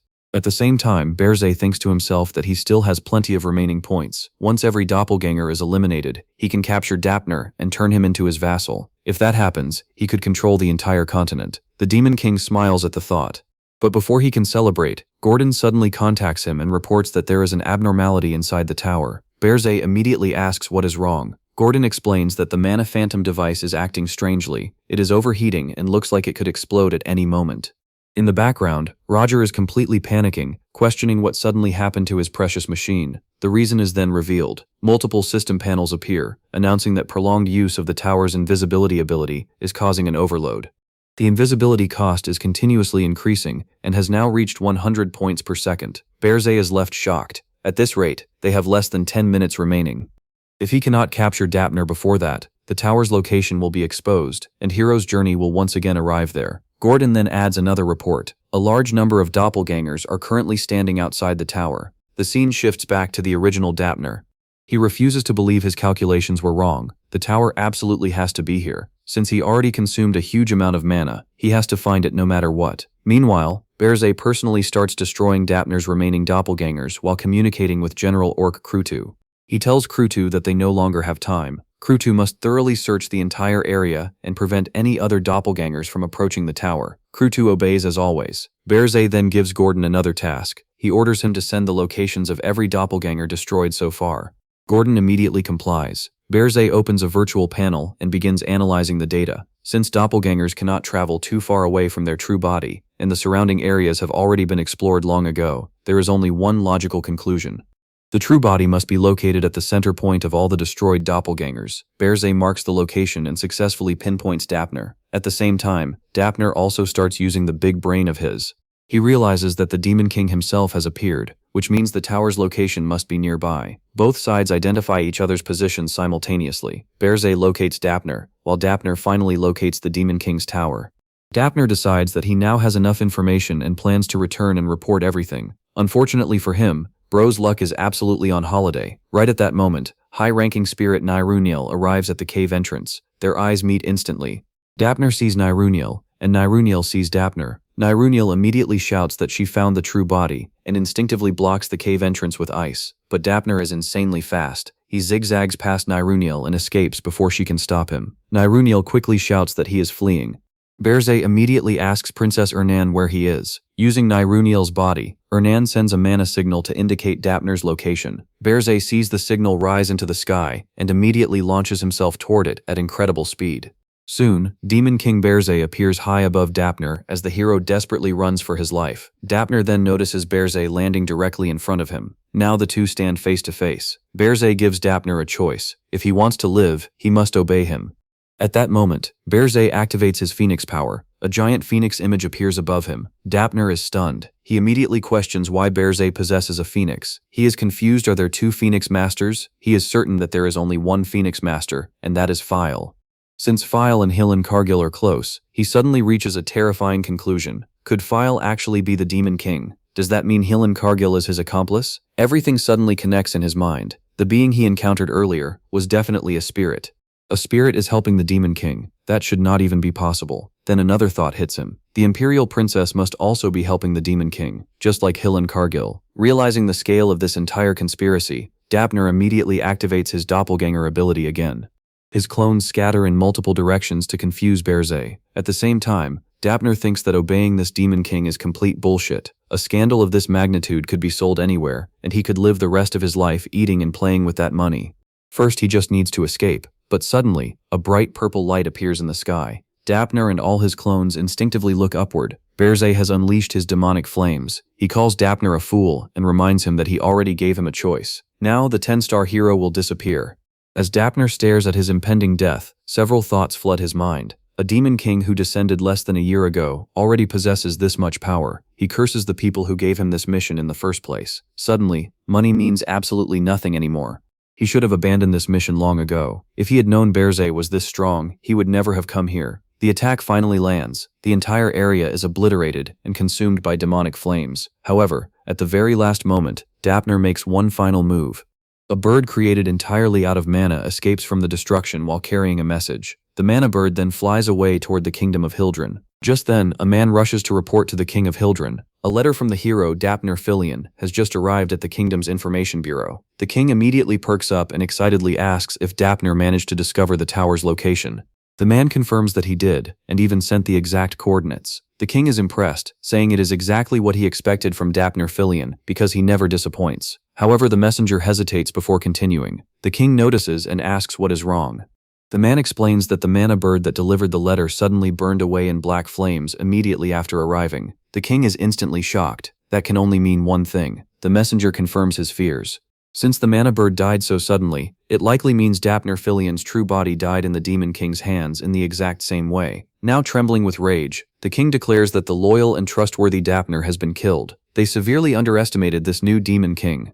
Without wasting a second, he orders his men to contact the Heroes Guild immediately and request the assembly of all 10-star heroes. Fueled by anger, he announces that this time they will kill the Greenhorn Demon King and bring back the Imperial Princess. Meanwhile, back at the aftermath of Berzé absolutely erasing Dapner Filion, the entire blasted area is still burning hot from the attack. Berzé himself is kneeling on the ground, huffing heavily after unleashing that insane amount of power. He realizes that with the power of the Phoenix added to his flames, his destructive force has become beyond imagination. But the exhaustion that comes with it is also far beyond his expectations. Bro is barely conscious at this point. Just as he's about to collapse, Princess Ernan appears and catches him, asking if he is alright. At the same time, her knees begin burning from touching the ground. Berzé notices and points out that her knees are burning, asking if it isn't hot. Princess Ernan explains that the spirit of water specializes in recovery, so she can handle this much. She also points out that he does not like showing weakness because the pool orcs might be watching nearby. Berzé, barely clinging to consciousness, admits that she is exactly right. He says he will take a short rest. Princess Ernan agrees and tells him not to push himself further. Moments later, the Demon King simply drifts off to sleep. Elsewhere, newspapers are spreading breaking news everywhere.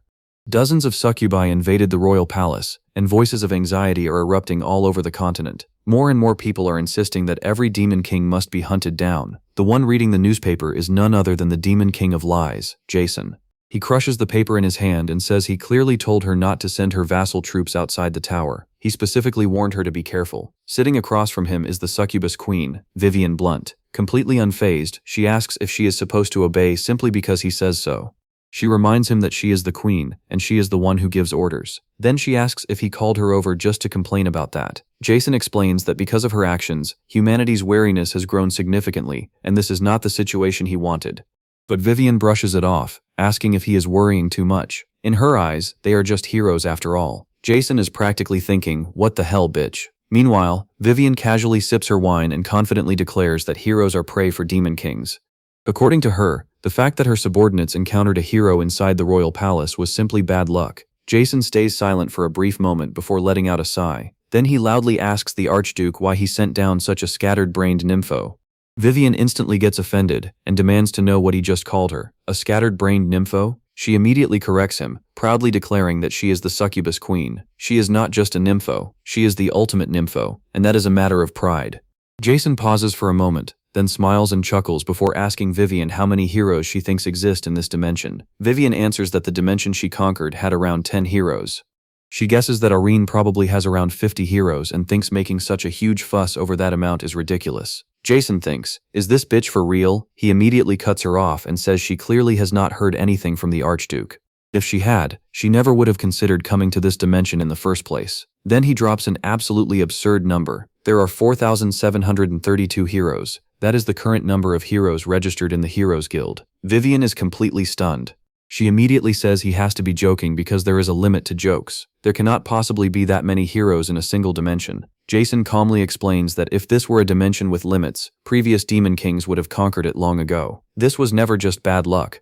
In this world, encountering a hero is literally an everyday occurrence. Now genuine fear starts creeping into Vivian's expression. She says that cannot be true because the Archduke promised her something. At that moment, she recalls their previous conversation.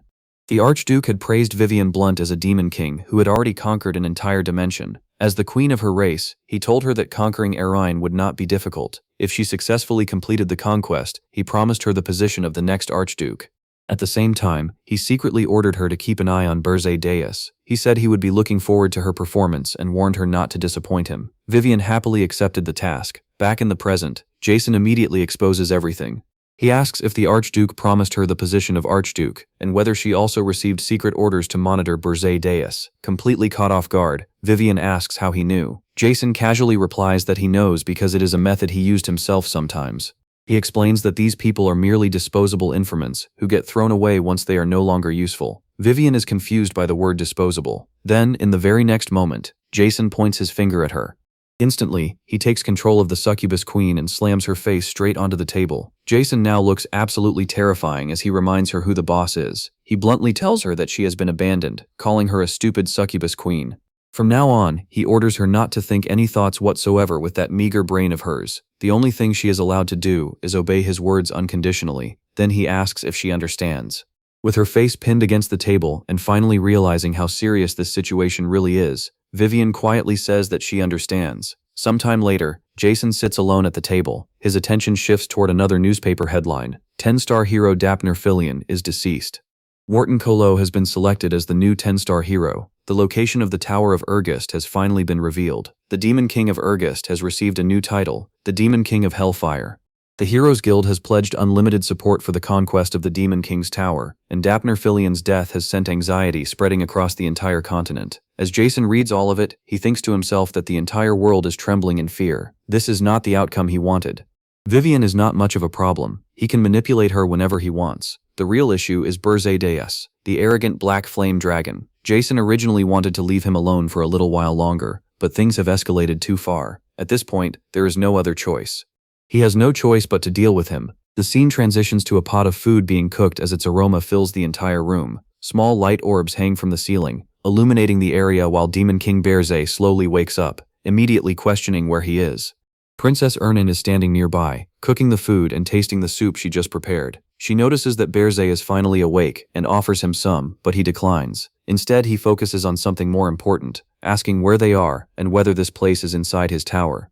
It turns out they are on the 4th floor of Berze Tower, specifically inside Ernin's house. Berze questions whether this is truly inside the tower, and Ernin happily confirms it while proudly mentioning how well she decorated everything. Berze gets up and immediately asks how much time has passed and how she managed to enter the tower. Ernan, looking completely confident, reassures him that nobody caught them. She explains that while Gordon was away, she snuck in through a 5th-floor window, and that not even 10 minutes have passed since they entered. Berzé acknowledges her efforts and praises her for a job well done, making Ernan giggle happily. But then Berzé notices something strange.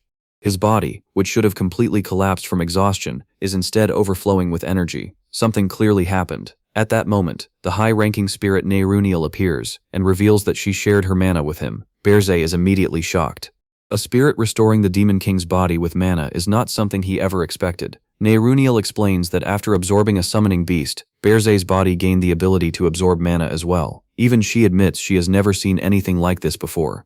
Because of that, he was also able to use the spirit's communication method. Then, as usual, Neyruniel's romance novel brain completely takes over. She starts obsessing over the fact that Berzé touched Princess Ernan's melons and even hugged her too. She internally loses it and begins drooling over the thought, fully entering her romance mode once again. Meanwhile, Berzé gets serious. He tells Ernan that what happened here must remain a secret between the two of them. He knows that a Demon King cannot afford to show weakness because it would directly affect his leadership. Ernan already understands that. Mature woman thumbs up. However, she presents one condition in return. She wants Berzé to grant her one wish in the future. Berzé agrees, as long as the wish stays within reason. Hearing that answer immediately makes Ernan happy. Suddenly Gordon arrives with an urgent report. They have a problem. The Hildren Kingdom has announced that they have discovered the location of the tower, and the hero's journey is beginning once again. As that news is delivered, Neyruniel quietly disappears into the background. Gordon then presents a newspaper article sent by Hillian Cargill. Princess Ernan reads it aloud and discovers that Dapner Filian, before his death, revealed the location of the Tower of Urgest as his final mission. Berzé immediately starts analyzing the situation. In this world, there is no communication magic like the demonic realm possesses. At most, people rely on carrier pigeons. He specifically attacked Dapner Filian intending to destroy even those pigeons. Did Dapner already send the information elsewhere before they met? If that is the case, then one thing can still be considered fortunate. The fact that he is Phoenix Master File was never reported. At least that remains hidden. Then Princess Ernan notices another article mentioning a girl, and she recognizes the person. Meanwhile, Gordon continues his report. The hero's journey will gather all 10-star heroes, and it is being planned on the largest scale ever attempted. The preparations alone are expected to take at least 6 months. Berzé immediately begins calculating the situation. 6 months. The tower's location has already been exposed. If multiple 10-star heroes arrive together, none of his previous tricks will work anymore. Avalanches, monster lures, none of it will be enough to inflict damage. He imagines the worst possible outcome. Hundreds of heroes arriving at the tower in perfect condition, and 6 months later he ends up suffering the exact same fate again, getting toyed with before ultimately being killed. There has to be a way to overcome this, somehow, in any way possible. Then Princess Ernan suddenly grabs his hand and says she knows a solution. It's something only the Demon King's capable subordinate, the Dark Elementalist, can accomplish. Berzé thinks the title itself sounds ridiculous, but a smile still appears on his face. The childish naming somehow relieves his tension. He admits that she worried about him unnecessarily and immediately decides they should proceed with a strategy meeting. Inside his mind, one thought remains absolute. He refuses to crumble before getting revenge on the heroes who toyed with him and then killed him. Then Princess Ernan reveals her solution. The way to stop Hildren's hero journey is to kidnap her younger sister Elena. Berzé's reaction is basically, "What the fuck in my duck?" Ernan grabs Demon King Berzé's hand and resolutely tells him they need to save Elena and stop the hero's journey that's about to begin. Berzé immediately recalls Elena, the 13th princess of Hildren, the one he had originally planned to kidnap instead of Ernan. With a sad expression, Ernan confirms that Elena is her younger sister. They may have different mothers, but they're as close as real sisters. She explains that the newspaper she saw earlier reported Elena had been kidnapped by the Demon King of Absolute Hardness, and that's exactly why she's so worried. Berzé questions whether she's really that concerned over her, reminding her that other Demon Kings don't treat hostages the way he does. Ernan already knows that, but says that's not the only reason. She reminds him about the magic involving the World Tree's child that forcefully increases mana sensitivity. Elena is one of those children too. Unlike Ernan, Elena's mana sensitivity exceeded its limits from birth, leaving her with an incredibly frail body as a side effect. Because of that, she was barely allowed to go outside and couldn't even learn magic. However, if Elena stays inside Berzé's tower where mana is scarce and learns to properly control it, she'll become an absolute powerhouse. Ernan guarantees it. Berzé pauses to think. Having another person as capable as Ernan would definitely be useful. Even so, rescuing a princess is something a hero is supposed to do, not a demon king. Ernan smiles and points out that they can simply make the hero do it instead. Berzé instantly understands what she's getting at and remarks that she's clearly used to ordering people around. Ernan playfully winks, reminding him she's a princess after all. Berzé realizes heroes are already gathering against him as they speak, so there's no time to waste arguing. Using his communication call, he orders Gordon to tell Hillen to organize a hero's journey to rescue the 13th princess. Gordon immediately agrees, but only a moment later does the full weight of what Berzé casually ordered hit him. He's completely shocked. Wait, rescuing another princess? The scene shifts to the Tower of Absolute Hardness, a massive fortress standing proudly among towering rocky cliffs. Inside the Demon King's chamber, Ugar stands before Berzé and Gordon. Ugar, the Demon King of Absolute Hardness, says he already heard the news that another hero's journey is preparing to invade Berzé's tower. Already pissed off, he asks whether Berzé came begging for help and demands to know why he should assist the idiot who insulted the standards of Demon Kings. Without wasting another second, Berzé suddenly launches himself into the air and appears directly in front of Ugar, meeting him head-on. He bluntly states that he didn't come to ask for a favor, he came to help him. Ugar is completely thrown off, but Berzé continues by revealing that a hero's journey is actually targeting Ugar's tower. That catches the Demon King of Absolute Hardness completely off guard. Berzé tells him to move the kidnapped 13th princess onto the first floor. If he does that, the heroes will simply rescue the princess and leave without causing any damage to his tower. Ugar immediately calls it nonsense, insisting he hasn't heard a single report about a new hero's journey. Berzé fires back, saying that's simply the limit of a Titan's intelligence gathering. That comment pisses Ugar off even more. He snaps that Berzé is getting way too cocky, calling him a piece of trash who dared insult Demon King standards. In the very next moment, Ugar activates Titan magic, Gigantification level 3, instantly tripling the size of his body. Berzé doesn't give a single fuck.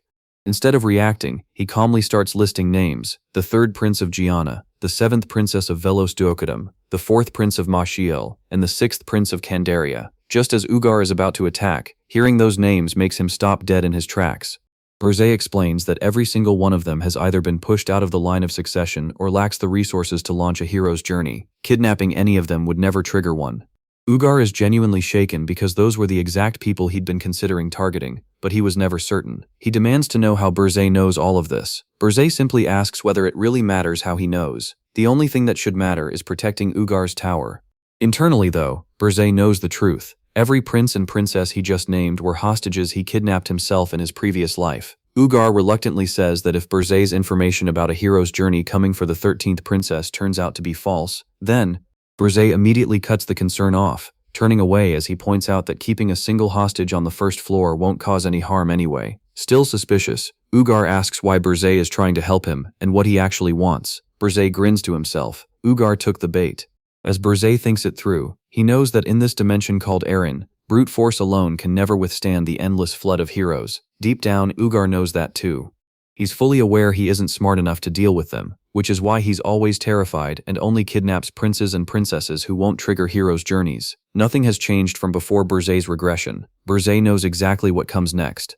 This big, foolish coward will eventually cling to that man in order to survive within this dimension. The one who will become Ugar's ray of hope is Jason Cockmundo, that twisted, scheming fuck. With everything now perfectly set up, Berzé calmly tells Ugar that he doesn't want anything in return.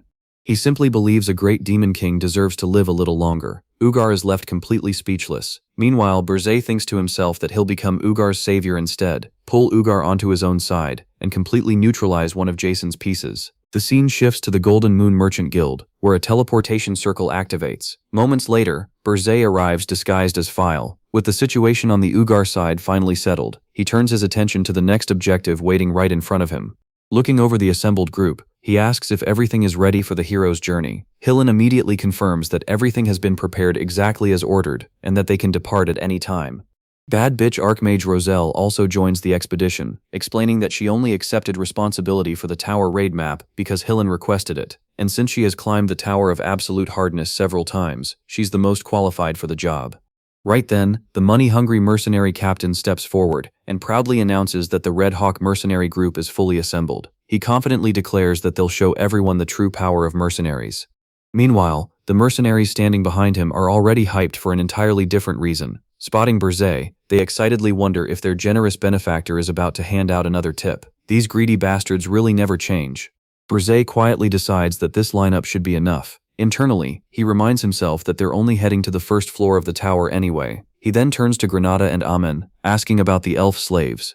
A man reports that 33 elf slaves have been rescued from across the continent, revealing the large group gathered behind them. Granada then steps forward and proudly explains that every single one of them has sworn loyalty to him of their own free will.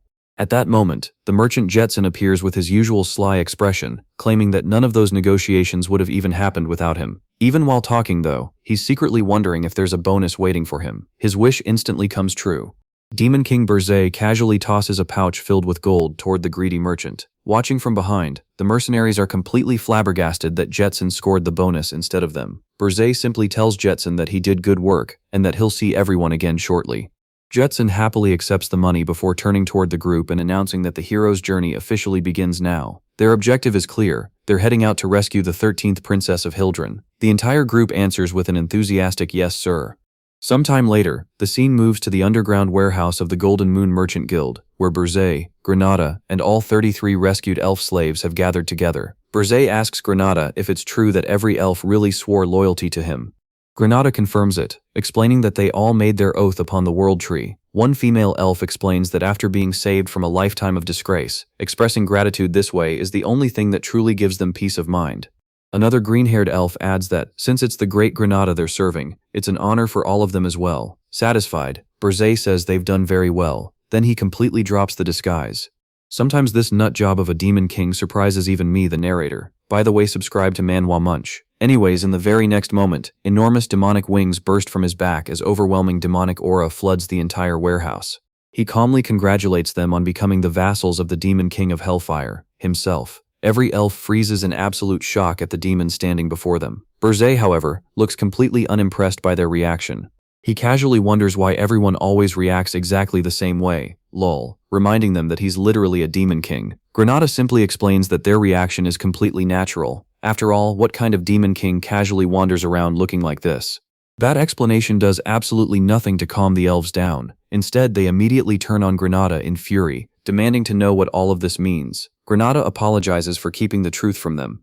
He reveals that he himself swore loyalty to the Demon King upon the World Tree, and because they pledged loyalty to him, they are now bound to serve the Demon King as well. Hearing that revelation pushes every elf beyond. One female elf demands to know how Granada could possibly betray the world like this, but Granada fires right back. He declares that everything he's done is for one purpose alone, to take revenge on humanity. He can never forget the disgrace humans forced him to endure. The moment the words "revenge on humans" echo through the room, complete silence falls over the elves. Every painful memory they buried comes rushing back. One elf remembers being tortured while a human mocked them, sneering that they never liked the pretty faces of elves as the broken elf desperately begged for mercy. Another female elf remembers shivering inside a freezing prison cell while humans laughed as they stripped her naked. One after another, every elf relives the trauma, humiliation, torture, and cruelty inflicted upon them by humanity. Standing together, they tremble with rage as they remember every disgusting thing humans ever did to them. Eventually, revenge completely overwhelms whatever morality remained inside them. With unwavering determination written across every face, they all reach the same conclusion. One elf declares support for Granada, another immediately agrees, then another. Soon the entire group is united behind a single decision. They're going to fuck humanity. Simple. Watching everything unfold, Burzay quietly realizes that even elves, a race famous for purity, can fall this far once they've experienced humanity's ugliness. With that settled, Burzay contacts Gordon. He orders him to use the information on the elves to create infiltration routes that will allow them to quietly blend into human society. Gordon immediately acknowledges the order. Burzay then thinks ahead. In just 6 months, the 10-star heroes will gather in one place to kill him. Before that happens, he must recruit fresh talent to strengthen the tower, expand his influence, and establish enough agents inside human society to spread chaos wherever necessary. His goal is simple: delay the hero's journey until all 10-star heroes have finally gathered together. Only 6 months remain. No matter what happens, Burzay has already made up his mind. He will survive this. Now the scene shifts to the Tower of Absolute Hardness, where the first floor has been completely wrecked by the hero's journey. Every single minion serving the Demon King of Hardness, Ugar, has been wiped out, making it clear that the heroes have successfully cleared the first floor. One of the mercenaries in the group quietly murmurs that the Tower of Absolute Hardness really isn't much after all, and even wonders if he should quit being a mercenary and just start climbing towers instead. Looking at the destruction they caused, Rosal explains that the first floor only contained weak monsters. Hillen agrees but reminds everyone not to let their guard down. Just then, one of the mercenaries calls out to Hillen, announcing that he has found her. The missing person turns out to be Elena Hildren, the 13th princess of the Kingdom of Hildren. They discover Elena lying unconscious inside a cage. Seeing that their objective has been fulfilled, Hillan tells Granada that now they've found the princess, it's time to head back. He says he'll cover the rear while Granada takes the unconscious princess and leaves first. Granada immediately picks up Elena and agrees without hesitation. Afterward, Razel and Hillan continue talking while surveying the aftermath. Razel finds the entire situation strange. She questions why the Demon King of Absolute Hardness would leave a hostage on the very first floor. To her, it's almost as if the Demon King wanted them to rescue the princess without making any fuss. Hillan breaks into a slight sweat before replying that, just like the others suggested, maybe the Demon King is simply afraid of Roselle. He adds that it's fortunate their members suffered very little damage, and that they've successfully rescued the princess, so they should return for now. Razel stays silent for a moment before suddenly pointing out that Hillan has been acting differently lately. Caught off guard, Hillan asks what she means.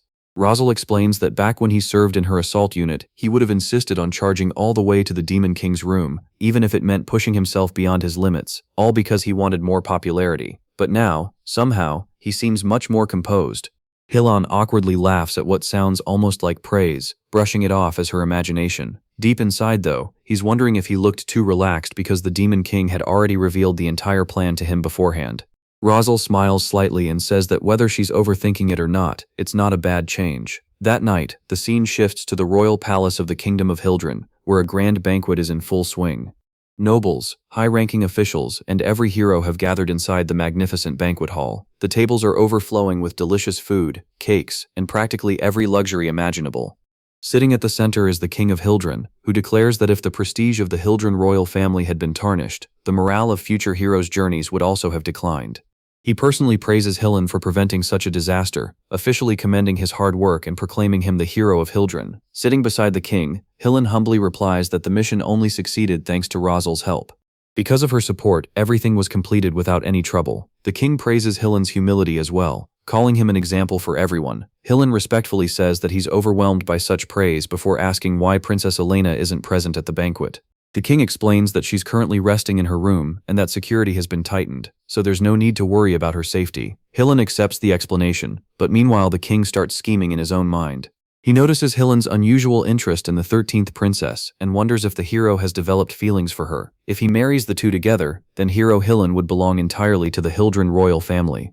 Suddenly the 13th princess seems far more useful than he originally thought, and a grin slowly spreads across the king's face. The king then rises to his feet and raises his glass, telling everyone to remember this day. Every person inside the banquet hall lifts their wine as the king proudly announces that Hildren's hero, Hillan Cargill, devastated the atrocious Tower of Absolute Hardness and rescued his beloved Princess Elena. He encourages everyone to enjoy the night to their heart's content because this banquet has been bestowed upon the heroes themselves. Then he proudly proclaims that no one shall ever look down upon Hildren, that Hildren stands right beneath the heavens, and that Hildren shall prosper forever. The entire banquet hall erupts with cheers as everyone chants, "Long live Hildren, long live the king." While the celebration continues deep into the night, the scene cuts to an annex tower separated from the king's palace. Suddenly, a tiny figure flies straight through the front entrance. It's Ernan's adorable little elemental. Moments later, Ernan herself arrives wearing a facial recognition jamming mask alongside her cute elementals. Looking around, she realizes that every hero capable of sensing demonic energy is busy enjoying the banquet inside the castle. Now is their chance. Inside the annex tower, Burzai is already there, also equipped with a facial recognition jamming mask, beating the shit out of the guards. Even while throwing hands, he warns Ernan not to overdo it. If she increases her output too much, even the heroes partying far away in the palace might notice. Ernan happily agrees, but before they can move further, the entire annex tower goes into full alert. Guards immediately begin shouting about intruders and order someone to ring the alarm bell. The intruders are none other than Demon King Burzai and Princess Ernan, and their mission is simple: rescue the 13th princess, Elena. One guard sprints toward the warning bell, desperate to alert everyone. But before he can even bring the hammer down, Ernan declares that she won't let anyone underestimate her. She summons her water elemental spirit, which rapidly grows into a massive water elemental and engulfs every nearby guard along with the bell itself. The trapped guards end up floating helplessly inside the huge water elemental's tummy while desperately crying for help. One baldy guard, completely shocked to witness a water spirit, shouts at Ernan, demanding to know who the hell she is. Absolutely cosplaying in the moment, Princess Ernan fully commits to her role-playing and dramatically introduces herself as one of the 4 heavenly kings serving the Demon King of Hellfire. She proudly declares herself to be the Dark Elementalist. Watching all of this unfold, Berzé can't help thinking that she's way too excited. He even wonders if she only got kidnapped by him because she wanted an excuse to do this role-playing. Ernan then points toward Berzé, trying to introduce him by saying that this person is from Ergest, but before she can finish, Berzé instantly leaps away and disappears. Being looked down upon pisses him off, so he decides they'll just finish everything quickly. Left behind, Ernan pouts in frustration because she was still introducing him. The baldy guard hears everything and is completely stunned. A demon king and one of the 4 heavenly kings? He realizes they've come to kidnap the princess and can't believe they had the balls to simply walk in through the front gate. Meanwhile, Berzé keeps leaping from floor to floor while pointing out that he immediately noticed powerful defensive magic covering every window. The baldy fuck confidently calls him a fool, saying that this only proves Berzé has to kidnap the princess quietly without being discovered by the heroes. That's exactly why he can't use demonic energy right now. Feeling completely confident, the bald guard orders his men to show the demon king of Hellfire the terror of Hildren's guards. Every guard immediately rushes straight at Berzé. Berzé calmly admits they're right. He really can't use demonic energy right now because it'd be a massive pain in the ass if those hero bastards noticed. But as rage spreads across his face, he glares at the charging guards and roars, asking if they seriously thought they could handle him, bitches. Those words alone, combined with the overwhelming anger radiating from the demon king, instantly fill the guards with fear, freezing every last one of them place. In the next second, the annex tower shakes violently, and the impact instantly wakes Princess Elena from her deep sleep. Meanwhile, our boy Berzé has already dealt with the guards. He notes that he controlled his strength because it would get way too noisy if the entire tower collapsed. Even then, huge cracks spread across the tower, making it obvious that only the aura of a demon king could cause this much damage. Looking toward the baldy, Berzé calmly states that only one opponent is left. The baldy freezes in shock, unable to believe that the royal family's finest guards were no match for him, as expected of a demon king. Still, instead of throwing himself into a hopeless fight, the guy actually makes the smart move. He slashes through the wall with his blade, shattering it into pieces, then leaps out of the tower, planning to retreat for now and quickly summon the heroes. But the escape lasts about 2 seconds before it completely falls apart. Suddenly, he's pulled right back. The chunks of stone he had cut apart begin returning to their original positions as if the wall had never been damaged in the first place. Yep, that's the work of our dark elementalist, Princess Ernan. Using her magic, she merges the baldy guard directly into the wall, trapping him completely. The baldy curses the dark elementalist while Berzé and Ernan continue climbing the stairs. But my question here is, if the baldy shits himself, what will happen? Weird question, right? I also wonders why my brain cooks up these scenarios. Anyways, as they make their way upward, Ernan quietly apologizes to the baldy, knowing she has to do this. At the same time, Berzé thinks that if the princess gets kidnapped again less than a day after being rescued, the kingdom's prestige is seriously gonna tank, and that mad king, his ass would be on fire. Soon they arrive outside Princess Elena's room. The demon king grabs the door handle and says he's looking forward to this before announcing that he has come to retrieve the 13th princess of Hildren, Elena Hildren. But then, something completely unexpected happens. Princess Elena suddenly rushes out of the room, runs straight past the demon king without a second thought, and throws herself into her big sister Ernan's arms. Crying with happiness, she realizes it's really Ernan. Ernan is just as happy to finally reunite with her younger sister after everything they've been through. Watching the wholesome sister reunion, our boy Berzé gets curious. He's literally wearing a jamming mask, so he wonders how Elena recognized him. The adorable little princess explains that she read the letter Ernan had sent. The only person who would come to rescue her alongside the demon king would be Ernan. Berzé can't help thinking that maybe it's because they're sisters. They really do think alike. Then he starts wondering if every member of Hildren royalty is just built like this. He turns to Ernan and asks if she's talking about the letter she gave to Hillen Cargill. Ernan is surprised that he knows about it, but Berzé casually replies that of course he does, since it happened inside his tower. Ernan then asks if he was never curious about what the letter contained. Berzé explains that if there had been any problem with its contents, Hillen Cargill would have reported it, because Berzé had ordered him to open it. With everything settled, Berzé unleashes his demonic energy. Massive demonic wings spread from his back as his overwhelming aura flares up, and he tells everyone it's time to head back. At that very moment, back in the royal palace where the banquet is still taking place, the king receives devastating news about the 13th princess. The report sends him into absolute rage. He explodes, calling everyone idiots because the princess has already been kidnapped again. Furious, he immediately cancels the banquet and demands to know how the demon king dared to mock Hildren like this.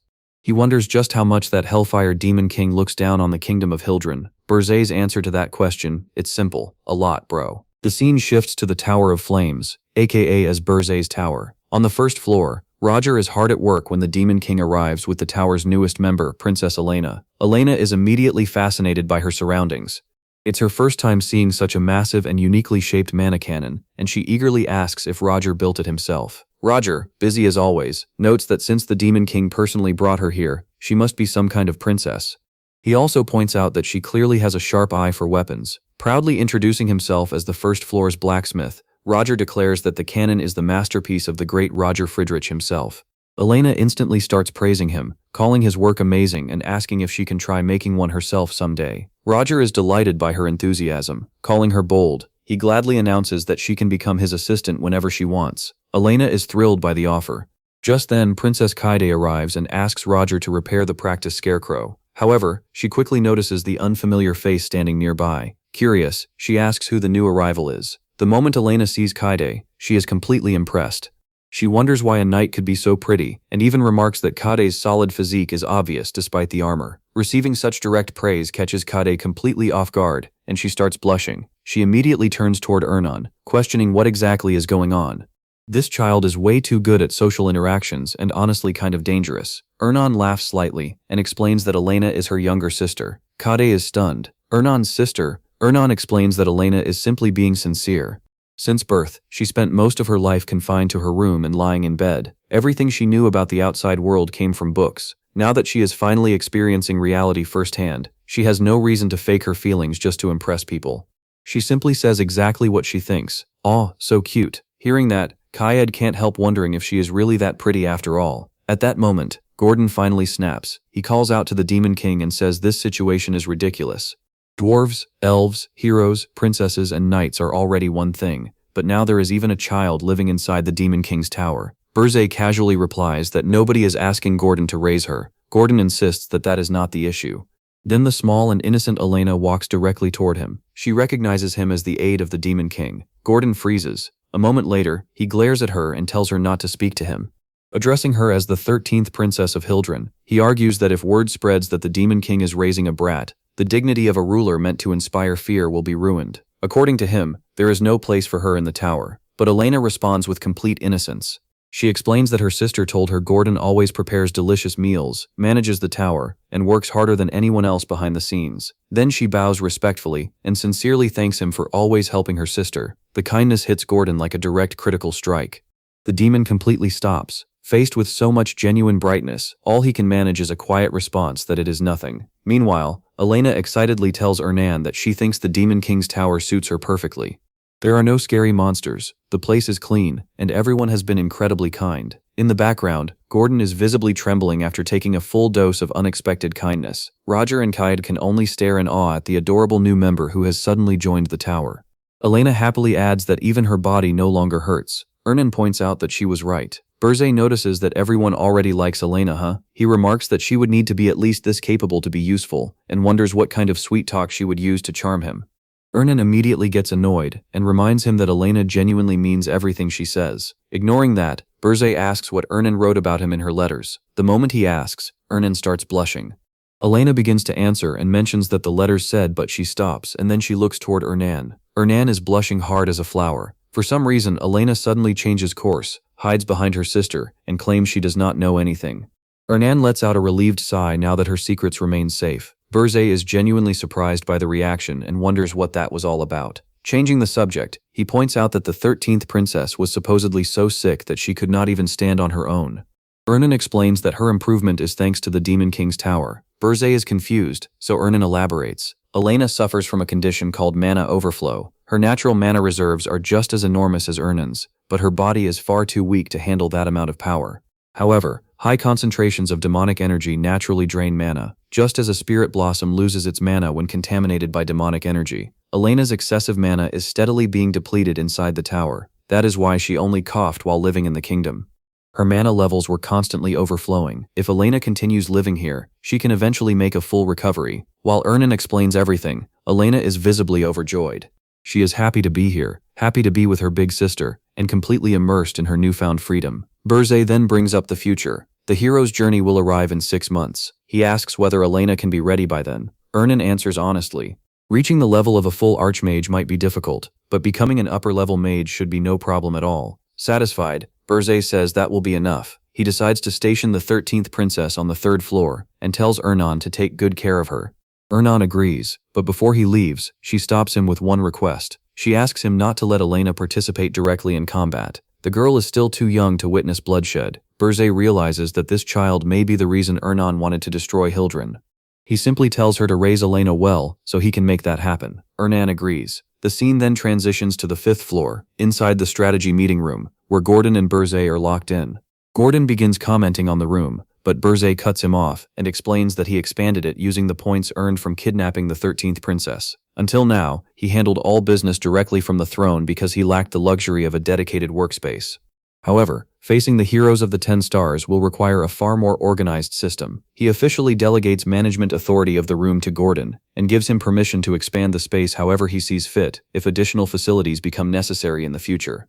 Gordon gratefully accepts the responsibility. Meanwhile, Burzay reflects on the 2 things required to reliably stop the hero's journey. First, the tower itself must become stronger. Second, the time needed for the heroes of the 10 stars to gather must be delayed as much as possible. He then asks Gordon about the elf distribution plan. Gordon reports that everything is proceeding smoothly. Through the Golden Moon Merchant Guild, the elves have already been spread among clients throughout the continent. At that moment, a call comes in. The caller is none other than Krutu. Krutu urgently reports that there is a problem. Before the nature of the problem can be revealed, the scene abruptly shifts to the Akan kingdom. Chaos has erupted. The princess has disappeared again. People immediately begin questioning whether she was kidnapped.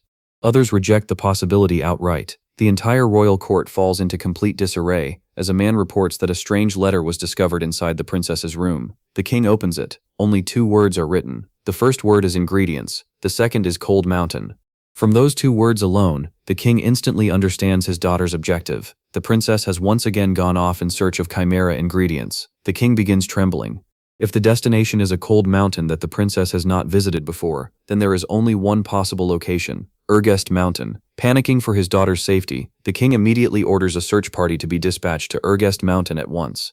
He commands them to bring the princess back safely. The men of the court immediately respond with a unified acknowledgement of the king's orders. The scene shifts to the Urgest Mountains, where someone is absolutely beating the shit out of the region's top-tier, high-ranking monsters. The culprit turns out to be a chimera, but there isn't just one. Several terrifying chimeras are rampaging through the mountains, slaughtering elite monsters left and right. Riding atop one of them is Princess Lavinia. The 3rd princess of the Akan kingdom, Lavinia Akan, is traveling through the Urgest Mountains in search of ingredients. As she continues her hunt, numerous figures suddenly appear. Before long, a large group of orcs surrounds Princess Lavinia from all sides. Faced with the massive encirclement, she simply notes the overwhelming number of enemies gathered around her. Back in the present, Krutu delivers an urgent report to Burzay. A human mage who commands monsters has invaded their tribe's territory. She is currently advancing toward the tower, and although they have surrounded her, stopping her has proven extremely difficult. As Burzay checks the system screen, he notices the intruder's identity. The mysterious princess is none other than Lavinia Akan. At that moment, Gordon explains that he has investigated Lavinia before. She is Arene's only chimera creator. The statement raises a question. Aren't chimera creators common even within the demonic realm? However, Burzay immediately starts sweating. In his mind, the answer is obvious. Lavinia exists on an entirely different plane from the chimera creators of the demonic realm.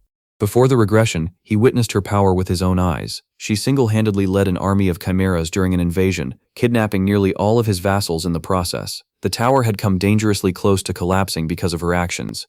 That overwhelming feat is exactly how Lavinia Akan earned the nickname of the solo hero's journeyer. She basically solos everyone. What troubles Burzay even more is the timing. According to his knowledge, Lavinia's period of full-scale activity should not begin until 3 years later.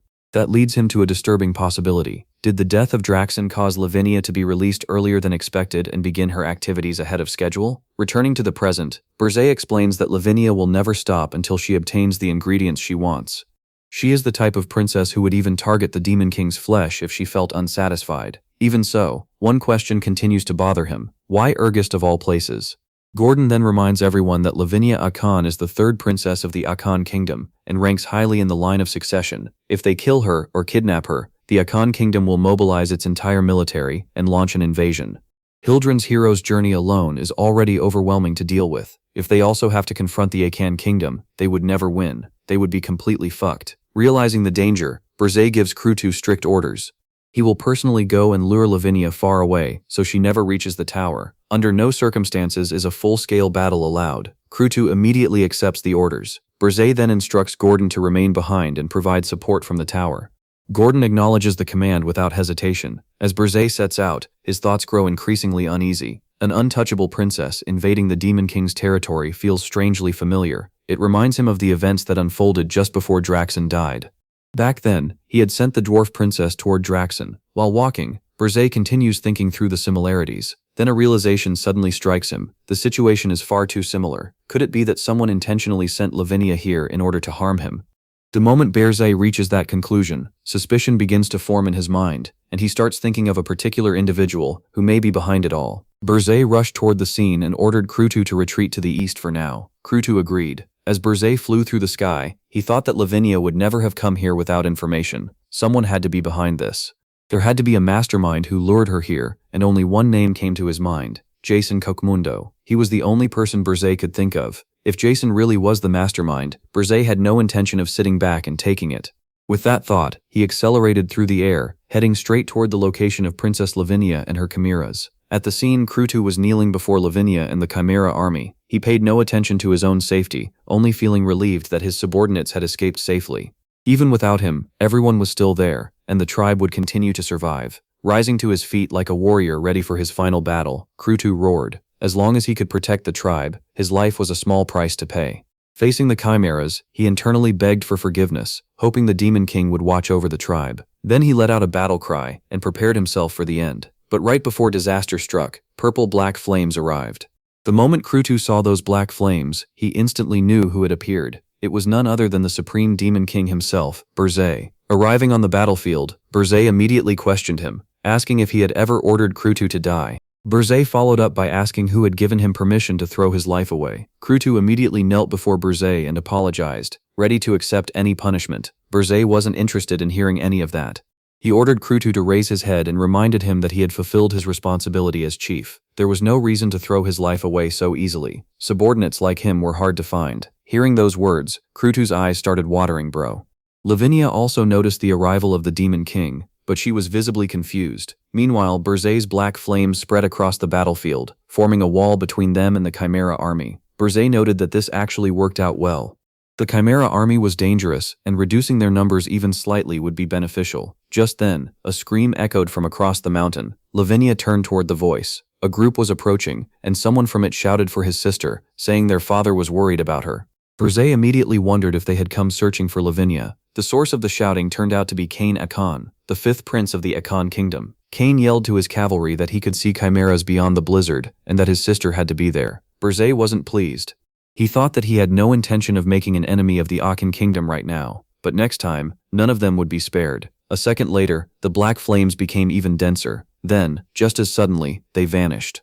When the flames faded, only the Chimera army and Princess Lavinia remained standing there. Moments later, Kane and his group arrived. He spotted Lavinia and noticed a light coming from one direction. However, by the time they reached the location, there was nothing there except a blob-like doll. Attached to the doll was a note telling them not to look for her. Kane immediately cursed, frustrated that his sister kept disappearing like this every time.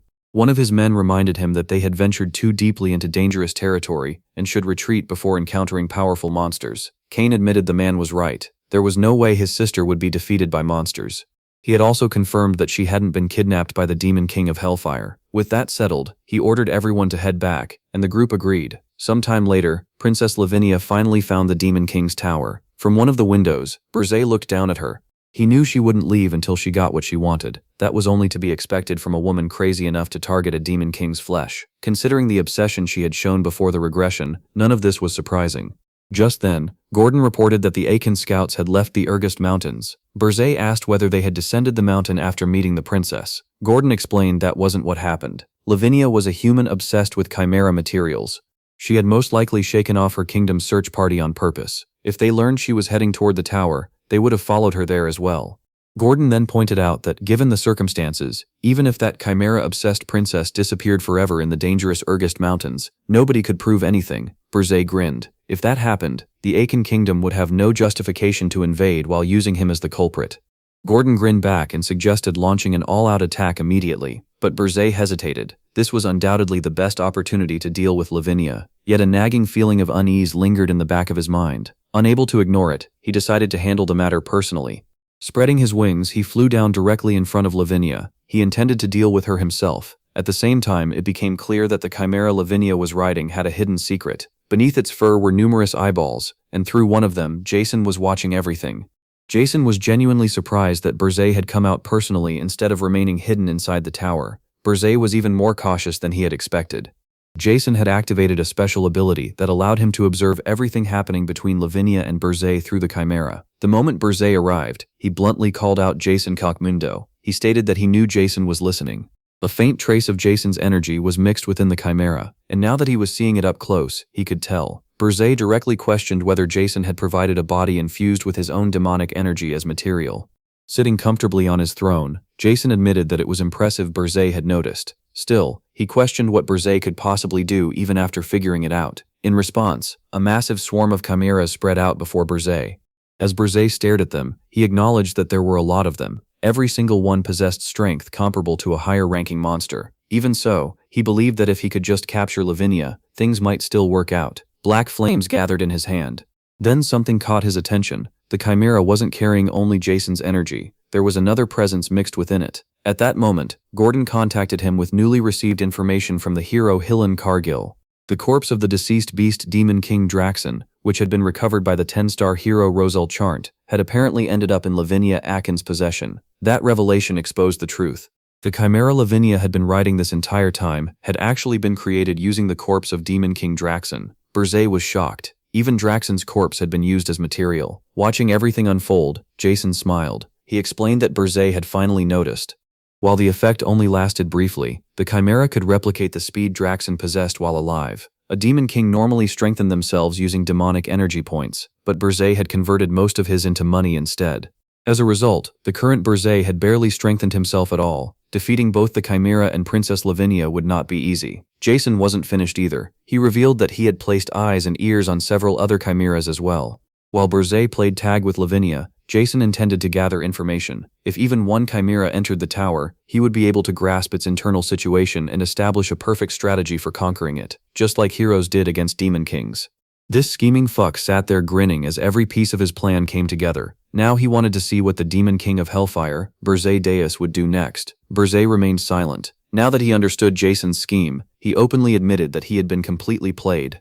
This time, he had ended up just like Draxon. Once the battle started, there would be no turning back. Since things had reached this point, everything else was meaningless. In the next moment, Burzee grabbed his coat and threw it aside. Seeing this, Gordon immediately freaked out. He warned the Demon King that revealing himself in front of those chimeras was dangerous. Meanwhile, Jason was completely confused. He couldn't figure out what Burzee was trying to do. Then Burzee formally addressed Princess Lavinia. He proposed a deal. Lavinia was immediately interested.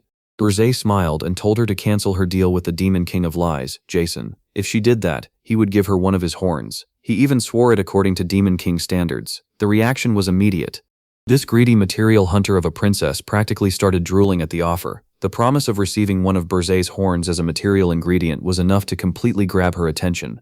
What she didn't realize, though, was that while Burzee could absolutely be a nutjob, our boy is also a scheming fuck. We immediately see Princess Lavinia pulling out a contract to finalize a deal with the Demon King Burzee. Well, that was quick. Burzee casually agrees and takes the contract. In the very next second, all the eyeballs and ears Jason had attached to the chimeras are burned away in black flames.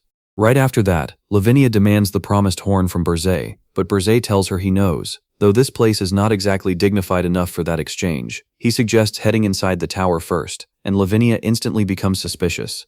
Sensing her doubt, Burzee reassures her that she does not even need a contract. He already swore on Demon King standards. Instead of relaxing, Lavinia simply keeps glaring at him. The scene shifts to the entrance of the Tower of Flames. Elsewhere, Jason bursts out laughing. He cannot believe Burzee actually swore on the standards. The same standards Burzee usually considers complete garbage. Jason admits Burzee really got him with that one. Using the Demon King standards line was a surprisingly effective move. Still, Jason thinks Burzee is the first person to cause him this much trouble, but he already has another play prepared. The focus shifts to a virtual map, specifically highlighting the Jespine Kingdom, making it clear that Jason's next move is connected to that nation. He quietly wonders how much longer Burzee can keep holding out. Back in the tower, Princess Lavinia arrives on the first floor, leaving Roger completely shocked. Another major figure has entered the tower. Princess Kaida immediately stops what she is doing. Princess Ernan and Princess Elena are equally stunned. Berzé has somehow brought yet another princess into the Tower of Flames. Looking around, Lavinia comments on how strange the place feels and questions where all the materials are. Berzé asks if she is already searching for monsters and reminds her that he never promised to provide any other materials. As the two continue walking, Kade, Roger, Princess Ernan, and Princess Elena came close. Kade questions whether her eyes are deceiving her. Ernan confirms that the newcomer is definitely Princess Lavinia, while Elena wonders why she is here. Roger simply thinks the answer is obvious. Sometime later, the scene transitions to the Demon King's chamber on the 5th floor of the Tower of Flames. Berzé sits comfortably on his throne while Lavinia stands before him. Without hesitation, he tosses her a horn and presents it as the promised reward. Lavinia immediately protests, insisting that this is not the correct one. She wants the Demon King's horn because he swore to provide it. Berzé, being the twisted nutjob that he is, bluntly admits that he does not care about Demon King standards. He refuses to give a human one of his horns. Deep down, he considers them the pride of a black flame dragon. The moment Lavinia realizes Berzé has broken his promise, she becomes absolutely pissed. Calling him a liar, she summons her army of chimeras and prepares to kill him. Just then, Gordon appears with a slim sword, warning that the situation is dangerous. Berzé, however, remains completely calm. Still seated on his throne, he tells Gordon everything is fine. Turning back to Lavinia, he explains that while the horn is not actually his, he infused it with power equally as strong. Specifically, it contains the Phoenix's flame, a force comparable to that of a demon king. Lavinia examines the horn more closely and immediately senses the immense phoenix power radiating from it. Berzé explains that it will serve perfectly as chimera material. Satisfied, Lavinia dismisses all of her chimeras into what appears to be some kind of separate dimension and immediately starts demanding even more materials. Berzé is relieved that she likes the gift, but then his scheming side kicks in. Pulling out the Ahriman's orb, he tells Lavinia that he cannot keep giving things away for free. If she truly wants something, she must swallow this orb, and doing so will bind her mind. Before Berzé can continue manipulating her, the completely mad princess shocks him by instantly gulping down the Ahriman's orb. Just like that, she becomes the Demon King's vassal and immediately starts demanding even more materials. Looking at her, Berzé concludes that she is genuinely out of her mind. Even so, he assures her that he will provide what she wants. Hearing that makes Lavinia genuinely happy. The princess who once posed a major threat to Berzé soon begins getting familiar with the residents of the tower. Berzé reflects on how Lavinia has officially become his vassal. At last, he now possesses a force capable of confronting the overwhelming numbers behind the hero's journey. The only thing left is preparing for the 10 Stars heroes. At that moment, Krutu reports in, informing Berzé that all traces of the Chimera movement have been erased. Berzé praises him for the excellent work. Thinking things through, he realizes that the Akan Palace will never even imagine Princess Lavinia is still hiding inside his tower. Just to be safe, he calls out to her, but before anything else happens, the scene shifts. The story moves to the Akan Kingdom Royal Palace, where complete chaos has erupted. A man reports that a letter from Princess Lavinia has arrived. The king opens it and discovers only 2 short lines, lots of ingredients, and don't look for me. Reading those words leaves him visibly shaking. An attendant respectfully asks whether another search party should be dispatched. However, the king knows his daughter too well. He refuses. Previous search parties could not even bring back the 5th prince. Since Lavinia seems happy, he decides to leave her alone for now. Even if she turns Urgest into a wasteland, he declares that he will personally take responsibility. The attendant accepts the order. Elsewhere, inside the Tower of Frost, Reyna Sordain casually eats candy while speaking with someone. That person turns out to be Ugar. Reyna asks whether Berzé truly helped him. Ugar confirms that Berzé discovered the hero's journey was coming and warned him beforehand. He also provided valuable information. Tossing another candy into her mouth, Reyna questions whether that means Berzé is more trustworthy than Jason. She points out that Jason has supplied useful information for a much longer period of time. Ugar acknowledges that Jason Cockmundo has always helped the Demon Kings survive in Arene, but despite that, he cannot fully trust him. He struggles to explain why. Reyna offers her perspective. She reminds him that she, Ugar, and Draxen Doldov all survived for decades in Arene thanks to Jason's assistance. Yet rookie Demon Kings constantly fall to the hero's journey within less than 3 years. One example is the Demon King of Lust, who was defeated by the hero Hilan Cargill. If Jason truly wanted to save the rookies, he would have acted differently. The implication leaves Ugar stunned. He questions whether Reyna is suggesting Jason killed Draxen. Unsure what to do, he asks for guidance. Reyna reminds him that he is a Demon King himself and should think and judge for himself. Ugar agrees. Reyna admits that she does not trust Berzé either. When Ugar asks who really killed Draxen, she says there is a way to find out.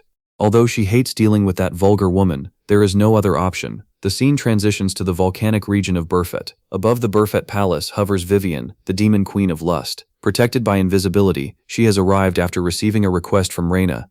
Through the call, Reyna explains that Draxon's death originated from the Dwarven princess invasion. They suspect one of the demon kings sent the princess to Ormith. Since Vivian arrived after Draxon's death, she is excluded from the suspect list. Because of that, she is considered the ideal person to uncover the truth objectively. Vivian proudly agrees that nobody is more qualified than her. Then she changes the subject and points out that she still has not heard certain words from Reyna.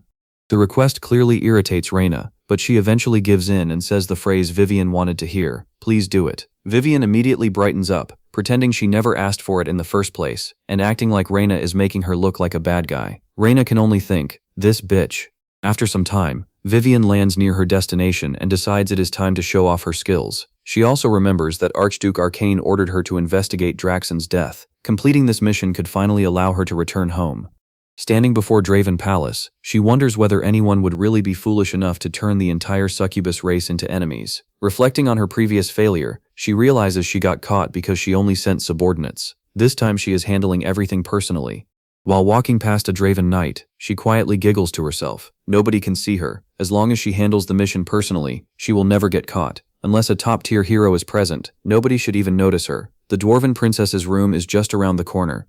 Vivian peeks, only for her luck to completely betray her. Standing there is a nightmare. The hero, Hillen Cargill, his eyes lock directly onto Vivian despite her stealth. She freezes in absolute terror, a top-tier hero.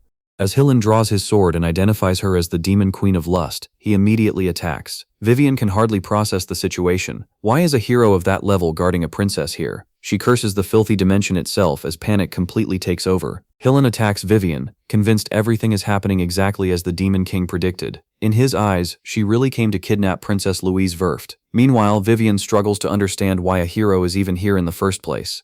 The story briefly shifts to the past, where Burzay had already warned Hillen. He told him to guard the Dwarven princess for the time being, because the Demon King would definitely try to kidnap her. Now, with Vivian standing before him, that information has proven completely accurate. As the battle unfolds, Hillen thinks that if he keeps believing in the Demon King, he will become even greater. Fired up, he charges forward, swinging his sword and declaring that he will defeat her and add another achievement to his name. But Vivian is sharp. Instead of continuing to fight the hero head-on, she immediately changes her approach and flies straight into the princess's room, refusing to believe she could be defeated in a place like this. Entering the room, she searches for the dwarf princess. The very next moment, Louise Verft appears behind her carrying a massive axe. With a menacing stare, the princess reveals herself and instantly attacks. She brings the giant axe crashing down on Vivian, trying to kill her on the spot, but Vivian survives thanks to her barrier. Vivian can barely process what she is seeing. She cannot believe that this fat fuck is actually the princess. Louise Verft fires back with pure confidence, making it clear there is no mistake. Before Vivian can even recover from the shock, Hillen appears behind her as well, declaring that this is her grave, Demon King of Lust. At this point, poor Vivian is completely losing it. Her hands tremble as panic sets in. A hero is guarding the princess, and the princess herself is charging at her with an axe. None of this makes any sense to her. She genuinely starts wondering what is wrong with this dimension. Then a massive burst of energy erupts from Vivian.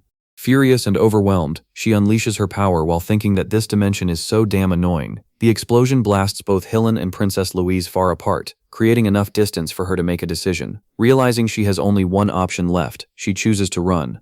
Vivian attempts to escape, but Hillen refuses to let her leave so easily. He immediately chases after her and lands a slash. Blood spills as the attack connects. However, once the dust settles, Vivian has already vanished. Hillen casually remarks that she ran away. Princess Louise Verft is not having it. She immediately questions why he is saying that so casually. After all, the Demon King came specifically to kidnap her. In her opinion, Hillen should have captured and killed her. She quickly orders everyone available to pursue the Demon King immediately. Just then, Hillen notices something lying on the ground. Sometime later, Hillen reports back to Burzay. Exactly as predicted, the Demon King of Lust appeared. Through the communication call, Burzay reflects that ever since he first saw Vivian, he had already figured something like this would happen. Burzay asks Hillen how everything went. Hillen admits that he failed to eliminate the Demon King of Lust, but he did manage to obtain a trophy. Burzay is understandably confused and asks what kind of trophy he means. Hillen explains that he will send it to the tower. The trophy is none other than the Demon King of Lust's tail. Just like that, everyone learns exactly where Hillen's sword had slashed poor Vivian.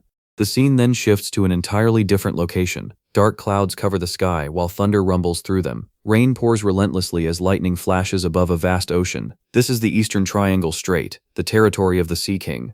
There, a gigantic monster known as Crotalord dominates the sea. He is the master of the Eastern Sea and possesses a terrifying calamity grade ranking. Standing against him is an incredibly bizarre man. The guy looks weird as hell. He wears a pink mask, pink gloves, and pink underwear while being otherwise completely naked. He genuinely looks like the Deadpool of this universe. This is Pallav Disrod, a 10-star hero. Pallav is absolutely hyped for the fight. He eagerly faces Crotalord and openly mocks the massive monster, questioning why a calamity-grade creature already seems scared. According to him, the battle has only just begun, and Crotalord should be putting up a much better fight. Then Pallav suddenly notices something. A fucking meteor is falling straight toward Crotalord. He immediately warns the monster, but it is already too late. Crotalord looks up and realizes that a literal meteor is hanging above his head. Before he can react, the meteor crashes down and completely wipes him out. Just like that, Crotalord is gone. Rest in peace. The one responsible is none other than Razel Charnt. Standing victoriously like a bad bitch, Razel calmly observes the aftermath. Pallav, meanwhile, is annoyed. He complains that she interrupted him right in the middle of his fight. Razel could not care less about his battle. Instead, she informs him that an order has been issued summoning all 10-star heroes. A hero's journey to Urgist has begun. Pallav immediately reacts. To him, it sounds like a huge pain. At the same time, he recognizes Urgist as a place packed with calamity-grade monsters. Razel quickly crushes any excitement growing inside him. Seeing the battle maniac getting worked up, she tells him not to get his hopes up. They are only going there to capture the Demon King. She then criticizes his fighting habits. Once he starts fighting, he never seems to finish. He even uses an ordinary sword without relying on mana. She outright questions whether he is some kind of pervert. Pallav responds with a thumbs up, insisting that it feels amazing and that she should try it sometime. Roselle immediately tells him to get lost. Still, Pallav keeps talking. Looking at her, he notices that her magic has become much stronger. He wonders if she has been training by herself and casually suggests sparring with him. Predictably, the battle maniac simply wants another fight. Roselle is completely fed up. Irritated, she tells him to fight by himself and die. As the two travel above the sea while floating on a magic circle, Pallav suddenly becomes curious. He asks how she even managed to find him when he specifically came here in secret. Razel explains that someone informed her he would be here playing around by himself. Naturally, Pallav wants to know who. Razel tells him the answer should be obvious. The person who tipped her off was the guild master of the Heroes Guild. The scene then transitions to the Heroes Guild Council. There, the guild master formally addresses Hillen Cargill. He acknowledges that the 10-star hero has defeated 2 demon kings and successfully protected the Princess of Burfet from a kidnapping attempt by another demon king. According to the guildmaster, Hillen's recent accomplishments have been exceptionally outstanding. Hillen respectfully accepts the praise. The guildmaster continues, explaining that because of these achievements, the Heroes Guild has decided to appoint Hillen as an Argon. At that moment, a massive sword floats before him. The significance of the title is then revealed. Argons are individuals who, together with the guildmaster and the 4 elders, determine the direction of the guild itself. The position carries so much authority that even kings actively seek friendly relationships with them. It is a role that possesses immense power. As Hillen receives this honor, emotions surge through him. He thinks about how an ordinary boy from a small countryside village has managed to climb this far. He realizes he is closer than ever to reaching his ultimate goal. Then his hand moves automatically toward the floating sword. Grasping it firmly, Hillen takes his oath. Hero Hillen Cargill swears that he will fulfill his duty as an Argon. As the ceremony concludes, one final thought fills his mind. Now, he can finally become the greatest hero in history. Just then, the Deadpool of this universe finally arrives. Pallav looks at the situation and wonders when that greenhorn became such a big shot. Soon after, Pallav and Rosal make their entrance. Pallav casually places a hand on Hillen's shoulder and greets him after a long time apart. He mentions hearing that Hillen took down 2 demon kings and says they should spar sometime. Hillen respectfully responds that it is good to see Sir Pallav as well. At that moment, the master of the guild acknowledges their arrival. Pallav Disord and Rosal Charnt have been summoned for a grave mission. That is the reason everyone has been gathered here. However, Pallav immediately points out that the guildmaster ruined his fun and warns that this better be a proper mission, otherwise someone is going to die. Hillen is shocked that Sir Pallav would speak to the guildmaster that way, but the guildmaster simply stares back with a menacing expression and assures him not to worry. According to him, this mission will satisfy Pallav as well. From this moment onward, they are being employed in the Jespine Empire Succession War. Their objective is to forcefully return the 7 10-star heroes by any means necessary. The Heroes Guild will handle all consequences afterward. Recovering the 10-star level heroes has become the top priority. Hearing this, Pallav, the absolute battle maniac, starts getting hyped. Now that is what he is talking about. As far as he is concerned, if they can beat them down and drag them back, then this mission is perfect.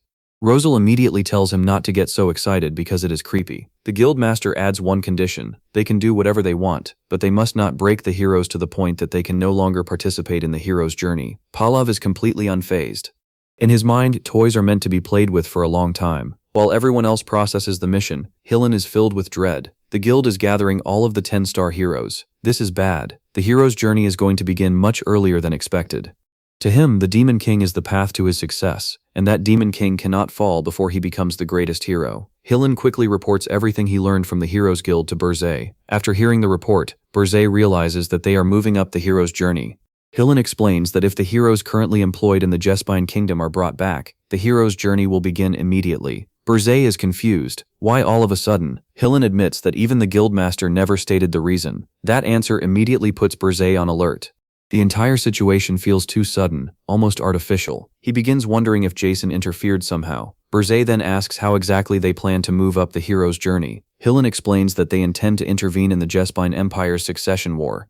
The mention of the succession war catches Burzay's attention. A brief explanation follows. The succession war is an ancient tradition of the Jespine imperial family. The position of the next emperor is decided through princes and princesses competing with their lives on the line.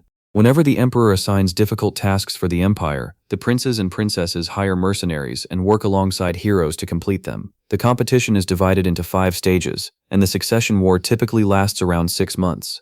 After hearing that, Burzay focuses on one detail: 6 months. If that is the case, then the 10-star heroes are currently participating in that war. Hillen confirms it. 7 out of the 10 have already been hired as mercenaries. However, there is a problem. If Pallav interferes, everything could be accelerated dramatically. The war might take only a month. It could even end within a few weeks, causing all the 10-star heroes to gather far sooner than expected. Realizing the implications, Burzay immediately stands up.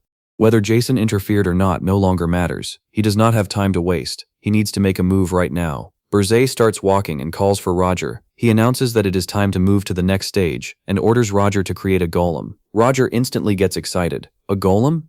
The ancient weapon? Just thinking about such a legendary creation is enough to make him drool. Burzay reminds him that he once said magitech is essential for creating a golem. Then he makes another call, this time summoning Lavinia and ordering her to help Roger build it.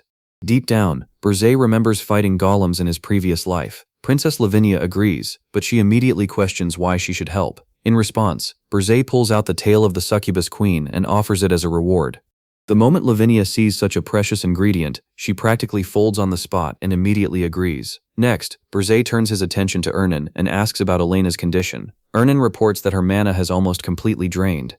Starting tomorrow, he will begin teaching her basic magic. Satisfied with the answer, Burzay tells him to keep at it. Ernan respectfully acknowledges the order. With all preparations underway, Burzay activates his phoenix power. Massive phoenix wings spread from his back as he prepares to leave. He then turns toward Gordon and tells him that he will buy them some time. Until then, the tower is Gordon's responsibility. Gordon immediately panics and asks where the Demon King is going. He already has a bad feeling about this. Burzay confirms exactly what Gordon feared. Yes, this absolute nut job of a Demon King is personally going to participate in the Jespine Empire succession war.